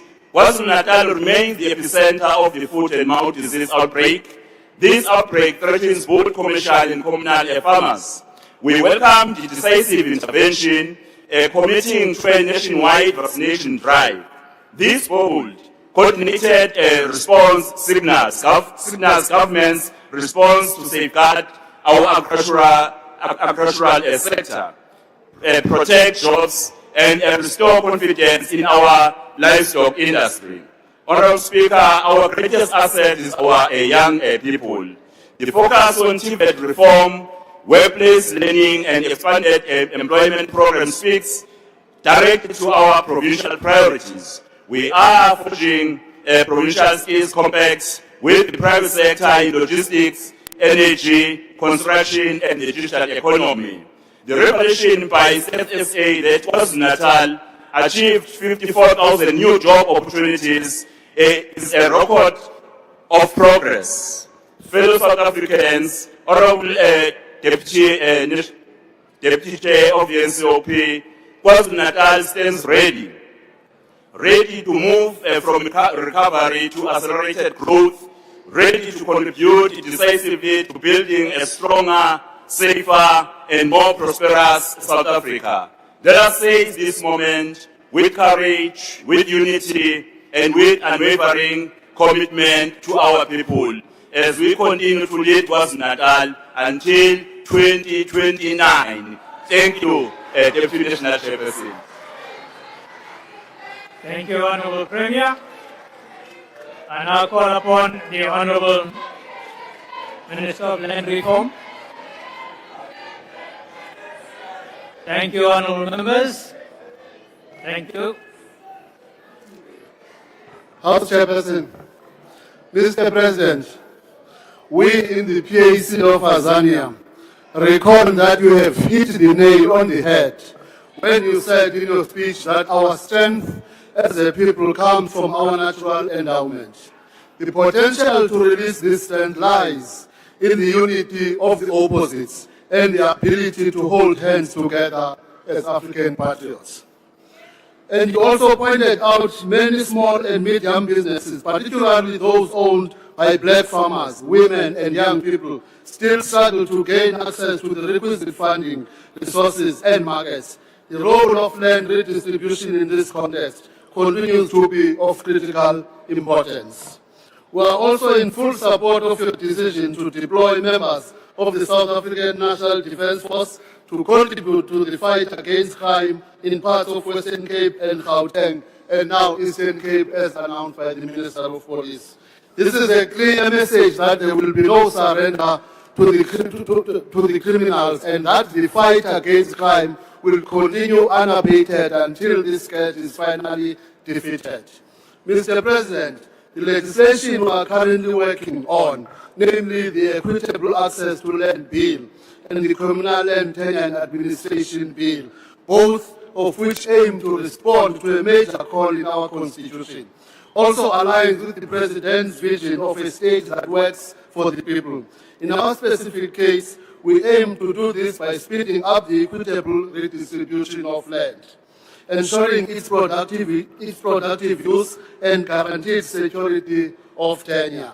The vision and commitment that we have articulated around the need to invest significantly in infrastructure also accords with this responsibility. Mr. President, the resolution of the issue of communal land tenure is firmly aligned to the call that we have made for a differentiated approach to municipal powers and the need for structured cooperation between municipalities and the institution of traditional leaders.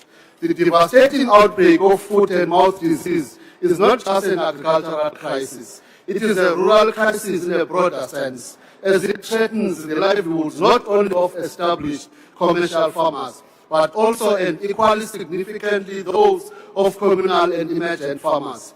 It will therefore be critical that our department works closely with the Department of Agriculture to ensure that the most remote communal farmers also gain access to vaccines. Mr. President, your announcement of the allocation of 500 million to Phase 4 of the District 6 construction project is a testament to our country's resolve to redress the past injustice of land dispossession. It would be remiss of us, though, if we were not to re-emphasize the need for more adequate financial support for the restitution program in order to ensure its continuing national impact. Thank you very much.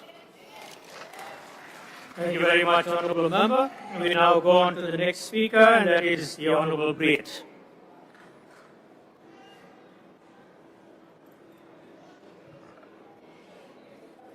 Dankie, Adjunk, Voorzitter. Mr. President, you spoke at length about municipalities and the critical role that they are supposed to play in the lives of every South African. You announced a 54 billion rand incentive for metro municipalities to reform water, sanitation and electricity services. You spoke about improving service delivery and about consequences for failures, and about ensuring that senior officials are qualified and appointed through an independent process, free from political interference. Now, sir, please forgive me if I do not jump for joy. This is the third SONA debate of this term in which I am participating, and the third time we are hearing this.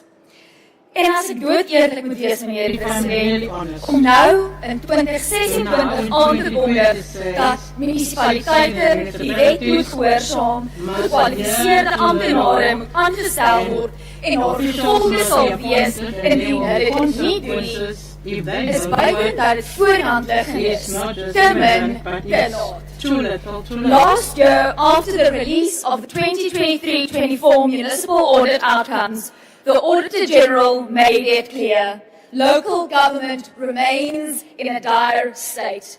As of May 2025, 83% of municipalities were violating key financial legislation. Irregular expenditure stood at 87 billion rand, and only 3% of municipal assets are allocated for maintenance. And municipalities collectively owe 55 billion rand to Eskom and 21.2 billion rand to water boards. Akbare President, u sê dat mechanismes sal versterk word sodat nasionale regering vinniger kan ingryp daar waar munisipaliteite val. Maar met respek, ons sien dat dit tans enigszins werk. In Noordwes is 40% van munisipaliteite reeds onder provinciale administrasie. En in KwaZulu-Natal en Vrystaat lyk dit nie beter nie.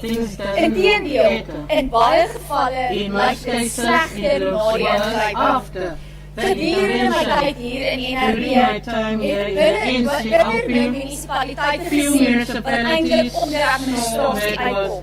Ek het baie gesien wat onder administrasie geplaas is. Ek myself in 'n metro wat onder nasionale administrasie geplaas is. En meneer President, as hier sogenaamde oplossing is, dan is die trend uiters donker. The Freedom Fund has said for many years, and reports have repeatedly confirmed this, The centralization of power and forced amalgamation of towns into massive new municipalities does not work.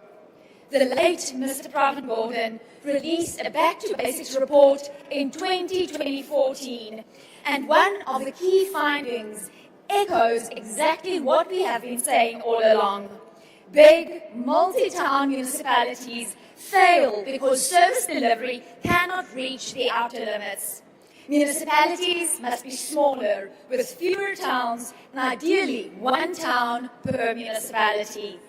We do not need to reinvent the wheel. Ons moet net begin implementeer. We have to start to implement what we have. Mr. President, we are told to welcome the establishment of the National Water Crisis Committee.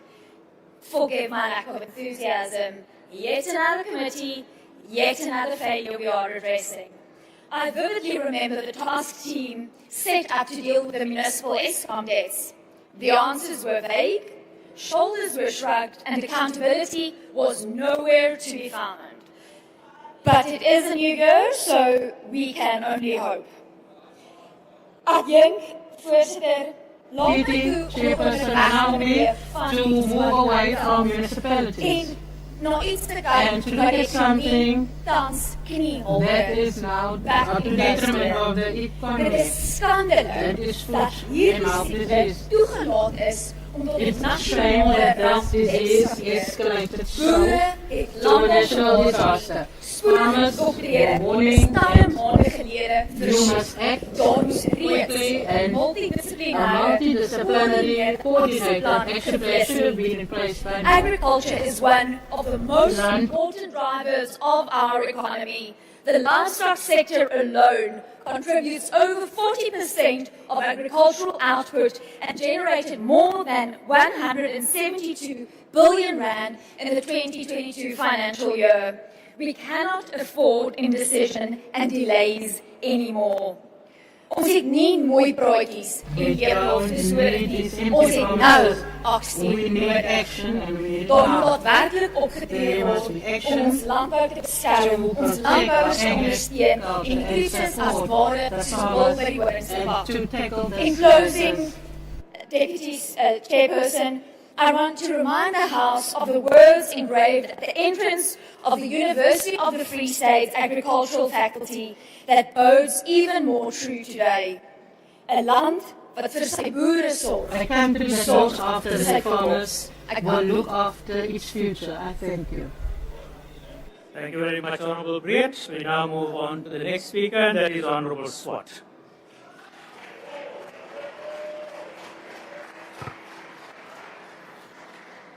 Honourable Speaker, Honourable President, Honourable Members, fellow South Africans, good evening.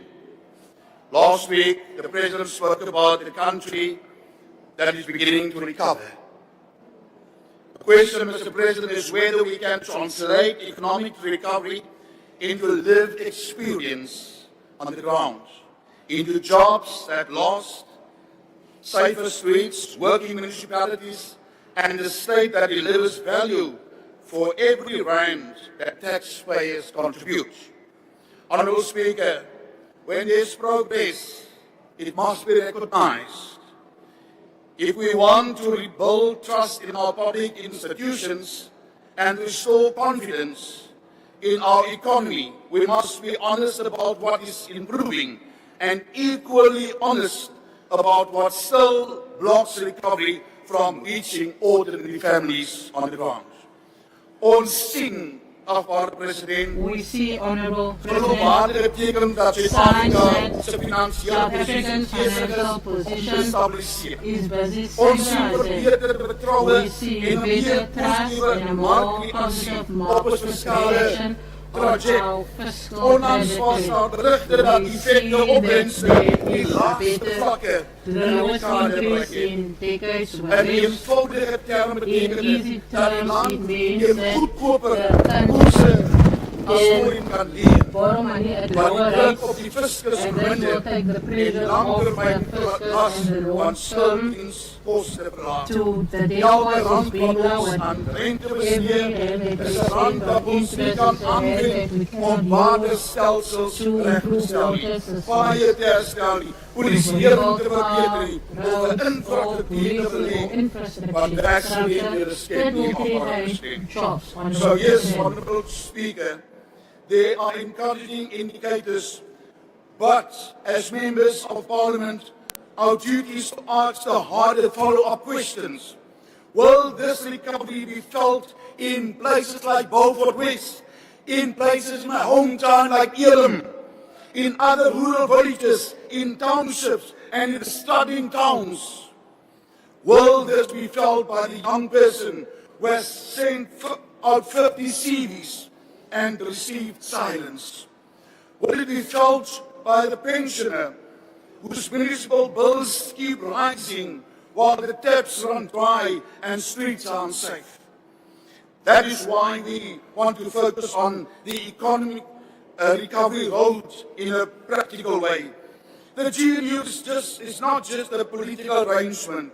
It is a message to the country that there is an alternative to paralysis and that cooperation can produce stability. In an election year, it is easy for people to retreat into slogans and blame. But South Africans want leaders who can build, leaders who can fix. They want adults at the table who can bring discipline back into the state, restore credibility, and deliver results. One of the important reasons confidence has improved is that there is visible evidence of constructive cooperation in the economic cluster. The working relationship between Deputy Minister Asher Surban, Deputy Minister David Pasongu, and Minister Enoch Barangwana sends a strong signal that fiscal responsibility and reform can be advanced through collaboration, not chaos. That relationship matters because markets, investors, and ordinary citizens respond to stability. Confidence and consistency, what we need and what we are beginning to see is more united focus on stabilization, reform, and recovery. However, Honourable Chairperson, we must not confuse stabilization with prosperity. Stabilizing debt and lowering borrowing costs are necessary conditions for recovery, but they are not sufficient, Mr. President. The economy will only recover when growth is stronger enough to absorb our unemployment, when investment flows into productive sectors, and when people can build a life through work, not through survival. Ons benodige ekonomie wat inspann, talent en entrepreneurskap loon. Achtbare president, ons benodige staat wat belastingbetalers en geld beskerm as dit so afsluit sy eie houdende begroting. Ons benodige staatsdienst wat vir die grond van bevoegdheid aanstel, nie op grond van loyaliteit nie. En ons benodige plaaslike regeringsstelsel wat functioneer. Wat sonder werkende municipaliteite bly nasionale ekonomie leef waar mense leef van het leef in dorpe, het leef in wijken en het leef in gemeenschappen. Het hele municipaliteit niet veranderen kan voorzien. Kaaie kan worden gehoord, straten kan gebrand hou, verordening kan afdoen en financiën eerder kan besteden. Transformationsprojecten, sluitbeleggingen, verdwijnt werkzaamheden en verloor die jeugd. And the youth loses hope. This is why we as a DA want to be very firm on corruption, particularly on municipal level. If we are serious about economic recovery in South Africa, corruption must become expensive, Honourable President, not inconvenient, not something that results in the transfer a suspension on full pay, or a quiet redeployment. It must become expensive. That is the only language that criminals understand.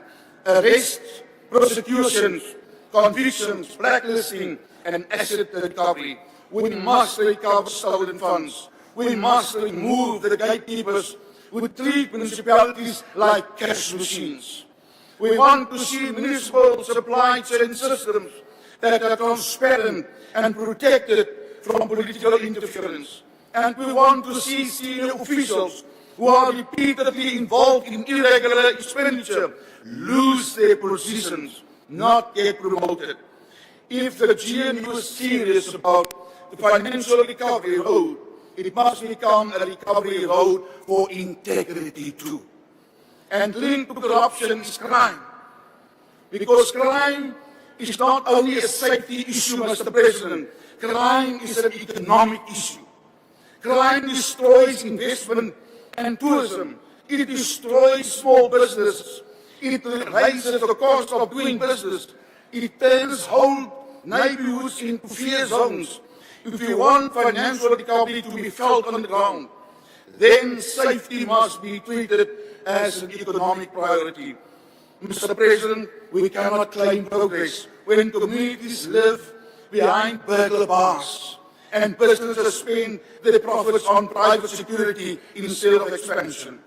Mr. President, we also must confront the hard political truth if we want growth in this country. The policies that shape our labour market and our investment climate must be modernized. The DA has been clear. BEE is currently designed as failed, and the very people that was meant to be in power. It has to often become a barrier to entry for small entrepreneurs, a tool for connected elites, and a mechanism that rewards ownership deals rather than real participation, real skills, real jobs, and real growth. We want empowerment that expands opportunity for millions, not enrichment for a few. We want the state, Mr. President, to support broad-based participation through better education, skills, and entrepreneurship, and not through policies that shrink the economy and left fight over the remaining crumbs. En dit ons wil hê dat die werklike lewensverwagting van mense moet ons verder beweeg as groter simboliese nakoming en fokus op werklik mense bemagtig. Funksionele skole, vaardighede, skills, arbeidsmarktbeleid businesses that must grow, and infrastructure that must grow, and a state that is clean and is efficient. Chairperson, I want to come back to the recovery signals that we're seeing because they give us a window of opportunity. Falling bond yields and cheaper borrowing costs do not mean we can relax. Has expired. Thank you.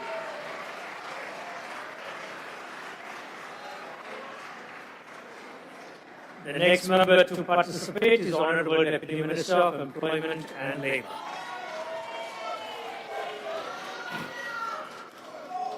Thank you very much, Honourable Deputy Chairperson of the NCOP, the President of the Republic and the Deputy President.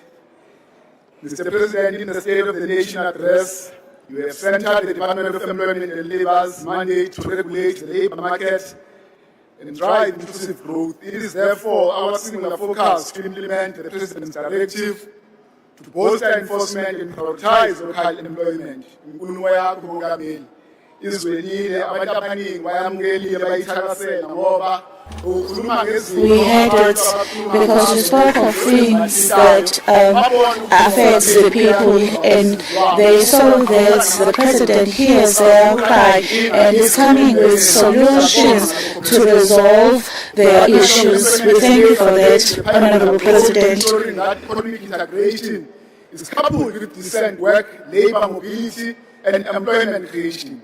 We will therefore ensure the following. fully implement the National Labour Migration Policy, which provides a framework for managing the movement of workers across borders in orderly and predictable manner.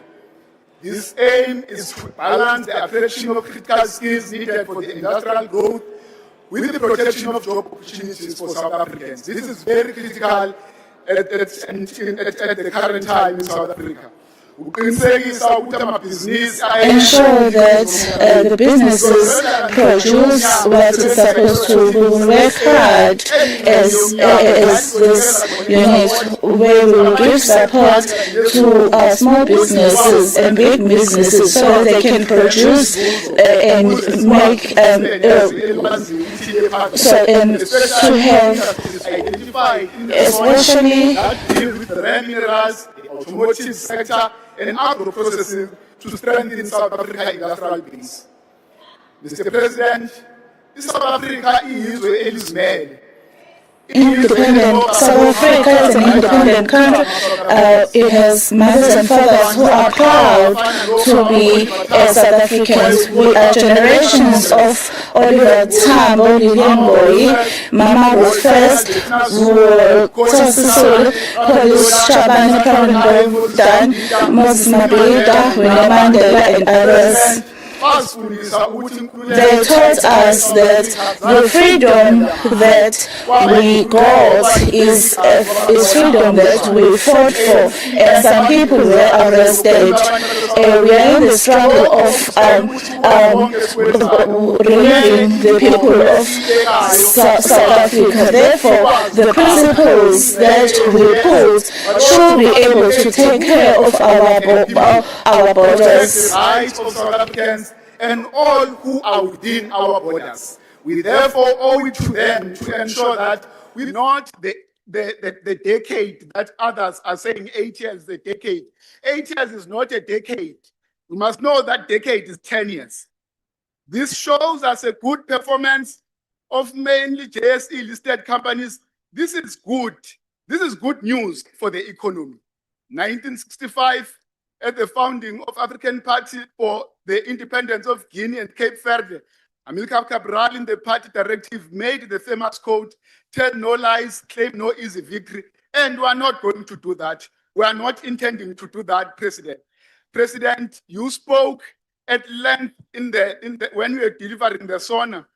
You made a groundbreaking announcement since 1994 of 10,000 inspectors that are going to be employed in the Department of Employment and Labor. It has never been done since 1994, and it's done by you, President. We are going to ensure as the department the strategic use of President's announcement of 10,000 additional labor inspectors.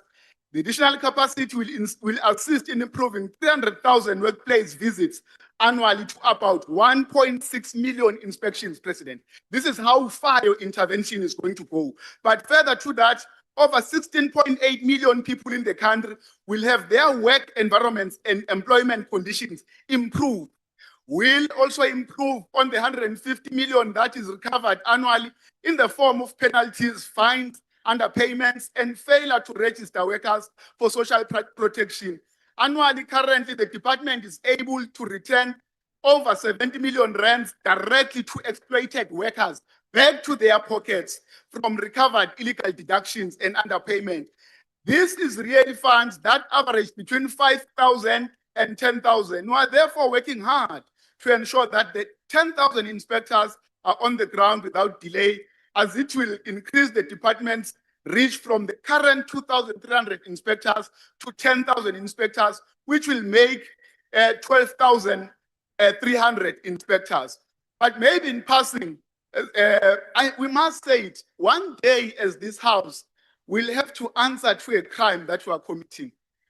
Allowing ourselves to be abused by the cult, allow the cult to sit amongst us and allow them to abuse us day in, day out 2 hours. I think it's wrong and we shouldn't allow that. Others come here, they are claiming that they are going to win elections, but they have very, very disturbing concepts where they want us to vote using drums, nemgomo, and everything. What is that? What kind of leadership is that? Then you start to understand the challenges that we are faced with as the country. But I want to say to Honorable Zungula, the ANC doesn't hate black people. It's the very same ANC that has built houses, that has given black South Africans electricity, that have built roads, that have built houses for them, that has given them water, giving young people who are going to tertiary institutions NSFAS for free. They start from the basic education up until tertiary education without paying a cent. Thank you, Honorable Member. Your time has expired. Through this president and the African National Congress. Thank you very much, Honorable Sebo. Member. The time has expired. Honorable Reddy. Thank you, Honorable Speaker. The rules are very clear that speakers must not mislead the House. The ANC has not given water, it's taking away water. Thank you very much. That's a debatable point. I now call upon the next honorable member, and that is the Honorable Dlamini.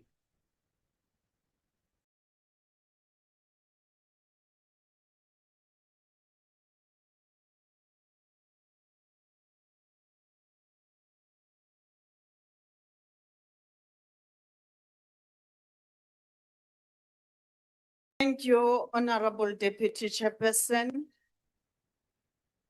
Allow me to stand on the protocol already established by the speakers who came before me. Honorable President, the State of the Nation address you delivered a few days ago was not an ordinary address.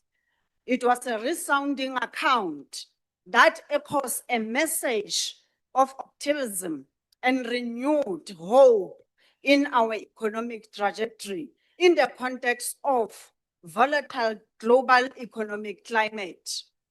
South Africa stands at the dawn of a new era because of the decisive interventions that place the economy on a path of recovery despite multiple external pressures, shocks, and setbacks. Honorable President, as you note emphatically that our economy is growing again, and this growth is gathering pace. To support this assertion, the SONA highlights the key indicators of sustained growth, stability, and recovery. In terms of the economic outlook, international bodies, not least the International Monetary Fund, increased its focus for South Africa for 1.2% to 1.4% for 2026. And this trend is set to increase in 2027. These are the economic figures and the reality that the country is facing. The World Bank also issued an improved 2026 projection of South Africa gross domestic growth by 0.3% points to 1.4% and to 1.5% next year. President, kuyaqhuzwa, kuyasetshenzwa. These are the hard reality economic facts and figures, not fictions. Yes, this is remarkable, but it is by no means adequate to significantly tackle poverty, unemployment, and inequality. However, we must build on the momentum to take our economy and our country to the greater heights. Under your leadership, President Cyril Ramaphosa, this is possible. Bommele bontate, bahlomphehi ba rona matona, le batlatsa matona ba sebetsang le ntate Ramaphosa, re a le bona, mesebetsi e a bonahala.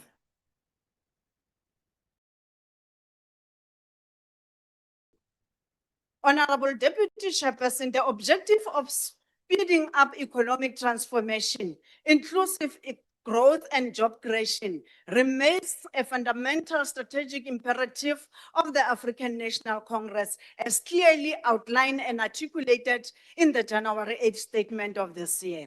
This strategic imperative is aligned with the key priorities contained in the medium-term development plan, which elevates inclusive economic growth and job creation. The main drivers of sustainable economic growth include a vibrant, productive industrial base. Therefore, the investments in the manufacturing value chain remain integral part of the accelerating economic development.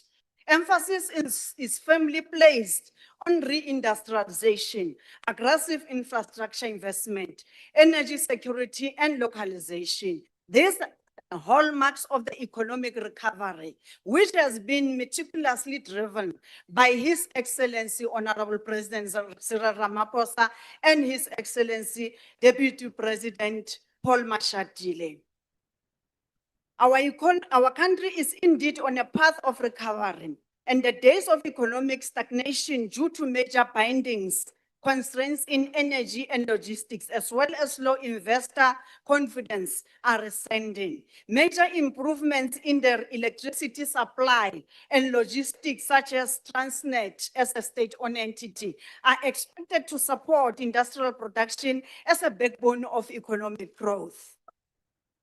Honorable Deputy Chairperson, the approach to boosting local industrial base is driven through the localization initiative, which is anchored on a sectoral master plan in targeted sectors such as automotive, steel, chemical, agro-industry, and green technologies. According to the MTDP, the review report, notable progress has been made through sector master plan as follows. 1, 44.2 billion investment secured between April and September 2025. 2, a pipeline of 15 battery mineral projects valued at 40 billion rand. 3, a 4.2 billion BMW investment linked to plan in hybrid electrical vehicle production. Honorable Deputy Chairperson, as the ANC is a fact and a reality that we inherited a country that was deliberately segregated socially, economically, and spatially. The fundamental task of eliminating the core and peripheral distortion requires deliberate and careful planning as a way to ensure geographically balanced economy activity. To this end, the objective remains leveraging special economic zones as a catalyst of investment, utilizing the new model derived from the spatial industrial development strategy. And indeed, President, we can confirm that the economic zones such as Uga, Dube, Tradeport, and Swane Automotive SEZ have created approximately 27,000 direct jobs focusing on manufacturing, automotive, and logistics. Yes, indeed, these figures are not enough because of unemployment that is very high in our country. But this is the work in progress. And these figures suggest to say, Honorable President and your cabinet, you are really to account to the people of South Africa, and we are happy as the ANC with that accountability. Was this your perfect wedding? In terms of supporting tourism sector, we must highlight that the tourism performance continue to demonstrate resilience and versatility. 7.6 million international arrivals recorded between January and September 2025. Hotel occupancy reached 52.6%, surpassing the pre-COVID levels. The electronic travel authorization system was also launched. High five to the Department of Tourism led by President Cyril Ramaphosa. Background, this achievement is your speech, Honorable President. You highlighted a further milestone when you recognize that our tourism sector made history last year, recording the arrival of 10.5 million visitors. These are the figures that also translate the work in progress. E le nnete mohlomphehi Ramaphosa le kabinete ya hao. Terene ena ya Romanna e a tsamaya. Ha e ka ba ya tloha e eme from 2018. Le ha jwale e santse e tsamaya. Tshwara jwalo ntate Ramaphosa le kabinete ya hao re a le bona. In conclusion, Honorable President, I wish to reaffirm your statement that yes, we have indeed turned a corner. Now we must look ahead and move with speed. Certainly our economic prospects are less gloomy as it was the case in previous years. And now we are on the path of recovery. Forward ever, backwards never. Ha e le ditsebe ntate Ramaphosa tsona, o na le tsona tse mamelang. Ha e le mahlo ona, o na le ona a bonang. Ha se mahlo a hao fela ke mahlo a kabinete eo o e kgethileng. Mme re a leboha ka matona ao re fileng ona, re tlo tswela pele dikomiting tsa palamente. Re ntse re le bitsa, re tlo le hold accountable so that batho ba Afrika Borwa ba kgone ho bona hore mesebetsi yona e etsahala diphethoho di atla maphelong a bona. Re le African National Congress re motlotlo haholo ka di-partners tsohle tsa GNU le ba kantle ho GNU hoba ha e ne se ka bona ba ntse ba re hweletsa ne re ke ra tiisa jwale re tlo tiisa ho feta ha ba ntse ba re hweletsa mme re a leboha ba nne ba re hweletse amandla. Where's your husband? Perfect wedding. Thank you very much, Honorable Member. The next Honorable Member to participate is Honorable Dr. Malatsi.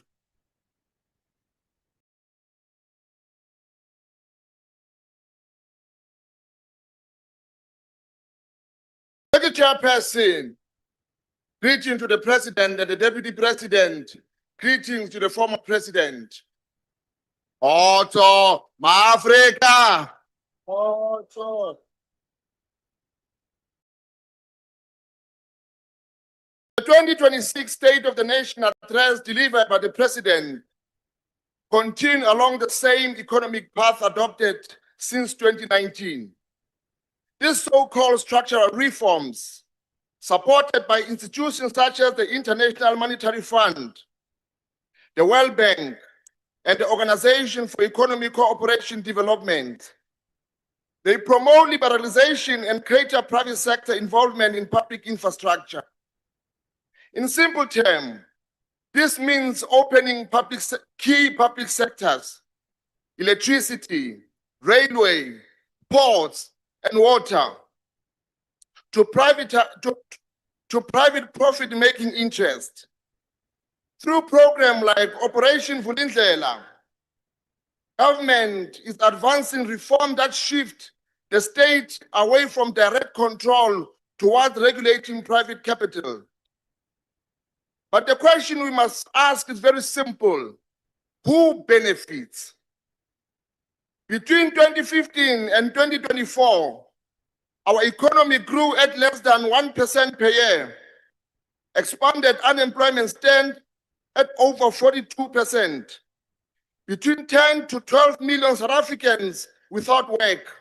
Inequality remains extreme, yet policy directions continue to favor private accumulation. While the share of national income is going to workers' decline, we cannot regulate our way out of poverty while opening strategic infrastructure to profit-driven interest. On crime, the President rightly acknowledged its seriousness and supported the deployment of military to assist the police as advised by the UAT. However, crime is not just a policing issue. It is rooted in unemployment, inequality, and economic exclusion. Without addressing structural drivers of poverty, crime will persist. It is also surprising that the President speaks strongly about corruption and crime prevention without directly addressing the unresolved concerns surrounding Palapalasaka. When a head of state calls for accountability, Transparency must begin at the highest office.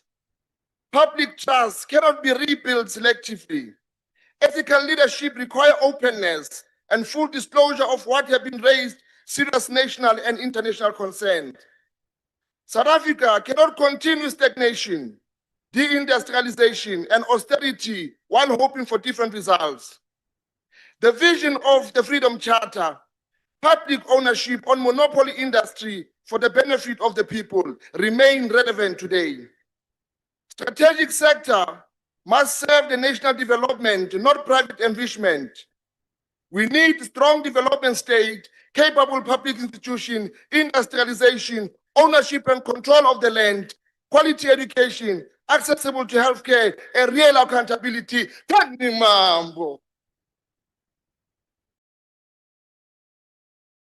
Thank you. The next person to participate in this debate is Honorable Mslongo.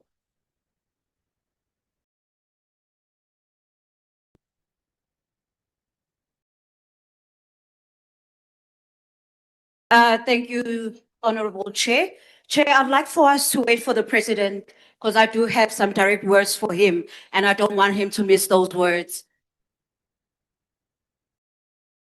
Honorable member, we cannot wait. You have your time. Please speak. Okay, nizongitshelela kubaba wenu ukuthi wazoyikhuluma inganekwane. This is from KwaMashu eSiqangawini.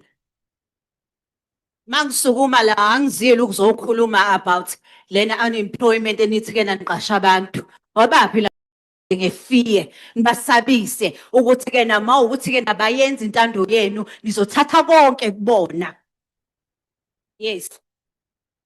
I-ANC ikhulula abantu ngokuthi ibanikeze i-dependency syndrome. I-syndrome ibulala umhlaba wethu. Abantu bakithi nibakhulisa kanjani ningabanika amandla abo.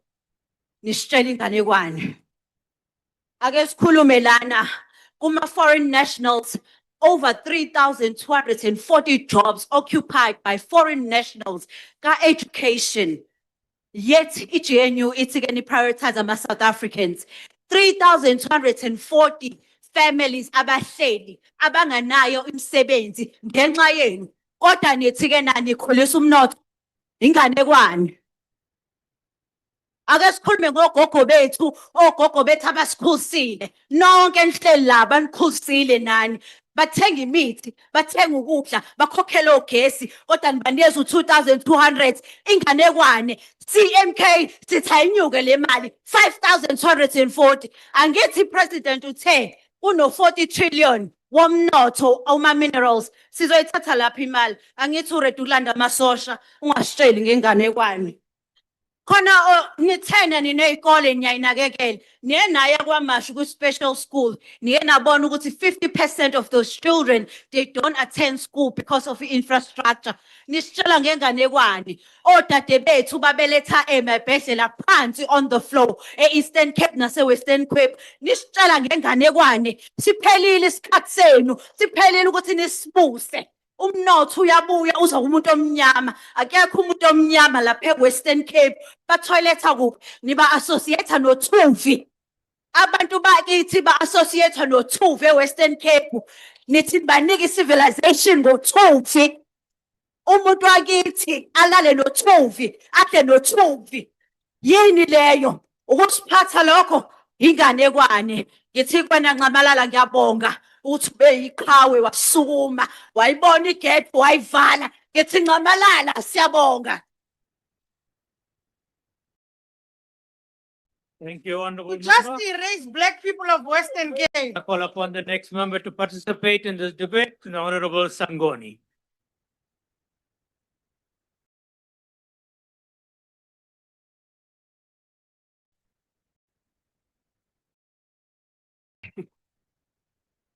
Thank you very much, Honorable Honorable members. House Chair.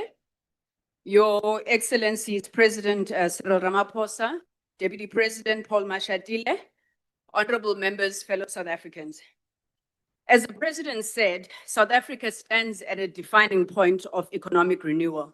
There's been 4 consecutive quarters of economic growth, lowest unemployment figure in 5 years, and inflation at its lowest in the last 20 years. Our country is demonstrating that deliberate policy action produces tangible results. Comrade President, it was our founding father of our democracy, Nelson Mandela, who reminded us that after climbing a great hill, one only finds there are many more hills to climb. The State of the Nation address presented by the President last week was such a moment. It was a time to pause and reflect on the road traveled since 2018, when President Ramaphosa took office, to appreciate the achievements that had made, which at some point seemed impossible, and to confront with honesty and resolve the hills that still lie ahead. The successes outlined in the SONA were not accidents of history. Honorable Steenhuisen, we must also tell no lies and claim no easy victories. These successes reported by the President predate the GNU, and they are the result of deliberate action by the latter part of the 5th, 6th, and now 7th administration to reverse decline, restore institutions, and once again relay the foundations for inclusive growth. Today, South Africa stands on firmer ground than it did a few years ago. Yet, as Madiba warned us, we dare not linger. The question before us is how to sustain this economic growth to ensure it reaches every corner of our nation. Millions of our people still live with poverty, unemployment, and inequality. For them, the promise of democracy must be felt not in speeches, but in daily lives. So, Comrade President, therefore, you dare not linger. The long walk has not ended. We must position technology, the digital economy, and digital infrastructure investment as the primary drivers of inclusive and equitable economic growth. The urgency of implementation cannot be overstated. We have seen in word and in deed what focused reform and decisive leadership can achieve. The African National Congress acknowledges and welcomes real progress. High demand auction spectrum that raised 14.4 billion rand. Last year, Telkom generated more than 500 million to the fiscus in dividends. Mobile data prices have declined by over 50% between 2019 and 2023, easing costs for working families. 4G coverage now reaches over 98% of the population, and 5G is expanding. Thousands of public facilities, schools, clinics, government offices are connected through the SA Connect broadband program. These offer, Honorable Reddy, real solutions to unemployment, not the MK type of sending poor young children to be killed in the killing fields of Ukraine and calling it job creation. More than 50 data centers have been built and 50 billion in digital infrastructure strengthened. We support the commitment to fully digitize government services. We commend the work done by former Minister of Home Affairs, Honorable Motsoaledi, to roll out digital reforms at Home Affairs, including digital ID, as well as initiatives such as proposed in Operation Vulindlela's digital transformation roadmap and CETA's My Mzansi apps. These are not mere technical upgrades. They are instruments of dignity, efficiency, and economic participation. Parliament has also, through rigorous oversight, pushed regulatory reforms that ensure that data does not expire, but rather mandate rollover of unused data bundles. This is a victory that this Parliament fully owns, aligned with the call that data must fall and a tangible intervention in the cost of living. SONA underscored the transformative role of artificial intelligence and data analytics in strengthening governance, improving service delivery, and combating illicit economic activity. We must move with urgency. The global AI race is accelerating, and South Africa must be a rule maker, not a real taker. Our greatest risk is not a lack of vision, it's fragmentation. We must move beyond scattered initiatives towards a single coherent national digital strategy. Madam Speaker, South Africa has chosen the path of a developmental state. That's a state that does not retreat from the economy, but actively shapes it in the public interest. No nation has ever built a successful digital economy by abandoning its strategic capabilities. Countries that lead in connectivity do so through deliberate alignment between the state and industry. So South Africa, like China, must show the same resolve in strengthening our state-owned entities in the technology and communication space. Our state-owned entities such as Telkom, Centec, Broadband, and Fraco are not relics. They are instruments of transformation. With proper governance, adequate and committed investment, they can advance broad-based economic empowerment, affordable connectivity, and support national data sovereignty and local innovation. These companies must be at the center of our country's digital industrial policy. This we must do by building and owning sovereign technology, whether it is satellites or strengthening local cloud and hosting capacity. We must protect people and their data, deal with online harms, including cyberbullying, the invasion of deepfakes, misinformation and disinformation. We must introduce fair taxation of digital multinationals and regulate social and online media, including podcasts. This is not about ideology, it's about equity. Honorable Mulder, the African National Congress will not retreat on BBBE, NHI, or land expropriation under the law. When we speak about equity, we do not speak about sameness, we speak of justice. Equality assumes that all begin from the same starting line, while equity recognizes the deep structural imbalances created by centuries of colonial oppression and apartheid oppression.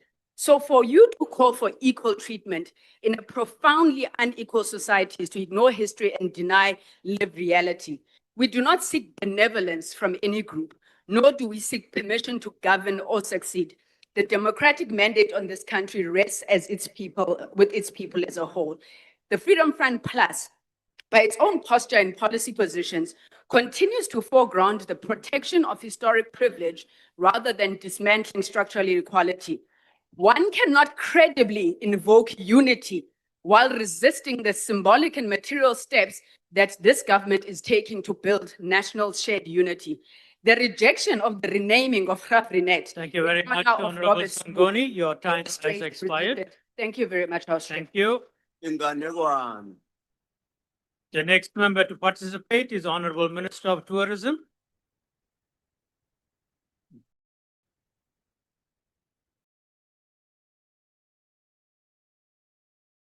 Honorable President, Deputy President, former President Jacob Zuma. The tone set by a president in the State of the Nation address is an honest tone, reflection of where we are as a country. There are real green shoots. Amongst others, our country is being removed from the grey list of the Financial Action Task Force. We have moved beyond the era of debilitating load shedding. That progress did not happen by accident. It required focus, reform, and collaboration between government and the private sector.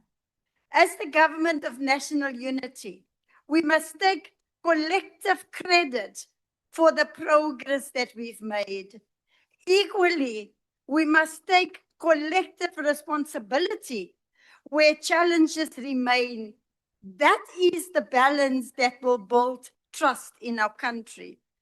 While we are seeing an uptick in economic growth, job creation remains our most urgent task. It is the first priority of the GNU to drive inclusive growth and create jobs. That responsibility rests not only with government, but with business, labor, and every sector of our society. We therefore welcome the announcement that the SRD grant will be redesigned to move effectively to support livelihoods, skills development, work opportunities, and productive activity. This evolution is important. However, social protection must go hand in hand with reducing the cost of living. It's not enough to provide support if the rising cost erodes its value.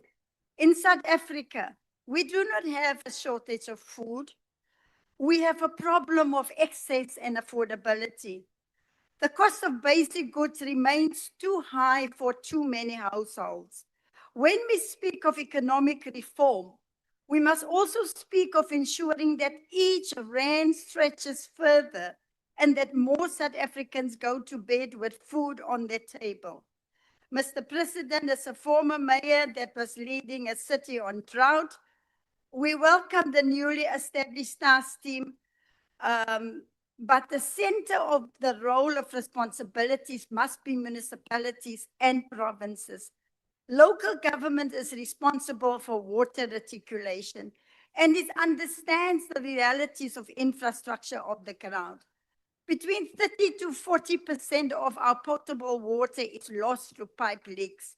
However, Mr. President, within this challenge lies an opportunity to employ and train young people to detect and repair water leaks in our communities, an opportunity to strengthen municipal systems, build technical skills now that serve communities long into the future. But let me end with a positive note. To the people of South Africa, Mzansi, I want to say thank you. Enkosi kakhulu, baie dankie. Your warmth and hospitality define how the world experiences our country. The record 10.5 million international arrivals we achieved is no coincidence also. It is the result of deliberate work by government, the private sector, and by ordinary South Africans who welcome visitors to our country with pride. That spirit. Thank you very much, Honorable Minister. Your time has expired. In the future, I thank Thank you. The next honorable member to participate is Honorable Billy.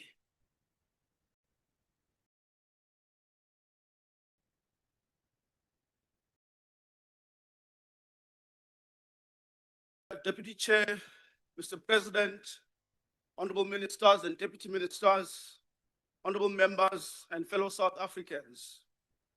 Mr. President, on the 19th of July, 2024, I stood in this house to respond to your first State of the Nation address after the formation of the Government of National Unity.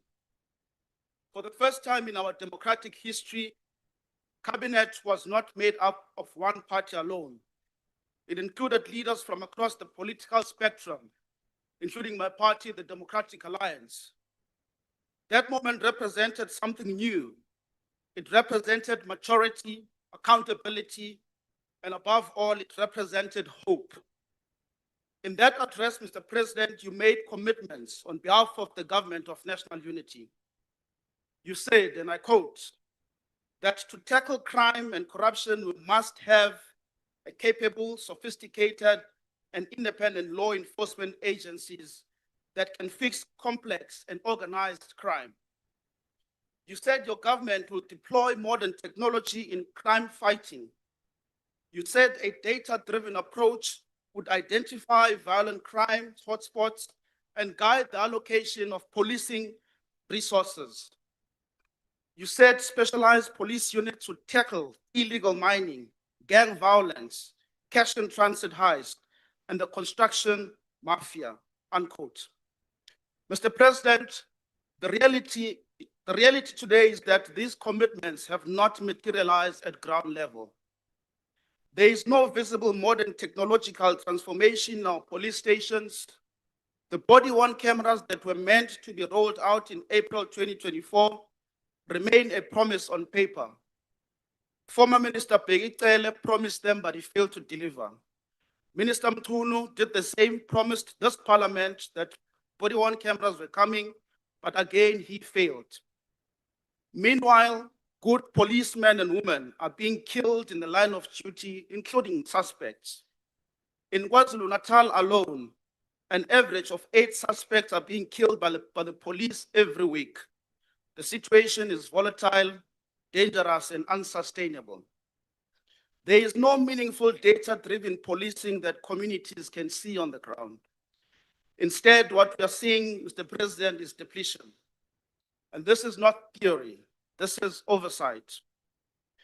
Just 2 weeks ago, Mr. President, I encountered 4 members of the South African Police Service Tactical Response Team from Pinetown Police Station at an air conditioning workshop.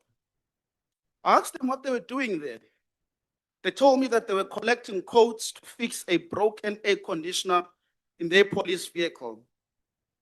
Mr. President, these were tactical officers meant to be fighting organized crime. Instead of being deployed in hotspots, they were driving around collecting repair codes to send to Pretoria. That is governance failure, Mr. President. Mr. President, the time is now to expand policing powers to competent local and provincial governments within constitutional bounds. This is the only real long-term solution to the problem, Mr. President. And this view is supported by the South African Police Service in KwaZulu-Natal. At a recent oversight meeting with the said leadership and the Provincial Commissioner, Lieutenant Konazi, were informed that the police were severely undercapacitated. He cited among some of the things that there were insufficient police vehicles, that there were shortages of officers. He said there were about 20,000 officers in the province to keep safe about 12 million people in the province. He said that there were stations that were not operating for 24 hours. There were shortages of bulletproof vests. There were outdated ICT systems. And more importantly, there were also insufficient two-way radios. Mr. President, honorable members, these are not sudden problems. These are systemic failures that developed over years because of neglect, poor management, and political protection of incompetence. These failures, Mr. President, were preventable. At another oversight engagement in Simonstown with the NCOP Select Committee on Security and Justice, we heard the Chief of the South African Navy, Admiral Monde Lubisi, speak openly about years of underfunding that have brought our Navy close to collapse. It was uncomfortable. It was embarrassing to hear that we have reached a point where we struggle to patrol our own waters. Instead of confronting that reality publicly, the meeting, Mr. President, was abruptly converted into a closed session. But Lubisi was not embarrassing the country. He was crying for help. He believed Parliament was his refuge. We must not wait for good public servants to go public, Mr. President, before we act. We must not respond with another commission. We must respond with action immediately when these things come up. Recently, at the South African Defence Force headquarters in Bloemfontein, again, senior generals detailed the consequences of the continuous defunding of our army. They spoke about domestic operational strain. They spoke about the pressure on our troops deployed in the DRC. They spoke about the logistical shortfalls. And now we hear of deploying the same defense force to support SAPs in gang-ridden areas. Mr. President, the DA supports this call.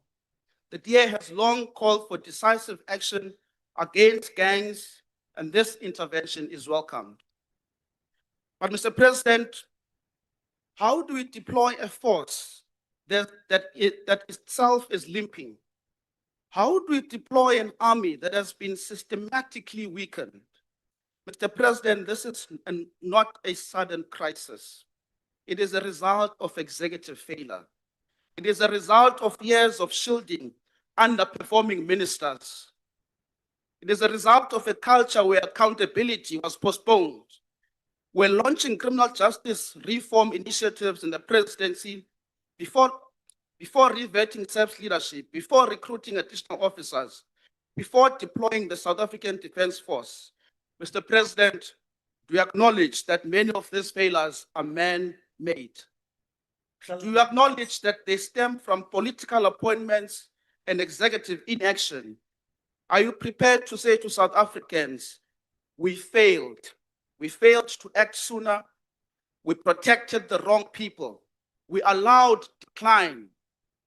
Mr. President, I'm afraid South Africans do not want more task teams. They want consequences.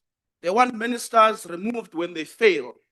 They want political accountability, not golden handshakes. They want competence rewarded and incompetence dismissed. Let me say this clearly, Mr. President. The DA ministers serving in the GNU are working. They are stabilizing portfolios. They are restoring governance. They are correcting years of neglect.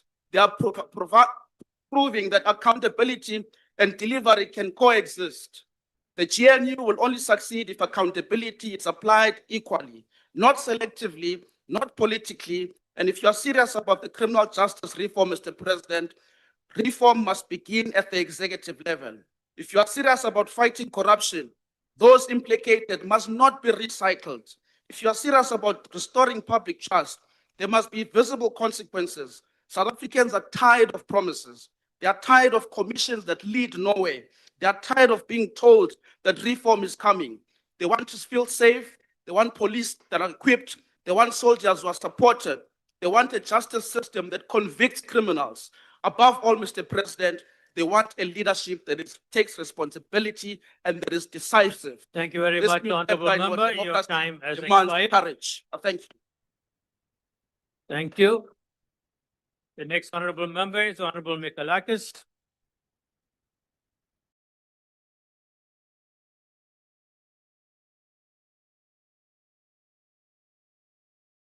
Deputy Chairperson, Mr. President, before I start my speech, may I remark on what a smart blue tie you were wearing on Thursday night. And yours was properly made, unlike the leaders of some popcorn parties' ties. Whether deliberately or not, Mr. President, that tie reflected the highlights of your speech. From the news that the economy is growing under the GNU as opposed to years of decline, to the best matric pass rate under Minister Khwarube, the state property company that we're looking forward to taking shape under Minister McPherson, the innovation in digitization of personal documents like IDs, driver's licenses, matric certificates under Ministers Schreiber and Malatsi, and the declaration of a state of disaster for foot and mouth disease, as Minister Steenhuisen called for in January, but also the more than 10,000 extension officers to support farmers. This year marks the year of a municipal election, where water will be a central theme. It's funny, Mr. President, that you told the one minister who lives to dress up for SONA that she should rather be in Gauteng to sort out the water. Despite this, for the Premier there, to paraphrase my colleague Honorable Burke, the penny must still drop. For him, the solution to the water crisis is to shower at a hotel. May he be rewarded with a golden shower at the ballot box for such a stupid comment. Because it is clearly only at the ballot box where solutions can be found. The Premier should not apologize for not being here. He should apologize for his blatant arrogance towards the people of Gauteng. Then there's the official opposition, a party that summonses a chief whip from the NCOP because the handful of members on the NA benches who have not yet been tried are clearly not trusted. I think it is safe to say that the chief whip of the opposition will never be ready or able. Seeing as though the MK and the EFF are so keen on acknowledging the convicts in the gallery, may I send my regards. Maybe we should ask them to stand again so that the police can see them clearly. At least the Minister of Sports, Arts and Culture served his full term. Mr. Malema has suddenly become very passionate about water provision.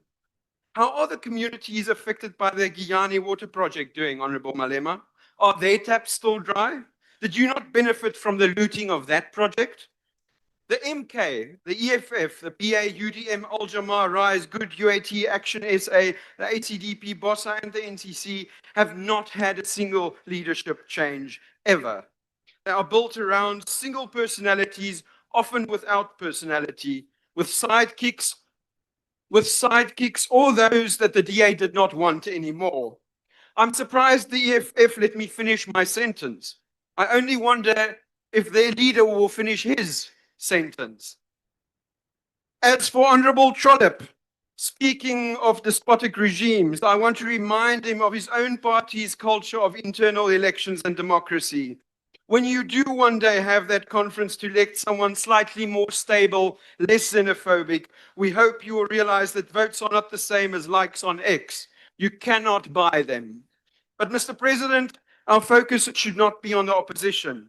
They are essentially a waste of time and offer no alternative. Our focus should be to deliver better lives for South Africans than they had for the last 30 years of democracy. Therefore, I think it was fitting that you started your speech with the economic wins of these past 2 years since the coalition replaced ANC majority rule. A decline in inflation, a stronger rand, stabilizing government debt, a stronger JSE, the prospects of a growing economy. But Mr. President, an economy shackled by BEE and cadre deployment is not going to reach the 3% growth that you dream of, sir. 35.8% of Black South Africans are unemployed. Almost 30 million Black South Africans are living in poverty. Yet 1 trillion rand was shifted to fewer than 100 people since 1994 through BEE. These are the facts. One thing I hope we can agree on is that this is not acceptable. And that if there is an alternative on the table that will offer the 30 million Black South Africans an opportunity into work without having to label people according to their race, like the apartheid government did, why would we not at Honourable least... member, can you take your seat? I see a hand. Honourable Nzimande. No, thanks, Deputy Slalo. Cela umkhuze lo wakhafulwa ulwandle ukuthi in terms of Rule 63 akayeke ungahloniphi, akayeke ukuthi i-ex-convict iya-recognize, uyachwenza. Ngicela umkhuze.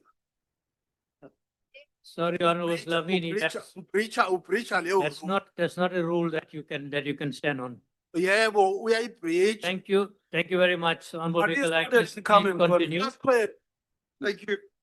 Thank you, House Chairperson. The rules also say that you need to actually raise the point of order when it occurs. No wonder they have to import chief whips. Because without truly relieving the economy of what holds us back, Mr. President, your SONA speech will be like a water tap in Johannesburg. One looks at it and one has hopes, only to be met by dololo actual delivery. Mr. President, I do hope that this year will be a continuation of the growth path that the country has now taken. But I also hope that it will be the beginning of us taking unemployment seriously and getting rid of bad policies that are holding the economy back, so that we can truly address the injustices of the past and create an open society with opportunities for everyone who live in it. I thank you. Thank you very much. Now go and sort out your Uber I'll Eats call upon the delinquent. Honourable Minister of Higher Education and Training.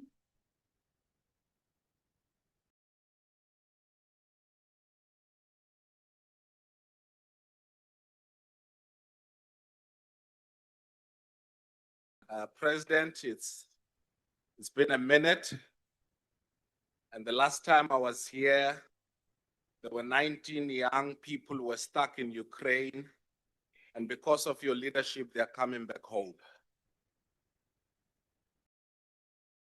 Whilst we're at it, President, I want to congratulate the Honorable Desmond Royen, whom I once played tennis with.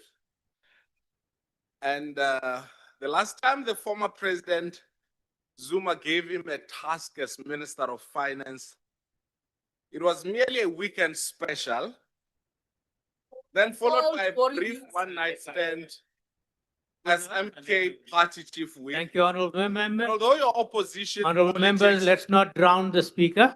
is about as unreliable as your backhand. Honourable Minister, can you take your seat? I see a hand.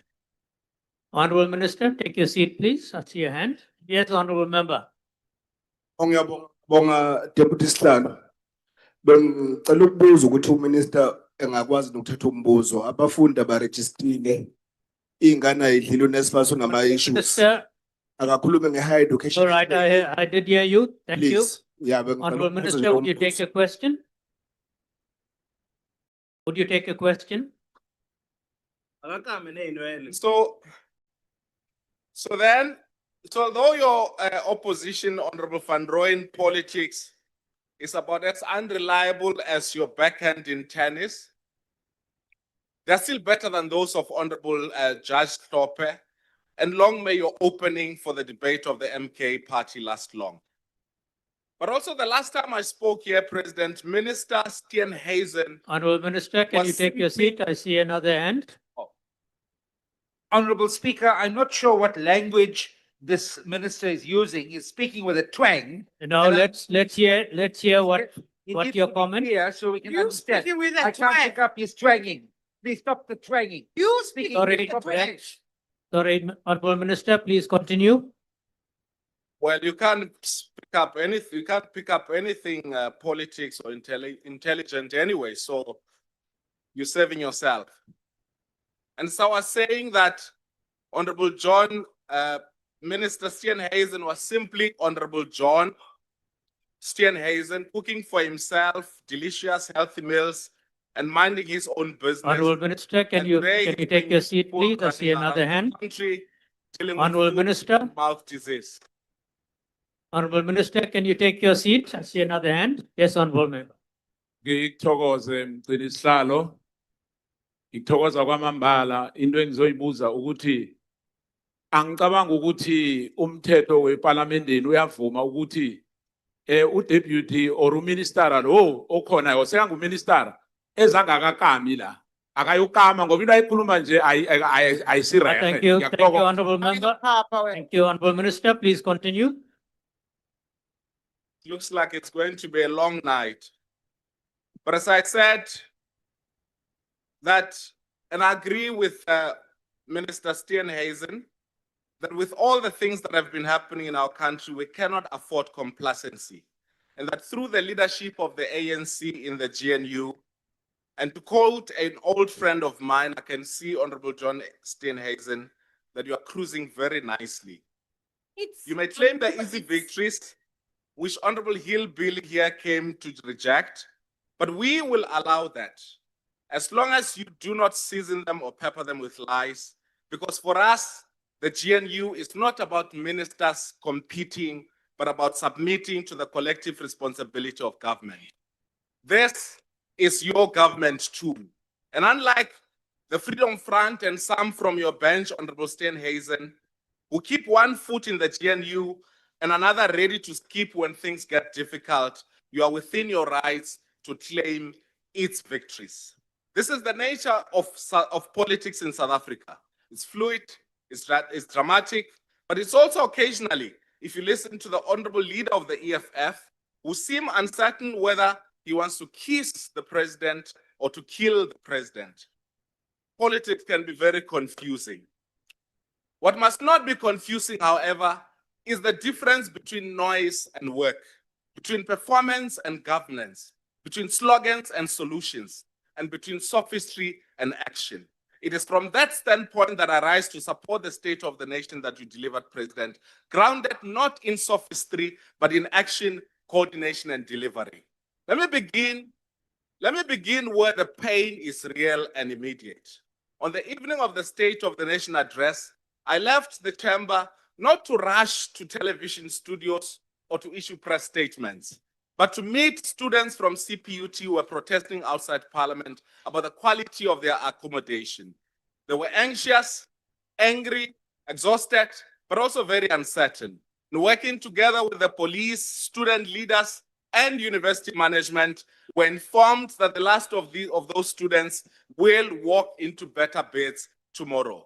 We've also been in contact this morning with vice chancellors of UCT and DUT, who have committed that the protests that are happening on their campuses, which are very peaceful, I must say, will be concluded as soon as possible. Our department, together with students' organizations, vice chancellors and college principals, are working around the clock to ensure that no student is left behind. So when some ask, where is government? The answer is simple. Sometimes government is not on social media, Honorable Lonzi. Sometimes government is in the corridor at midnight fixing problems. Student accommodation remains one of the most urgent challenges in the post-school system. We face a shortfall of 200,000 beds, and we will not resolve this challenge only with bricks and mortar. And that's why we're expanding access through a combination of fiscal infrastructure and digital expansion. Many universities are already rolling out digital and blended programs. And this work must accelerate, and similarly plans are afoot to digitize CET and TVET curricula through the national online system so that we can meet the demand of our success in the grade 12 cohort.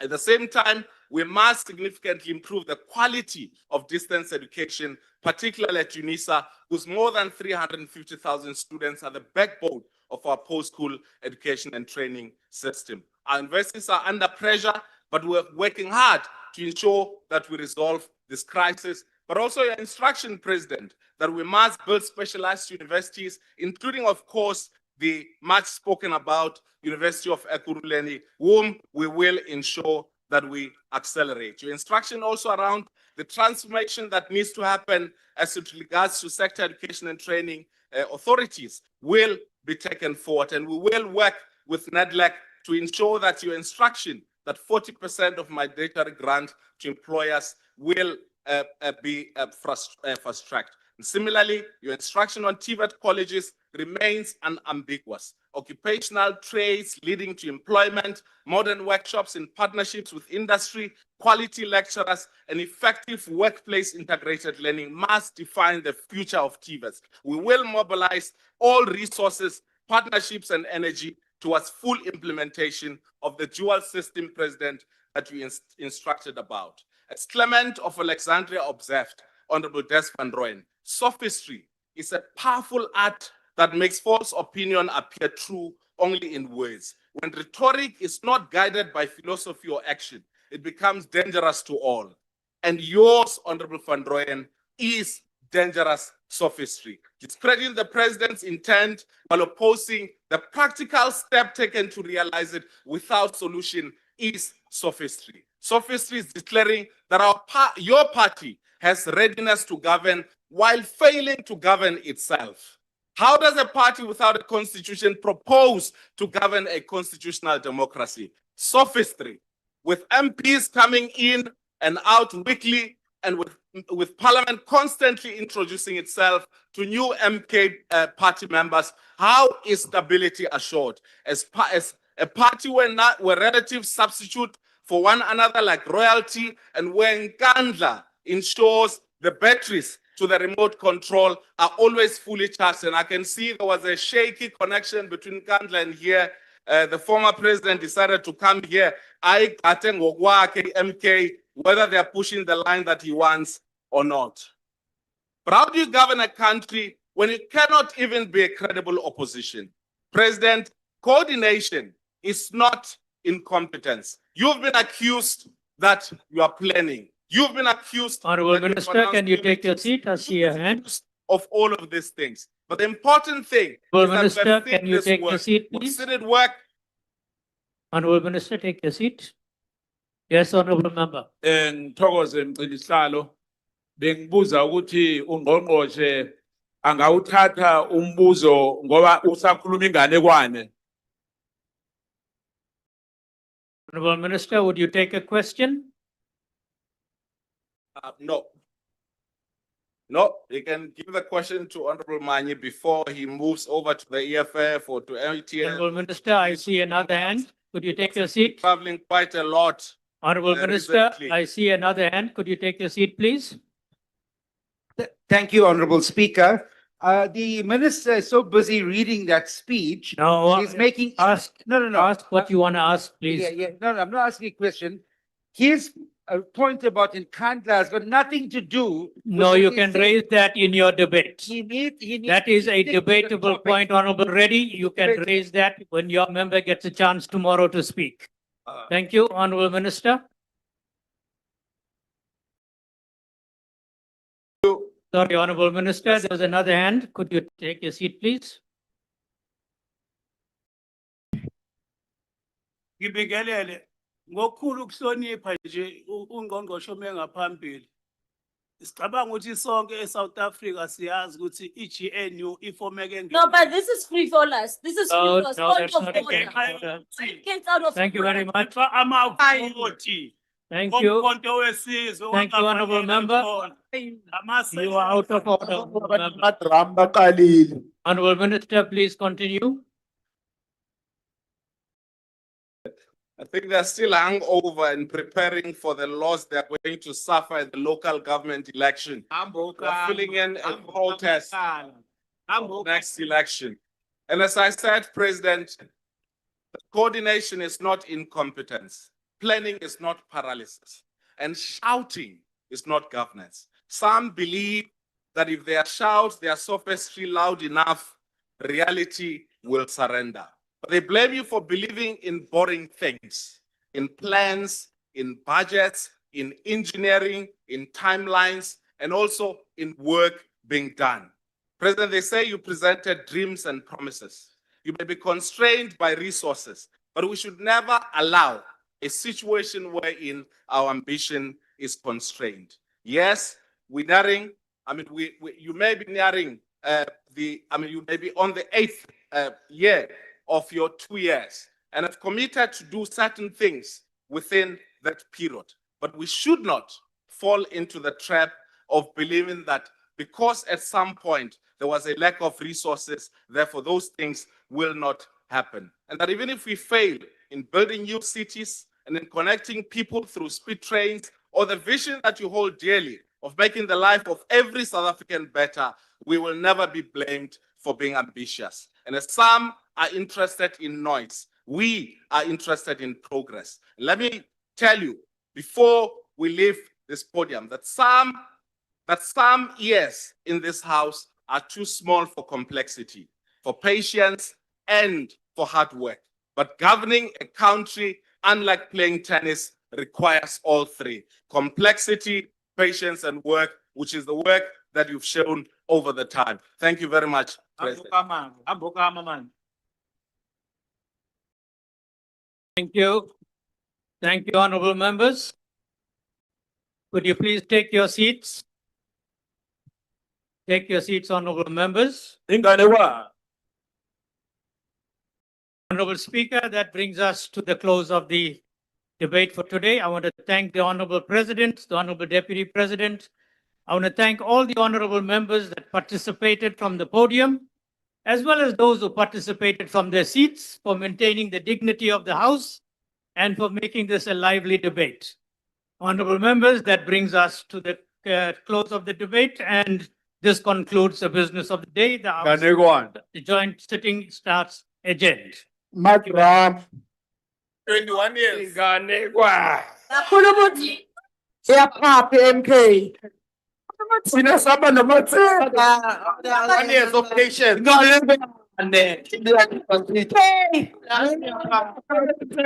Viva! Viva! What happened? Viva!